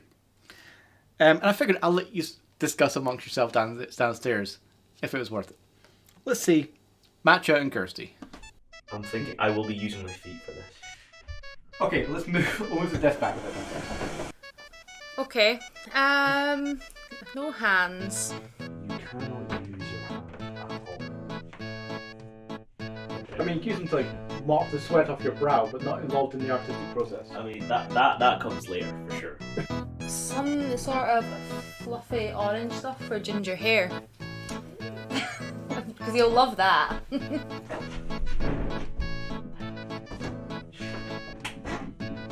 The floor could be good. Oh my god, that's like the worst possible lid. In case I need to use my feet, but then I'm like, I don't want to use my feet. I'm out of breath already. Oh yeah, no, I definitely don't want my feet on camera. So Oh, that's right. Oh, that's not good. just trying to work out how I could draw something with my elbows. Shit! I just realised I want to use the grey for your top, but I started drawing your trousers. I'll have a little wander around, see if I can see anything. Fuck it, you're reverse. I'm drooling everywhere. There are a lot of orange buttons in here. I could do that for ginger hair. I'm going to put a disclaimer on this, aren't I? Yes. This is the most NSFW. I'm gonna take the duck one because I like the duck one. It's got nothing to do, no relevance, but I do like it. Okay, the gray's there. The gray's there. Where are you, ducks? Oh, I was about to pick it up. Oh my god. Can you use the point? No! Fuck's sake.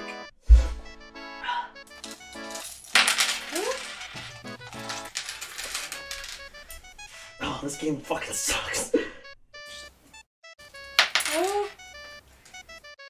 Right, hold on. Okay, right, hold on. We're somewhere.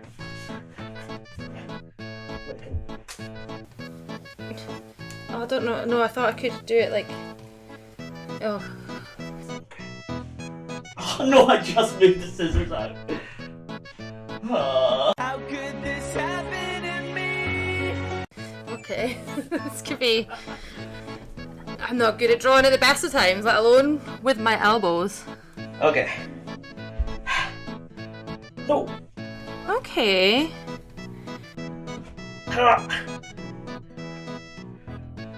Come on. It's a relatively good shape. I've cut something. Do I get points from that?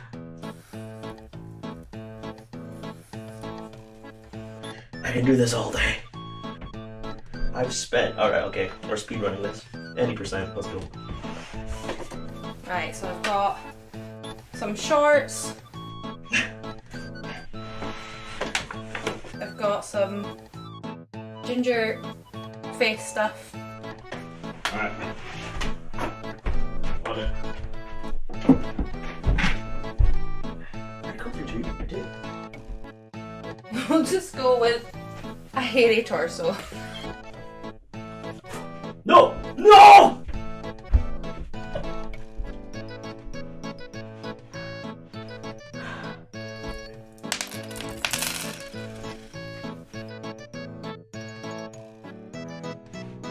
Come on! Okay, so I'm gonna get rid of this one. Is there any tape I can get? So this is Mark's head. Okay. It is open as well. Thank you. Very cool. Trousers. Oh, I've not really thought this through. Just assemble fucking trousers. Oh, I really haven't thought this through. Why do I give a fuck which way the paper is? It doesn't matter. My god. I might just have to nose this. 5. No 4, fucking way! 3. Fuck off! 2. Is that actually 1. time? 7 minutes left. Oh, you bitch! I will probably never watch this. Mark, you considered yourself an armless man from time to time, right? Mark, would you describe your head as triangular? Mark, would you describe your smile as crooked with a bit of soul patch sometimes? Maybe elbow is better. And then. Oh, 7 minutes. Oh, no, it's nearly 6 now. And now I've got a straw, I seem to have figured out how to use my elbows.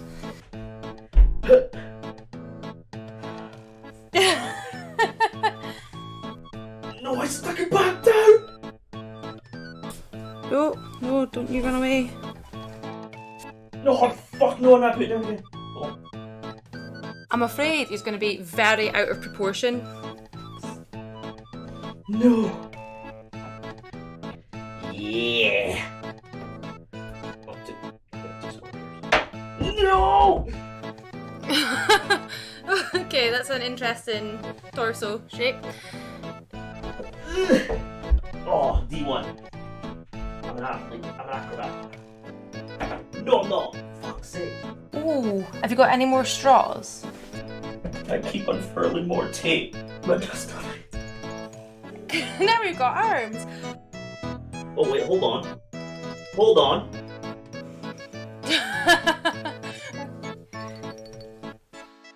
No, I missed the head! Great artistic impression of Mark. 3, 2, 1. Stop doing whatever the fuck you were doing. Yeah. So 2 very different interpretations of the rules. Quite a creative one in one case. Yep. Yeah. Now, I'm gonna let you. I'm gonna trust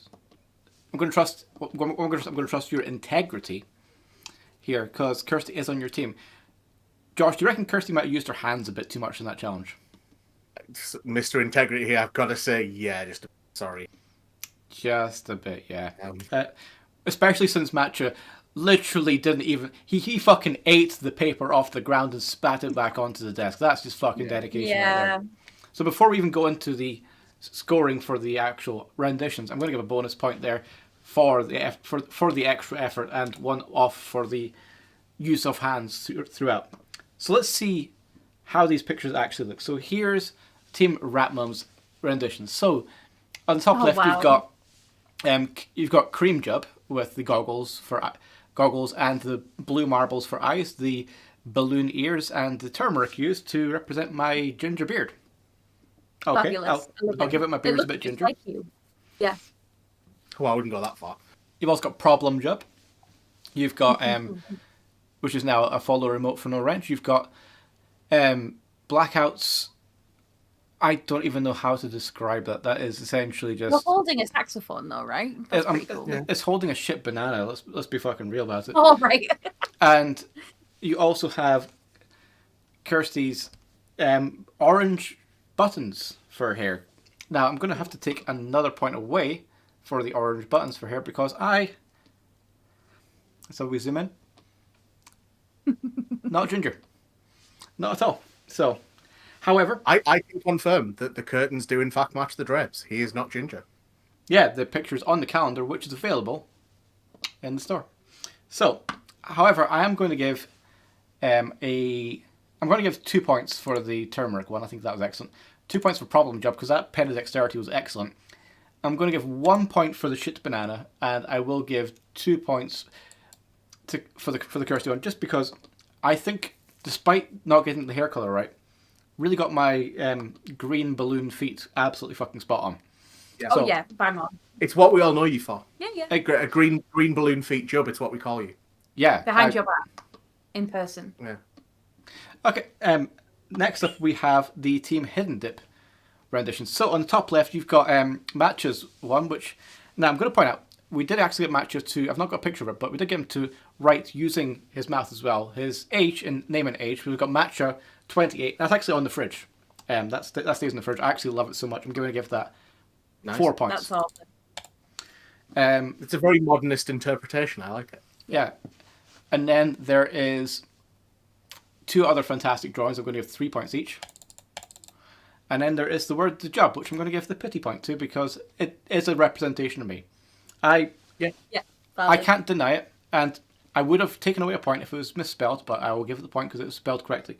However, I will also take away a point for the fact that I'm not fucking ginger, as is evidenced in that one there. So we are now. We are now done with the part. We've got one more part of the show to go.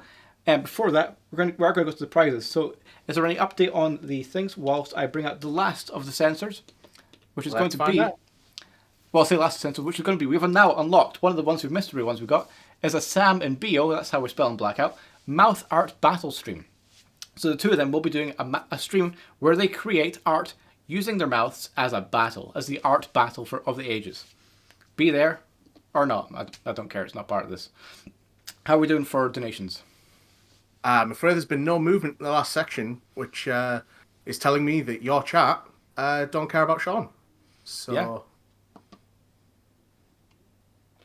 Shaking my head. Anyway, yeah, SMHing my head. I think we are still £15. Actually, I think someone did say that they put a donation for the mango. So, but anyway, we'll clarify that and see where we're at for the total. So, we are going to be going to the final ad break, but first we're going to be going over one other little challenge. So I asked my team captains to pick 2 people that they didn't think would necessarily work well together. Ratmum, who were the 2 people you picked who didn't think would work well together? Right. It took me a minute to click for what we were talking about. Are we talking about the sketches yet? Yes. Okay, good. I put together Margaret Thatcher and Fred Dibner. Margaret Thatcher and Fred Dibner. Who the fuck is Fred Dibner, for people who don't know? He's he used to do things with buildings. He used to. Josh will not. Do you want me to take this? Yeah, Josh knows better than I do. I only know him because. Northern working class steeplejack, steam train engineer, steam absolute all-round legend. Several absolutely incredible television shows, all of which are on YouTube for free. Look So up not Fred working Dibner. well with Margaret Thatcher, though? No, because he was a steam engineer from the north. No. So that's what we got. And Josh, who did you pick? I picked Niles Crane off of Frasier, and the Kylo Ren off of Bad Star Wars. Excellent. So what I did is I asked you both to create a scene. I asked you to write a script and then film yourselves in front of the green screen, and I'd edit it together. I also asked you to wear costumes, but we'll get there. And wait, you did? Yep. I did ask you to wear costumes. Oh, fuck. It's okay. I worked with what you gave me, so I asked them both to record themselves in the scene, and I now have some scenes to present. So, for Josh's one first, I'm going to present. I asked him to make a romantic scene between Niles Crane and Kylo Ren. I present to you the following short film for your consideration.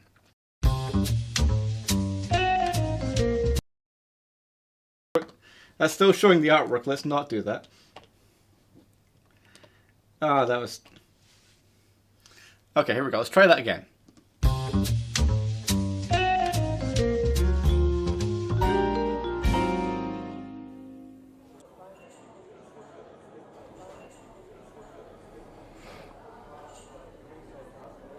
Mr. Wren, I presume.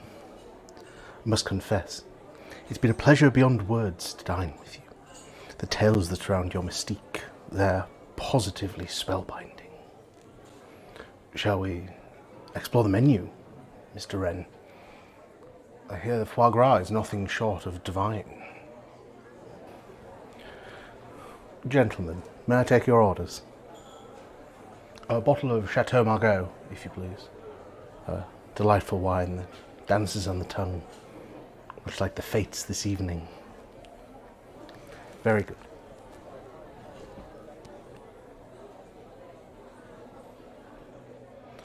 You see, Mr. Wren, a fine wine can take you places, can be a gateway to ecstasy.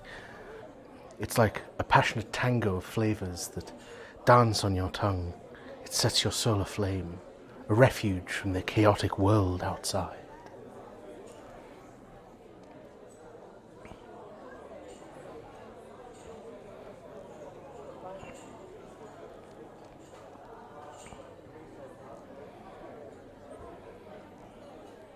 By the heavens, Mr. Wren, I wasn't prepared for... Wine can't change my destiny, Dr. Crane. It can't alter the path I've chosen. Well, to destiny, I suppose.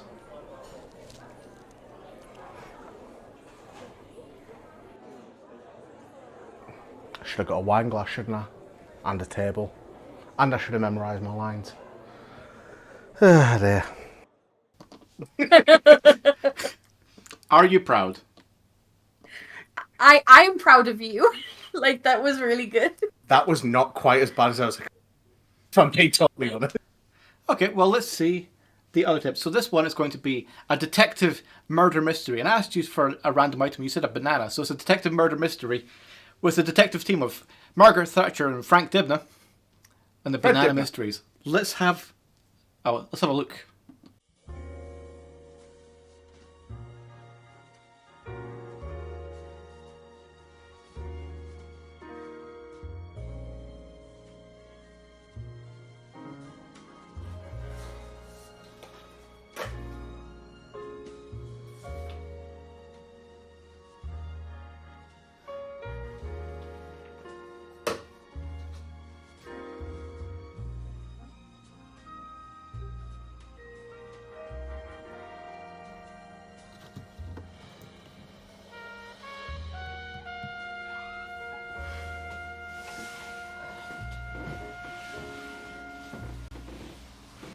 Fred, we need a breakthrough on this murder case. The police have been useless. I've been thinking, Margaret, what if we follow a different path? Go on, Fred. Look here. The victim's last meal was a banana. It's unusual, don't you think? You might be onto something, Fred. Let's retrace the victim's steps and find out where they got that banana.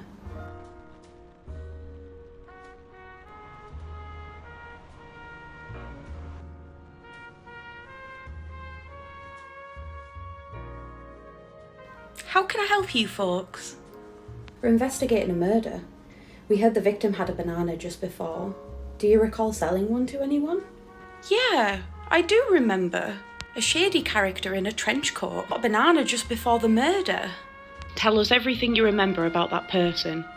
Tall, dark, wearing sunglasses. He rushed off after purchasing the banana. This must be it, Fred. The evidence we've been looking for. Our mysterious killer were here, no doubt about it.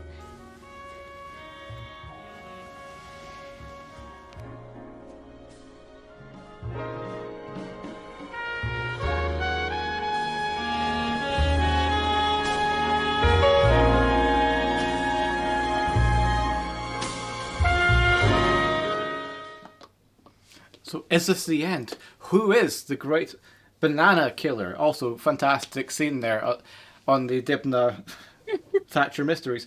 However, if you do want to find out who the actual murderer is, we have now unlocked, I'm going to re-unlock it, we've already unlocked the Thatcher Dibna Mysteries Part 2. We will see the thrilling conclusion and find out who the banana murderer is. I'll actually put more. Spooky. That was really good. I'm sorry. If I can just break kayfabe for a minute, that was fucking brilliant. Thank you. You actually did multiple angles, you did props, you did It was a great team effort. Well done. However, I genuinely love what you do when you put your mind to stuff like that. Thanks.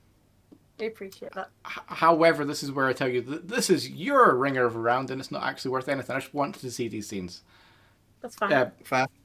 The real prize is watching the stuff. So can I ask a favour, Joe? Yep. I will happily cede one of my points to my wife for having the bravery to do that.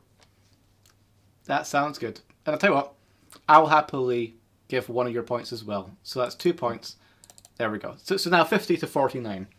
And with that, we go into the final ad break. The final ad break. And this one is the most painful ad break of all. I do apologise to UV and to Seraphin for this ad break. I'm so sorry. UV in particular. I'm not. Josh isn't. Anyway, see you back in 5 for the final part of the Jumbo Jubmaster. And remember, smash that donate button, ring the donate bell, buy the t-shirt. Let's fucking go. Buy the shirt. You will have 5 minutes exactly. I would like you to, for that 5 minutes, be constantly making sound with your mouth. Like that could be speaking, that could be humming, that could be singing a tune, it could be screaming. I like you to. This doesn't involve the lemon yet, though. No, the lemon challenge is challenge number 1. You've picked challenge number 2 to start with. I would like you to name me an emotion. Name you an emotion. An emotion. The other caveat is, you can spend time not making sound, but any time you spend not making sound, I want you to be constantly winking at the camera. Get the lemon off my camera a second. I got little bits of lemon on my lens. Surprise. Is surprise an emotion? That's an emotion, isn't it? So, you now need to choose a pose that embodies that emotion and hold it while staring directly into the camera for 5 minutes.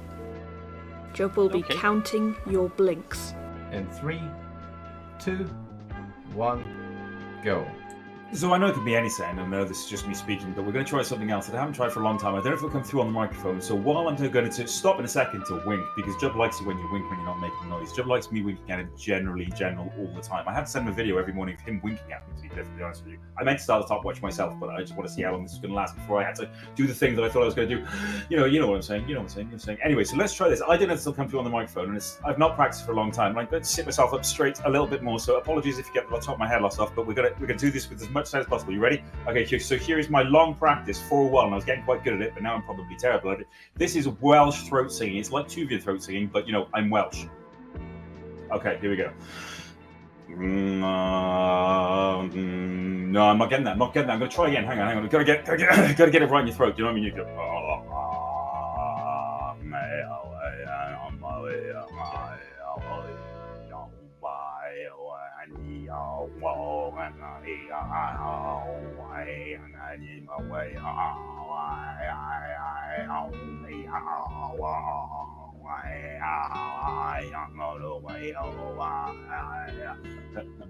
I think I'm getting it. If I wish I knew more Welsh, because then I could actually do this in Welsh, and it'd sound like it'd be a whole new subgenre of like two throat singing. It'd be Welsh throat singing. I should have more Welsh, but also I don't know if Bar Dog comes through very well in two throat singing. It's gonna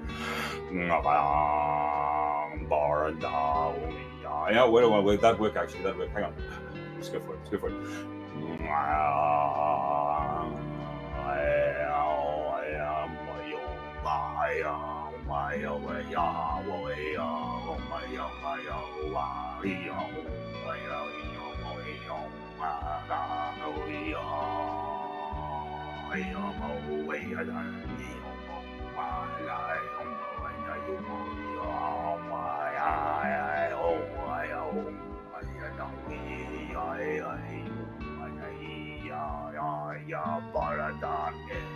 I think I'm winking when I'm talking. I need to wink when I'm talking. Do you know what I mean? I think I've got a single coming out though. I think I could do this. A little bit of help from Jub. Do you know what I mean? We could do a charity single, Christmas Tuvian throat singing in Welsh. I don't think there's going to be any problems with cultural disappropriation there whatsoever. What do you think? No.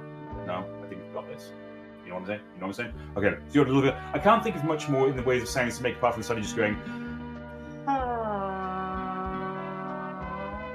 Which is either a cat dying very slowly, kind of like a rolling machine, or I've eaten far too many beans, which is a mix of both. I don't know if you saw, I actually made pumpkin soup today. It was really, really nice. I made red pumpkin soup on the recommendation of my son, which is disturbing because he's 3.5 years old, but has his own kitchen knife. Who am I to argue with a 3.5-year-old kitchen knife? No. I think it's more to say. What can we do next? We could probably do something. Hey, I know some people are going to be listening to this. How about we start to go, hey, Elfie, how are you doing? I hope you've had a really good day and you're enjoying some of these weird noises that are coming out of various people's brain mouths, voice mouths, you know what I'm saying? Hey, as well as Elfie. Maybe we could do a little bit for Agent China as well, because she quite likes it when my granddad's talking to me and telling her she's been very, very good. She's probably part of this challenge, I don't know. Maybe it'll come back the other way. I'll be regretting that when it happens, won't it? You know what I mean? I gotta finish this off with a little bit more Welsh. I don't know how long I've got left, I'm gonna be honest with you, but we're gonna not stop making noise. Here we go.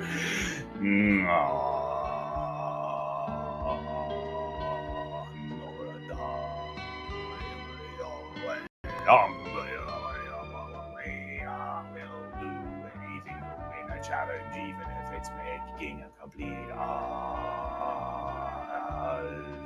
I say of myself.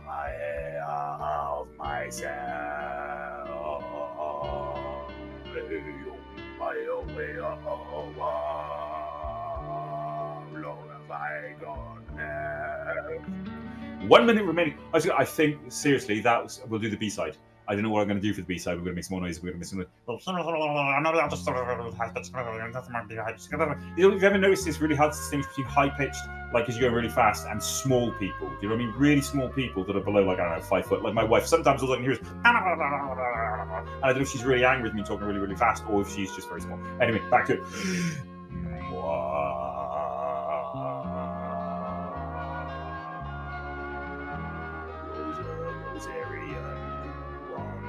Of a building coming to end the world. He had 2 dogs, except he's a she when she wants to be a she, cause it's very gender neutral. If you don't see even back in the 80s, then you miss that gender neutrality certainly exists. So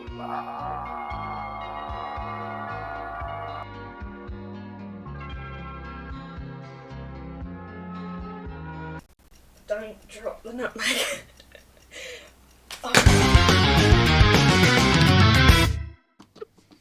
Welcome back to the final part of the show. We have 2 more challenges. We have an almost tied score, 50 plays 49. And we have the next challenge lined up for you.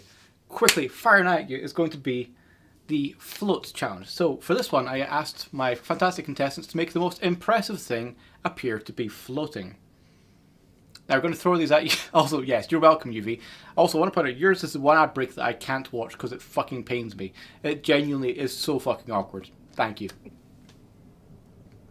You're not going to point for it, but yeah. So first up is China and Miss Nutcase. Floating the most impressive things possible. Find the most impressive thing to make it look like it's floating.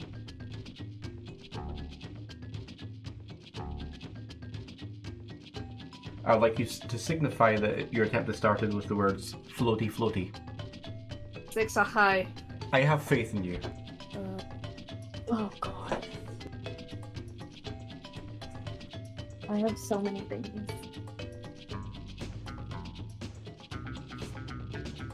It's not gonna hold it. The magic words are when, like, I start building it. I should not take that long before. Hold on. It's not even where I wanted it.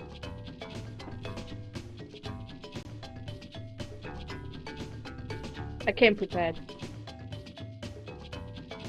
What were you thinking about floating? My footstool?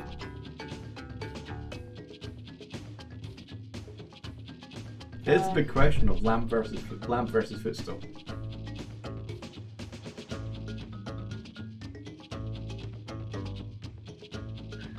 Does the item need to come from this room? No.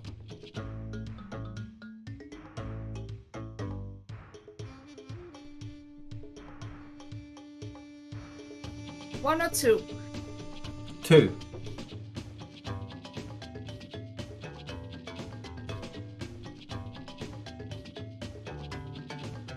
That's a problem. I'm short.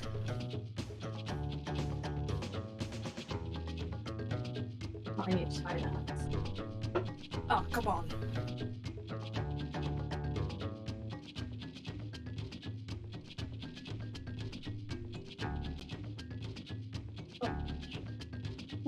Let's Scooby-Doo first. I'm gonna be real for a second, it looks like Scooby-Doo just killed himself.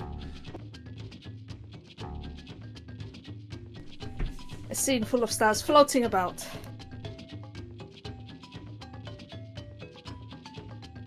And I'll take his tail as well so it doesn't look like he hanged himself. That's fine. Question is, will he hang? Will he float, do you mean? Oh. Super Scoop, preceded by... Hi, Huxley. I know you're crying out there. Nobody. You asked for this. Yeah.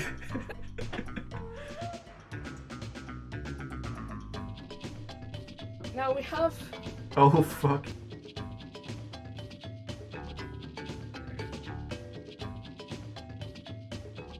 Be amazed by what? Who is the king of all kaiju? It's a trash can. Oh, wait, I can fix that. I'm bringing you celebrities here. My floating apex. So we got a Scooby flying away from the cast. Him trying to eat Grogu. Grogu's trying to look away, and Godzilla walks into the sea. Tale as old as time.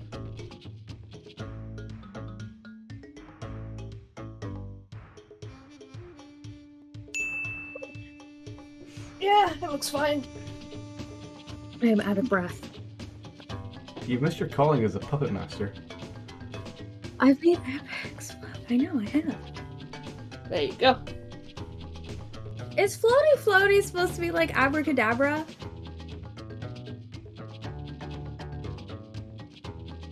Floaty, floaty. Look at this floating apex.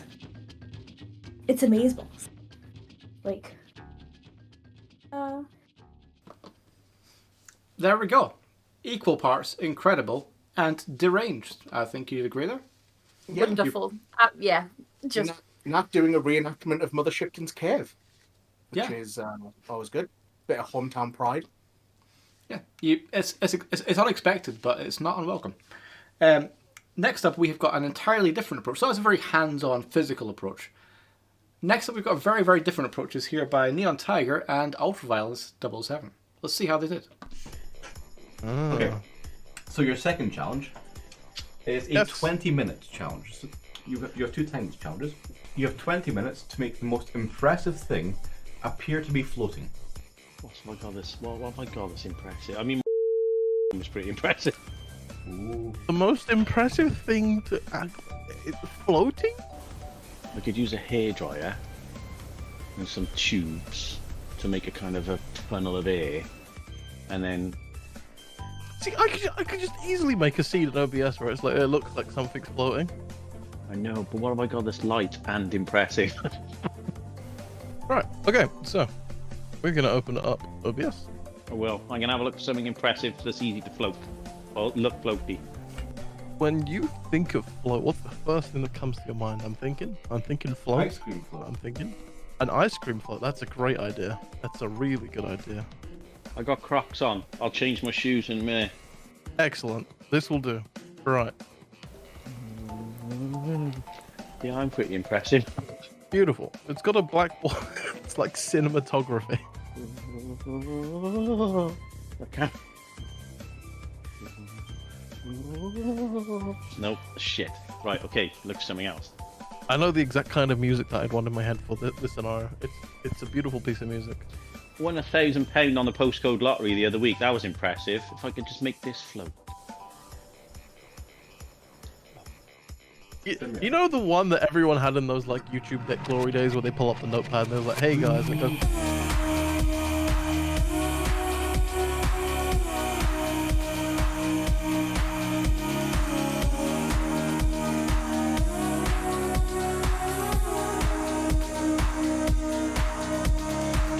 Why am I telling it to float? It's not gonna fucking float. Things float on water. I'll be back. I need a bucket. Okay, there's one vital thing to make something look like it's floating. Do you know what it is? Magic. I don't want to put it on water because then it would actually be floating, and I don't want to lose to default or whatever. Magic is a good answer. In fact, if Mrs. UV come in now, she'd probably look at it and think, "Why have you got a massive tub of water on your chin?" Because it looks so watery.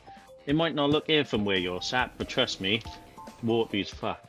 Oh no, fuck it. Oh, fuck it. I don't want to spill it. Oh. But it's something else, right? So I'm gonna say here, and I'm gonna.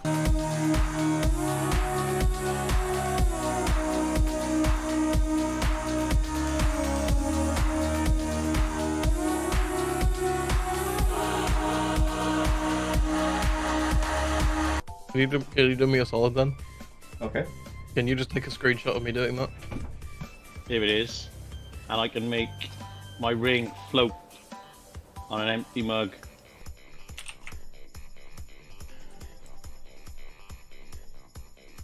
Okay.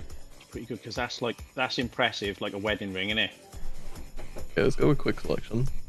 I'm going to be real here. It might be inspired to ask me to do a solid and for me to post because I'm currently in front of the green screen. Oh! My lemon. It hasn't. It looks like it's just hovering above the cup. There we go. Right. So. Oh fuck. It looks ingenious. In fact, I'm going to go with the lemon.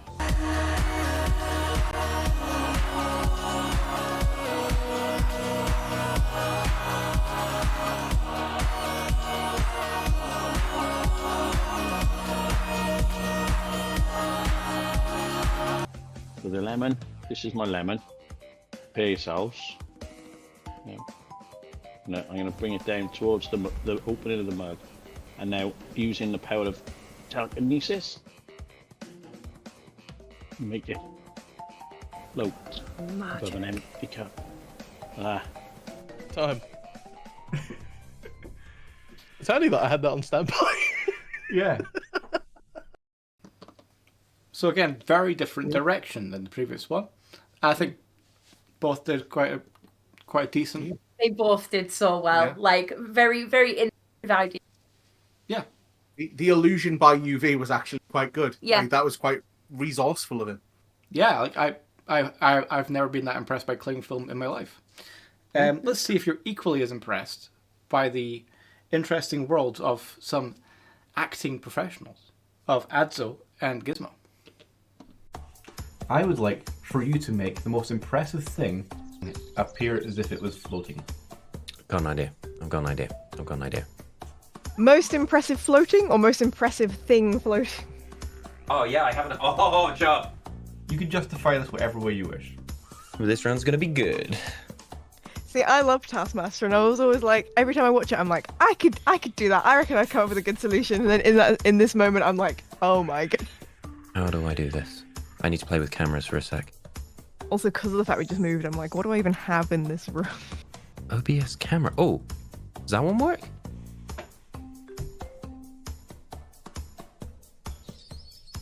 You can have that. There you go. You can see what I'm doing. Okay, there we go. See, currently my brain is going between, do I actually float something that's not too heavy but is quite impressive? Or do I make something real heavy look like it's floating? That's like my current thought process of what would be better to do. You need to be able to get rid of it, but you can still see it. You know what I mean? Yeah, but it's not disappearing. It's just going grey, which I find sus. I think it's because there isn't anything behind it. Fuck. Okay, I'm briefly gonna look in the other rooms. Okay, if I do this. Okay. Job is going to be worth it, I promise. Okay, I'm about 2 seconds away. Yes, baby! There we go. Okay. You are going to do invisibility. You need so much light. Much better, huh? There we go. Okay. I think I'm ready. I'm going to put you coming through the speakers a little bit just so I can hear you. Hopefully if you speak, I should hear you now. Can you hear me now? I have a question about the rules. Okay. Does it have to be done on this camera, or can I take a separate video like Anywhere you camera want. Okay. Okay, interesting. I can't really see. Okay, it absolutely doesn't work, but I tried. Stunning.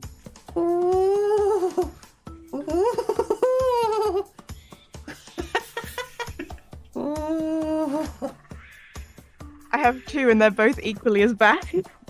Oh, that's not bad. It's not too bad, actually, yeah. I'll give it that. Yeah. So again, Love it. Pretty interesting. What I found though is we couldn't actually see Gizmoko's attempt. Let's see what they did. So for Gizmoko's one, Gizmoko actually sent me pictures because they made it in a different room altogether. So I'm going to present to you the pictures. So the one on the left is Gizmo's cat, which I believe was floated by throwing it in the air and taking a picture midway.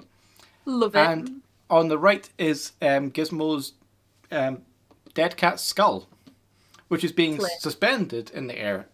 Although it does look a bit like Gizmo's just holding the skull It does. out of frame. So it's like before and after. What can I say? It's Before and after joke, I swear to God. yeah, it's the worst before and after. Erna agrees with me. Erna, you get an extra point for agreeing with exactly what I was going to say. So you know those things in Half-Life 2 that like. Oh fuck yeah, there is. Yeah. Yeah.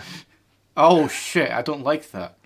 I'm putting that picture away. It will never see. This reminds me of that TikTok or audio where it's like, and she was a fairy. The cat's just floating. Oh my god. So good. Okay, we have two more. Now, next up we have a return of the fantastic Seraphim. Let's see what Seraphim can manage to float today. Actually, I'm going to stop the time. I'm going to suggest you get the lemon out of the shot because it's kind of actually distracting me. Okay. And that. Your time will now start now. This could just be 10 minutes of thinking and then me trying to stop motion, me throwing myself in the air. I need you to know that.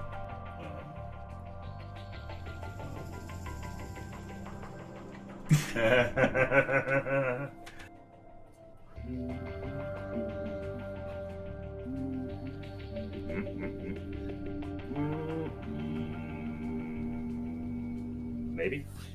Don't fall backwards. Above the neon city. Oh. Now is not the time, dog. So what That's do you the see bad. up there? A swathe of people who do nothing more than enjoy the bitter disappointment that is my life. That and wondering why there's a grown man with the tip of a building wedged way up high. So lastly, do you have any advice for us mere mortals down here? Don't try and blend a lemon, kids. Don't do it. I completely think that was a, Yep. I think it was very authentic. Like, I'm going to point out, everyone's going to be expecting, oh, here comes Sarah, he's going to be doing something stupid. No. He did really fucking well there. He did. Yeah. suspended himself. He is himself very impressive. I mean, one could argue whether or not he's suspended or whether he's just sat with a building right up. But I'm going to give him the benefit of the doubt and say that he's floated and he's also giving good advice. Yeah. Now we good do have, redemption. yeah, good. It's a beautiful redemption arc. Yeah, yeah. We do have one final attempt. This is from Ben, and I promise you, you might think this is all just a bit of hijinks. This is actually just unedited. This is exactly how it happened. It's brief, but I think it's quite a good job Ben did. Let's. I don't want to get too ahead of myself, but here we go. This is Ben's attempt. You are the most impressive thing that I could find. Why, thank you, Ben. How are you? Are you ready? I'm just here enjoying my ironing board. Why? I'm ready for what? But are you ready? Ready for what? Whoa! What are you doing to me? Whoa! Ah. Thanks.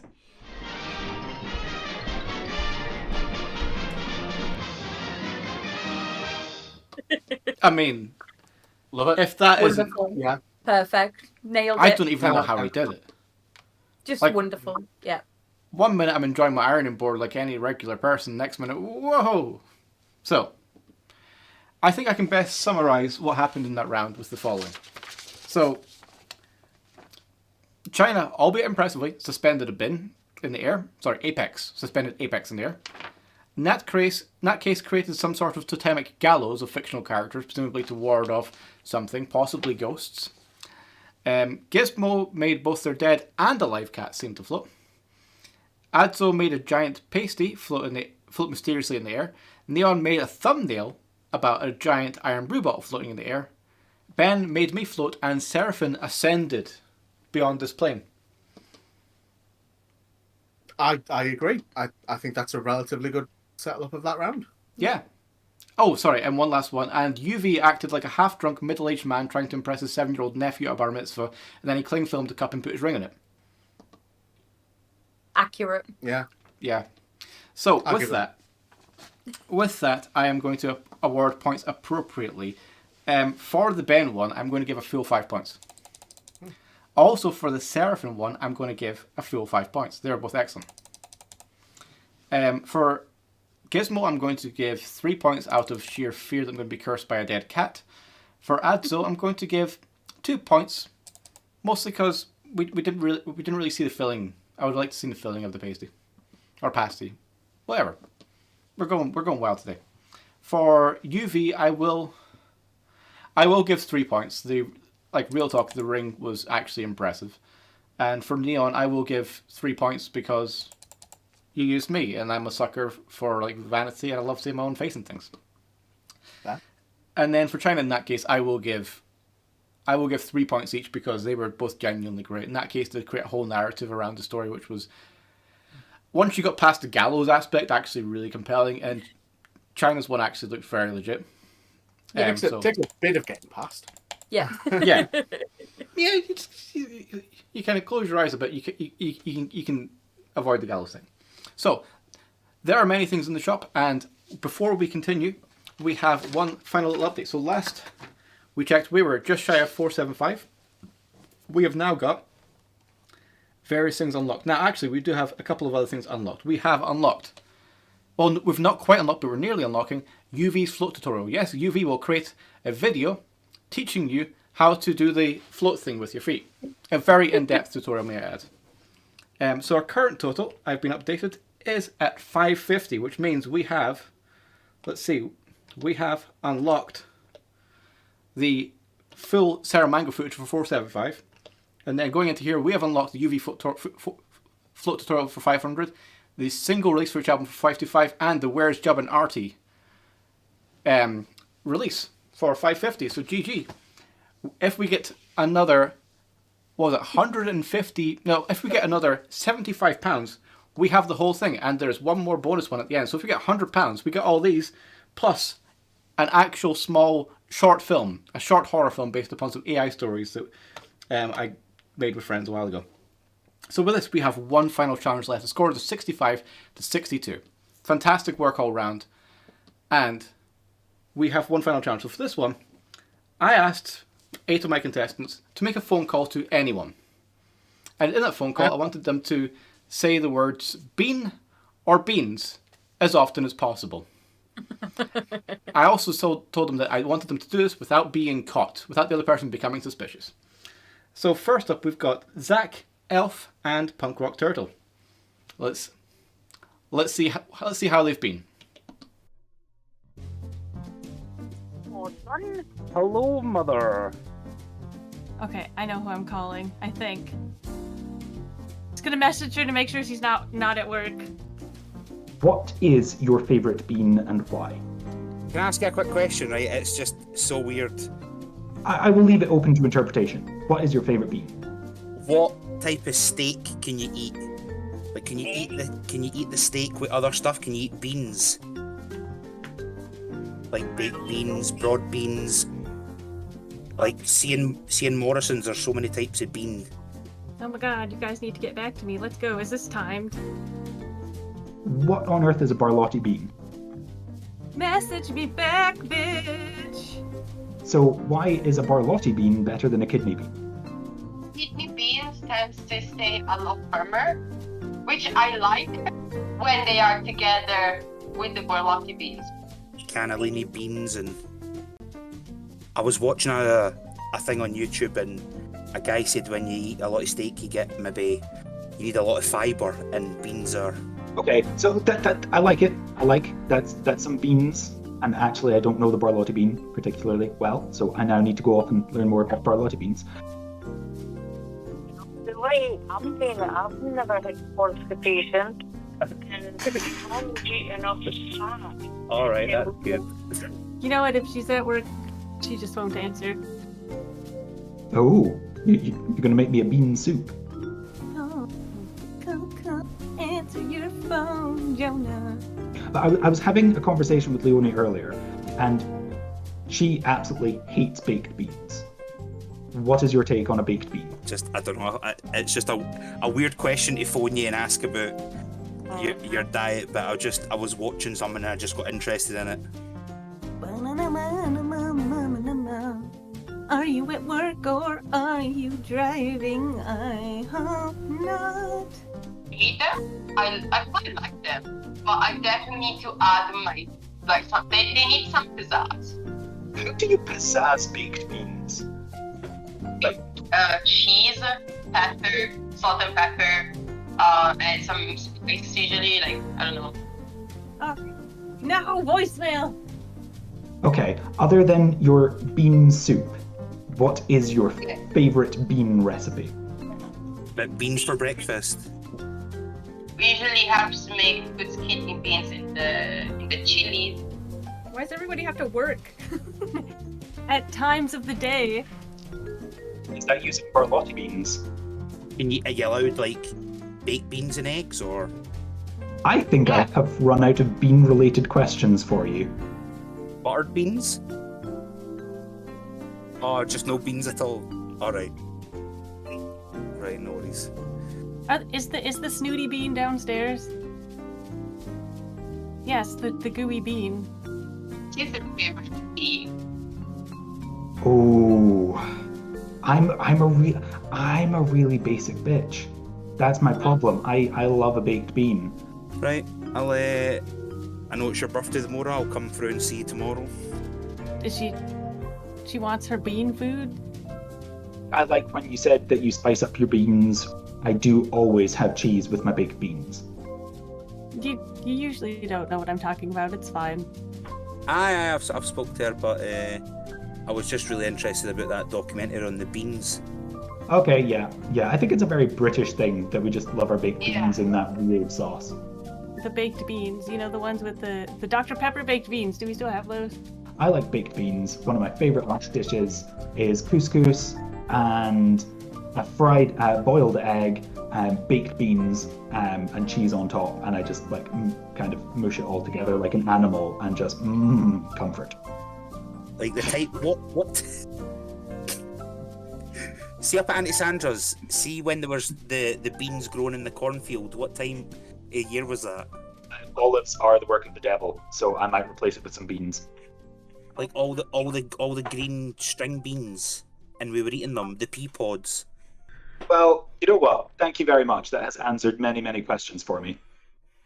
We can continue the bean chat at another point about all of the beans. Some sneaky beans there, I think. No, I'm not sure I can take that. That feels a little bit bold. But then, like, I'm really impressed. The question came up. I managed to go on an entire conversation with my community for about an hour. I'm impressed that everybody's valiant. I wouldn't together an hour. Yeah, Rat Mum like, absolutely. I can lie through a screen. I can't lie with my though. Like I can't. It's true. I am married to the Bean Queen. The Bean Queen. It was incredible watching the Bean one before. This is why I want to bring it back. So we're going to quickly show some scores. So Zach managed 15 beans. Elf, when she did manage to get through, got 6 beans. And Turt managed a whole 41 beans. I'm also including beans that the other person said as well. They had a full-on conversation about beans. Nice. So with Turt, we've learned about the Bellotti bean. Zach gave his mum the classic day before your birthday asking about your constipation call. And Elf managed to confuse her husband about new terms for cats. So, all in all, pretty normal, classic conversations, you know? Love it. And it's funny, I saw someone in the chat, I think it was Wendy, saying it would be really bad if they did it because they're not known for doing phone calls. We'll see how that goes later on for people who are making calls who aren't known for making calls, let's say. Next up is someone who is known for making calls. It's my mother. And I left my mother separate because she is a sneaky fucking devil, as you will see here. I present to you, Mother Jub. Hi, how are you? Yeah, hi, how are you? See, before I left, I know Donald sent for the train list. Do you know if the beans came back for him? The what, sorry? The train list. Oh, the train list come back to him? Donald, did the train list come back to you? Cool. How many beans were on it tonight? How many's going back on it? 37? And I think there's about 33 beans or something coming off it tomorrow as well. Yeah, there's a lot coming off it tomorrow. Yeah, you've only got 2 more beans, nights to go, haven't you? Tonight and tomorrow. Tomorrow night and tomorrow. How's your dad? Is he full? Yeah, alright. Full Yeah, not too bad, Joe. Good. Is he still full of beans? And I'll need to leave early again tomorrow to go to the hospital. Yeah, how's things? Oh, you know. Anymore? No, I mean, it's possibly slightly better today. He's a bit more beanie. Anything? Is he managing to eat things? No, really. I think he had some beans at lunchtime. I'm gonna. He's feeling a bit cold as well. I'm gonna take him a wee beanie hat in tomorrow. They have got blankets, but they're quite thin. You know, they're not the best. They're not the best. They're a bit bobbly, a bit beanie. You know how it is. Yeah, they're not going to keep anybody warm really. Tomorrow morning. I'll see you in the morning. Cool beans, Lauren, and thanks for tonight. Sneaky fucking bitch. Just sneaking beans in there at different points in the conversation. Incredible. So good. None of those beans were actually appropriate. Our colleague's just like, yeah, the beans were on the train. What the fuck? Yeah. Beanie, work of genius. Yes. Beanie, work of genius. However, it did only manage to get 10 beans, but there are 10 well-earned beans in there. Yeah. Very well-earned beans. Now, I think it's fair to say that these ones were done without necessarily much suspicion being raised. I think we're now going to start pushing the boundaries of suspicion as we introduce Meg and Bunny. Oh no. So, oh no. Bunny, if your friend is here, here's the point. So, wait, what's this? The sub said good fight. Oh, sorry, good night. No. Anyway, let's see. Meg and Bunny. I'm going to try ringing Sabina. Because she's called Sabina.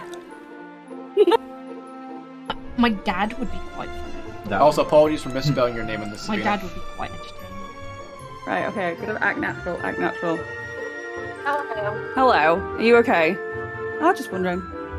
Just making conversation. Me and my dad have a thing where we actually communicate art noises, so... How long have we been friends? Hello.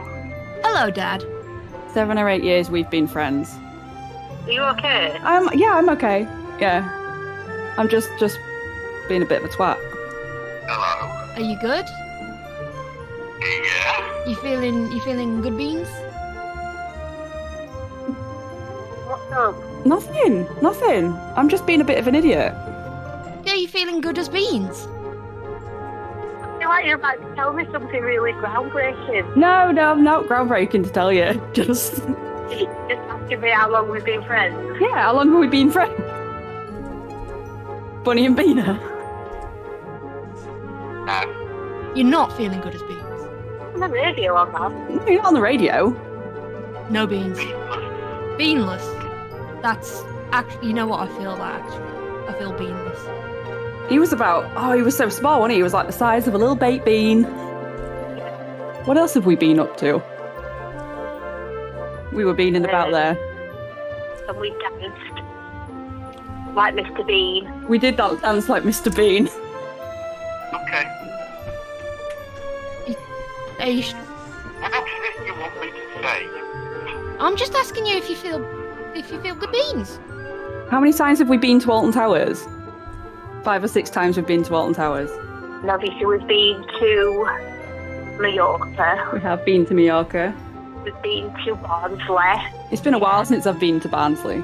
We have been to the scene. Been on a day bender. Where had we been that day? I think we'd been at Alison's. We're usually going somewhere and it always involves food. Yeah.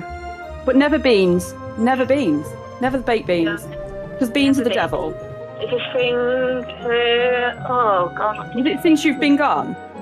Anyway, beans.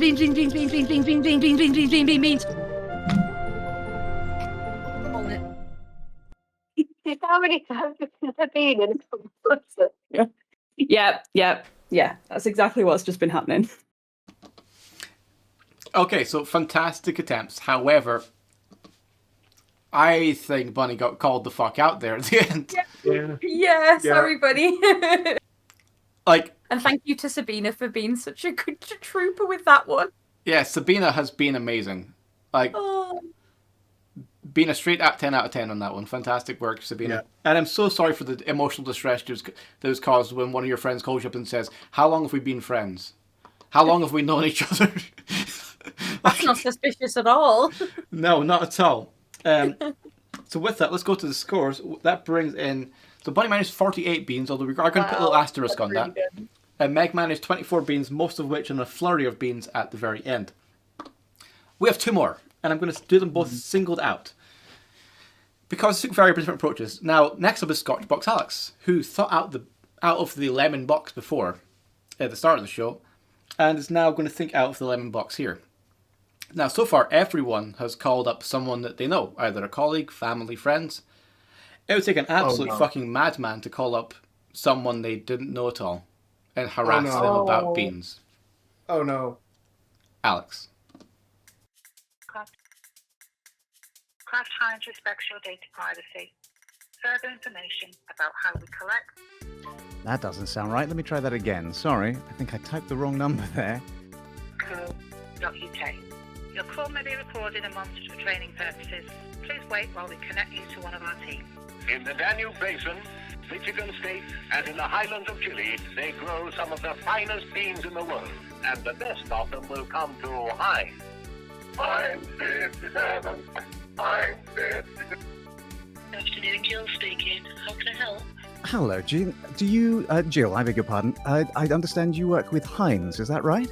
Do you know how many brands of beans or baked beans Heinz make at the moment? Off the top of my head, no. I can find out for you. Well, that's okay. That's fine. We can just keep this bean rolling. I'm here with a friend who has a keen interest in beans, shall we say. Oh, it's a really bad line. Oh, I'm sorry. Let me see if I can fix that. There. Can you hear me better now? Is that better? Are you still there? I'm still here. Hopefully you can hear me. Oh, that's a shame. I guess it is a bad line. Never mind. I'll try later. I hope you get Jill again. Is that more or less awkward? I don't know. Hi, Beanie Jill. How have you been? If this is Jill again. Oh, poor Jill. The best of them will come to Heinz. Heinz 57. Hello, you're talking to Christine today. How can I help you? Hello, Christine. I understand you work with Heinz, yes? I just wanted to say you guys are doing a great job. For a challenge recently, I tried all of your beans. I tried the peri peri beans, the vindaloo beans, the jalfrezi beans, the tikka beans, the barbecue beans, the chili beans, the curry beans, the 5 beans, and the vegan sausage beans, as well as the regular ones, because I like a bit of sausage. I just want to say you guys are doing a great job. Fantastic work on the beans. Well, out of all of those, which one would you say was your favourite? You know what? I feel a little naughty saying it. You know what? Oh, I'm going to change it. I'm going to say the vegan sausages. I appreciate that you guys make a fine bean that I can also enjoy without feeling guilty about killing a bunch of piggies. So thanks for that. Okay, that is great. That is great for you. Great news and great that you called us today. I hope you continue to enjoy the ranges. Absolutely. I will get my bean on right after this call. Thank you very much. Catch you later. See you time. Nice talking to you. Take care. Bye-bye. Bye. She seemed less distressed than Jill. Yeah. Quite frankly, fucking speechless. We've killed the couch. The couch is dead. Yeah, just stunning work in general. Now, I'm going to point out a couple of things. So it wasn't the highest amount of beans. It's only 14 beans. But this does actually unlock a new prize. And I think it's one we've already got. So, we've unlocked the final prize, which is the Aberdeen stream. Which means we will be getting Scotchbox Alex and perhaps some of the crew up to Aberdeen, up here. And we're going to do a little stream because, you see, me and Artie were in Asda. And I bought the 5 beans. And I bought the beans and vegan sausages. Actually, I bought fucking 2 of those because they are his favourite. Because that way you can feel guilt-free about you can enjoy a good bean without killing a bunch of piggies. I bought the beans and regular sausages because I like a bit of sausage too. I bought the barbecue beans. I bought the vindaloo beans. I bought the tikka beans. I bought the curry beans, the jalfrezi beans, and the chili beans. And we're going to be doing the bean taste test that he claims. Can you join? Certainly you can. We're going to arrange a field trip up to I'm going to basically take us up to Aberdeen, and we're going to have a bean off, unless I've broken the tins and it's spilled over the couch, which it hasn't. So that's something else we have unlocked. Yes, the beans were 5. I have 10 tins of beans on the couch with me. Okay. With that in mind, we have one final challenge attempt to show. This one is Blackout 2222. Sorry, Blackout 222, who has just returned back from Japan. Hello, Blackout. I believe you're still with your friend James in the hotel. Let's see how your phone call with James went. Now, I'm going to get a little prediction here from the couch. Do you reckon it went well? No. No, it's Blackout. Of course fucking not. It's Blackout, yeah. Let's see how it went. Hiya, mate. I'm just checking how you've been. Yeah, fine. I'm just playing Cyberpunk. Really? You're playing Cyberpunk? I mean, that's surprising considering I thought you would been playing Final Fantasy or something. I mean, what about Genshin? Is that not something else that you need to do? No, because I did those this morning. Not got any weird quests to collect beans or some shit? I don't know. Beans? Yeah, I don't know what you do in Genshin. You had me jumping on mushrooms. You like beans, do you? What game has you going around collecting fucking beans? Stardew Valley, I don't know. You collect beans to plant shit. I think the beans that you plant and grow plants are called seeds, Shane. No, you can plant beans to grow more beans. Is there a point to this, or are you just reciting fucking Jack and the Beanstalk? Is there a crime for me being, a good friend and checking in on you? Yeah, because it's you. You don't do that. Right? So what have you done? I've done nothing wrong. I'm just being nice. You hide a body. No, I wouldn't call you if I needed help hiding a body. You can't carry one anywhere. A human being is not going to be able to be lifted by you. Yeah, probably a garden trowel. That's about the limit of your... What, are you going to plant fucking beans with your trowel? No, they never checked under the Beanstalk and Jack and the Beanstalk for a body, did they? No, this is true. They didn't check under Jack and the Beanstalk for fucking a body, did they? We've got a plot to the next Shrek, I'm sorted. What? Shrek has to hide a body under a beanstalk? Yeah, but what? Shrek getting magic beans, growing a beanstalk, and then hiding the corpse of Farquaad underneath it? No, obviously, Jack kills the giant and hides his body under the beanstalk. And Shrek presumably has to play detective or something. I don't know. Shrek's going to be a detective to find the corpse of the giant under the beanstalk. Yeah, exactly. Detective Shrek. You sit at home, you're bored, and you decide Shrek's going to find a corpse hidden under a beanstalk. I mean, you're the one that brought up planting beans. There's nothing wrong with planting beans, James. Why are we talking about beans again? I don't know, it was a tangent that you went on. I mentioned beans once, you took it.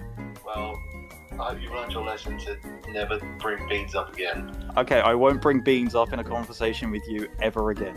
Well, I don't know. What's going to be... I mean, you've got Shrek Forever After as the last one. What's going to be the fucking title of this one? It's just going to be Shrek 5, but the S in Shrek will be a 5. It's just going to be... No bean-related pun that you want to stick in there. If I see the announcement from DreamWorks, I'm suing your ass. I'm not... Oh yeah, I'm just going to take to DreamWorks about Shrek finding a corpse under a beanstalk. Of course I'm going to do that. Anyway, was that it? Yeah, sure. Yeah, I just wanted to check in on how you'd been, and then, you know, end up having a conversation with you about Shrek and Okay, I'll stop talking about beans. Jesus Christ. I think that one can best be summed up with the last quote from the show, which was, "Stop talking about beans." Yeah. I don't know. We've let less obvious catches through. I don't think we've let anything through necessarily. I've just been totaling up the beans. I'm about to punish the ones who got caught for the beans. I've never heard someone sound less impressed with their own friend than James did. So yeah, this is more just an advert to remind people they're friends every now and again. And see how they've been. Don't forget to call your friends sometimes. Yeah, it's all right. Yeah. And exactly as Neon says, the best part is Sean Bean, right behind him the whole time. So let's see how many. Now Blackout did manage 41 beans, the same as Turt. I will say all of Ratmum's beans were clean beans. Whereas even though Hidden Dip managed to get some more beans, I think the Bunny, Megan, well, I'll say B.O. B.O. is short for Blackout now. Sorry about that. I just couldn't fit Blackout with the whole thing. So Bunny and Megan, B.O. I think I'm not going to be able to give them full bean points for it. Even so, I'm going to give 10 points to Hidden Dip for having the most beans. And then I'm going to take half of them away for the cheating. And I'm going to give 5 points. Actually, no, I'm going to give 6 points to Ratmum. I can't leave it on 68, 69, there we go. Yay, nice. And actually, I can't leave Josh on 70, so 69. There we go, we're tied. Nice. I just couldn't leave you on outside of it. So, we are tied, 69. Right. So, we are now completely done with everything, except we now have 2 more challenges. So, for this next one, we're on to the Team Captain challenges. We're into the closing parts of the show. I asked both of them to impress me in the most surprising way possible. And I was sent one video and one package. With the package, I've then turned it into a video. So first up, we have the incredibly impressive Ratmum.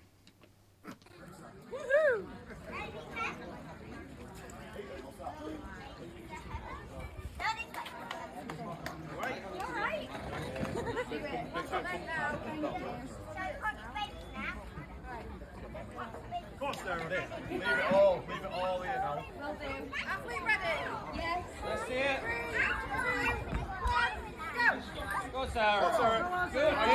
Get it over. Yeah, go on, start. What was that? Come on. Yes. Same again. Yes. Yes. Nice. You make it look so easy. Well, keep going. Yes. Come on, Sarah. Yes, Sarah. Go on, girl. Come on, go, Sarah. Get a few more of these. Yes, make the rest of it. Yes. Seconds left. Let's go. Go on, love. This is your Take your time. Same again. Come on. You've got this. Come on. That's it. Go on. Yes. Go on, Sarah. Go on.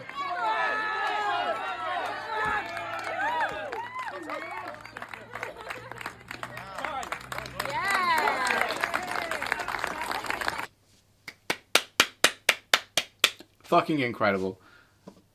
unapologetically dead easy 10 points. With Yay! 1 minus point. And the 1 minus point is that I'm amazingly impressed, but I'm not 100% surprised because I know that you've been going to the gym. I know you've been working on this. And This was like my first like surprise of like me actually showing you that thing, not Yeah. just like going to the gym and then coming home. like, can I just say for anyone who didn't see that in chat, by the way, that's a 50-kilo concrete ball. yeah. So like, I'm 100% impressed, but at the same time, I also believe that you could do it. That's fair. That's fair. So and that's the valid. one thing that's missing from this, is that I was slightly less surprised because I know you're strong. I know you're fucking incredible. And if someone asked me, could you do it? I'm like, fuck yes, you can do it. But I'm impressed. Thank you. Could we try for getting that point back? What's your current stones record? The last time we did it, Last time you did stones, 1 rep mark. 65. 65. Yeah, 65. Yeah, 65 last time we tried it. I have another competition this weekend, so I might be. Fucking hell. impress So, you. okay, you got your bonus point back for 65. 65 is fucking sick. Like outside of like the realms of this game, like outside of winning, I am unbelievably my wife for what she can lift. Oh, completely. It's astounding. Completely. That's fucking incredible. That's a whole you. stove, yeah. So next up, Josh sent a package, and here's a brief video of me going through this. I will point out I was quite tired, and apologies if I don't come across as fully emotional as this actually made me, but fucking hell, this box touched me. Hey everybody, welcome back to the Job Unboxes Things channel. It is indeed a box. We got paper, that's surprising. Oh. May your garden bloom like our friendship. Your friend, Squiggle. I love Squiggle. Squiggle is a good friend. It is a fucking beautiful toolbox. Oh my god. Josh. Oh my god, it's sharpening things. It's sharpening things. I get to sharpen things. Oh my fucking god. Oh, holy shit, that's cool. I am both impressed and surprised. I was not expecting sharpening things of all things. And a butt plug. I can sharpen my own butt plug. The amount of times I've been dealing with blunt butt plugs, it's been ridiculous. These are stunning. Defense anti-depant. Defense underpants. And there is rope for a bit of hibachi stuff later on. That'll be what that's for. It's not a butt plug. Tinker and fix. Label and dib. I'm not even sure what label and dib mean, but I love them. They look like pencils. I believe they're pencils. I can identify a pencil. A garden knife. Things from your garden just... That'd be cute. And then... Oh my god, no. This already feels beautiful. Oh my fucking god.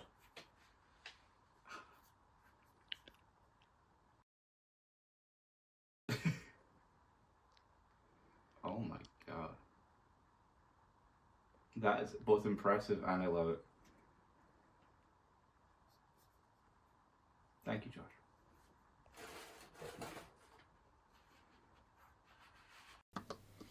Now, like, all memes aside, that was a genuinely touching moment, and thank you so much. It is an absolute honour to call you my friend. You are most welcome. We love you. The feeling is more than reciprocated. So, you get the full 10 points for that one as well. Well, shit, I've accidentally reset the points to 0. I need to click this over and over. Oh, no! Shit, okay. I'll take it, it's fine. It's fine. No, we're going to make it there. So, next up, we have the final round. Whilst I click the points button repeatedly. So, also, if a few people aren't sure in the chat, it's not a knife, it's a potting trowel. Yeah. It's a potting trowel. Although it did double up as a knife because I used it to open another box because it's fucking sharp, but it's fucking excellent. So, for the next challenge, I would like to take you back to somewhere else. Now, I wish I had some magic effects for this, but I don't. So instead, I'm just going to go... Let's see if I can... Welcome to Down Count. Oh yes! Welcome to Down Count with my guests. We have got Hidden Dip and we have got Ratmo in for one final special round of Final Down Count. Except, you're not going to be using any normal letters. No. I asked your teammates to send pictures of themselves as letters. And you've got to rank them. So there's going to be 2 rounds. I want you both to take part in each round. Okay. So the first one's going to be the Sarah letters. So let's get the Sarah letters up. So here's Sarah's letters here. You've got E, E, G, H, J, J, J, L, M, P, R, V, V, X, Y, Y. You might want to. It might be useful for you to like write these down. I'm not sure. Yeah, I was just gonna say I might have to put them in my phone, so I don't. That's fine. So I'll read it out once more. You have. Yep. You've got Diet Elf. There's E. Then you've got another E. You've got Rimulex's incredible hand G. I believe it's Punk Rock Turtle bending forward, making a H. We've got 3 J's, one of which I believe is Ben upside down. An L. We've got an M, which worryingly involves UV's crotch. Stowe, it makes a P. We've got a nice hand R. A V, a Vulcan V. An Exo Neon Tiger from the X. My mother is a Y, and Sammy is a Y. Okay, I've got it. UV right here is the worst fucking letter because it's literally UV's crotch is part of the M. Love it. So, Looks are you like ready he's to go? going some kind of gynecological exam. It does, yeah. So, I also have looked up what the longest words with each of these are. So, bonus. So there's 10 bonus points if you can get me the longest word with this one. So, your time starts now.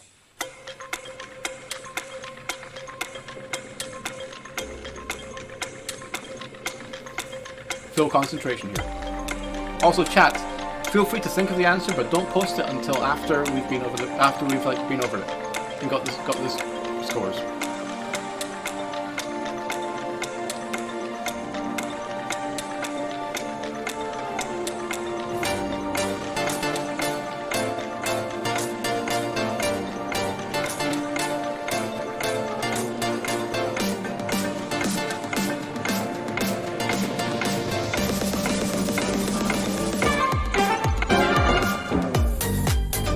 Time is up.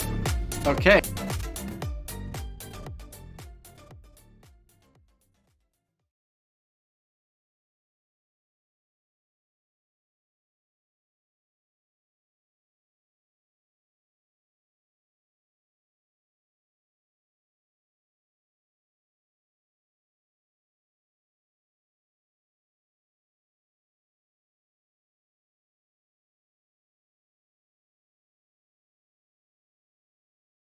Oh no, there is. Okay, so I secretly said that it'd be £10 for every time I mute myself. For fuck's sake! I did so well. So that's gonna be £10. Artie, if you can put in £10 from us, fuck's sake. So, the two words. Sarah had pervy, I believe, and Josh had heavy, which were two things that were on my old Tinder profile. Those are two very valid ones, so I'm going to give you both of them for 5 points each. The longest word in there actually was a separate thing, which was also on my old Tinder profile. It was phlegmy. There's the longest word that can be made by that. So, very good first effort. And now, lastly, we have the Team Hidden Dip letters. Now, with Team Hidden Dip, they generously quite often gave me more letters than I actually asked for. So we've got extra letters in there, because why the fuck not? So we have... Get ready to write down. We've got an A, B, 2 C's, an E, a H, a K, and 2 M's, an N, 2 O's, 2 P's, an R, a T, a V, a W, an X, actually 2 X's, a Y, and a Z. Fun fact, the Z one actually at the end was given as a GIF. So have you got note of all these? Got them down. Ratmum, are you ready to go? Yes. Now this one, there are 2 different things. Clone is very Jesus puzzle. Now there are two bonus ones with this. There's 10 points for the longest word, and there's also 20 points if you get the bonus word of the day, which is one of the first words that came up with when I put this into an anagram finder. So, your time starts now. This is the final down count. Down count.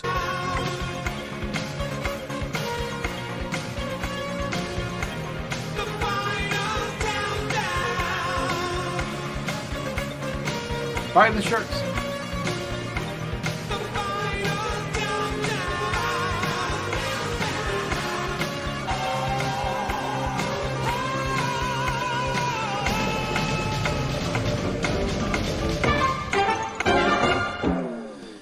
And we're unmuted this time. I learned from my mistakes.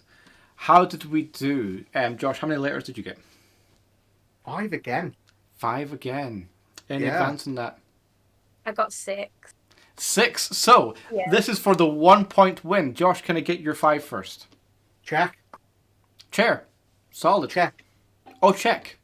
Also solid. Not as solid as a chair. I'd rather sit in a chair than a check. How about yourself, Sarah? What 6 do you have for the win? I got accent. You Accent. That is good. Which means it is a 1-point victory. Holy fuck. It came down to the wire, and that wasn't even me trying to fix it there. Holy shit. That was well done. Neither of you did get the bonus words, though. So the longest word in here was tephromancy, which is basically, I believe it's sort of like fortune telling, but using ashes. And the bonus word, and this is one of the words that immediately came up when I did an anagram search for this, is camhor. And if you want to see a bit of skin, this is your final chance to buy the calendar, where you can get pictures of people being naked. If you want to buy the pet calendar, it's there. If you want to buy the t-shirts, it's there. However, it is time to go back to the main scenes to see how we did in the prizes. So can we have a final total up on what we got? So last I saw we were at what, 550? Where are we at now? We are now going to be at 560, yeah, with the £10 donation for you muting yourself. That's fair. So 560. You know what? That's a hell of a fucking good effort, and I really appreciate everyone who donated tonight. So again, thank you so much, Ratmum and Hidden Dip, for coming along for this show and for being my tag team captains. Thank you again to Asdo Play, Amy Gaming, Big Z, BJL, Prophet of Light, Those Dan, Matcha, Mother Jub, Punk Rock Turtle, Rimulex, Something Strange, Stow Hellet, Diet Elf, Weird One, Ultraviolence, 007, Rick, Vexing, Neon Tiger, OT, Agent China, Artie Quinzel, Blackout 222, Bunny Honey, Clone Corp, Aaron, Frog Skeleton, Guzmoko, Kirsty Puff, Natcase, Wrench, Scotchbox, Seraphim, Meg, and Erna for coming along for this amazing stream.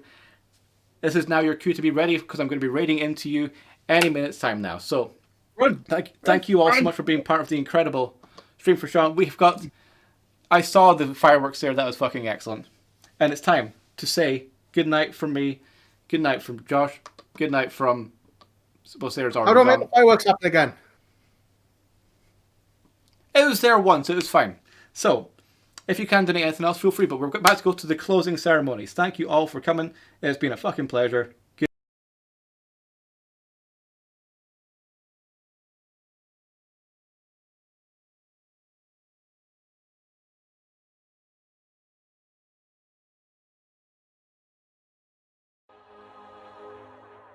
If I die before I wake, at least in heaven I can skate. 'Cause right now on earth I can't do jack without the man up on my back. If I die before I wake, at least in heaven I can skate. 'Cause right now on earth I can't do shit without the man fucking with it.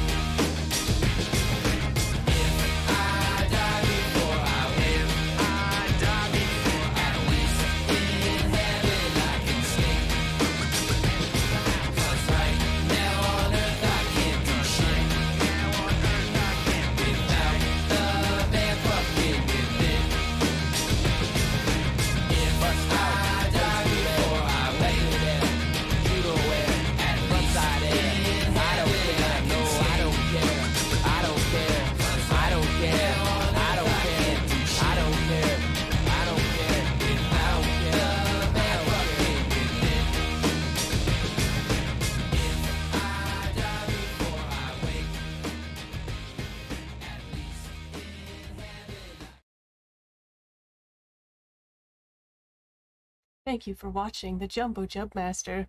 Next up on the stream for Sean, it's the closing ceremonies with I hated that. Nope, we're doing this again.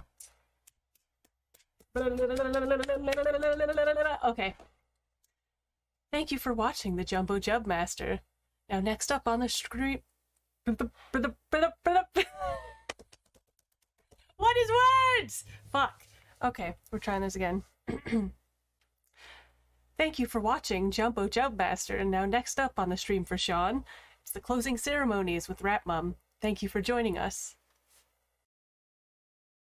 Bye!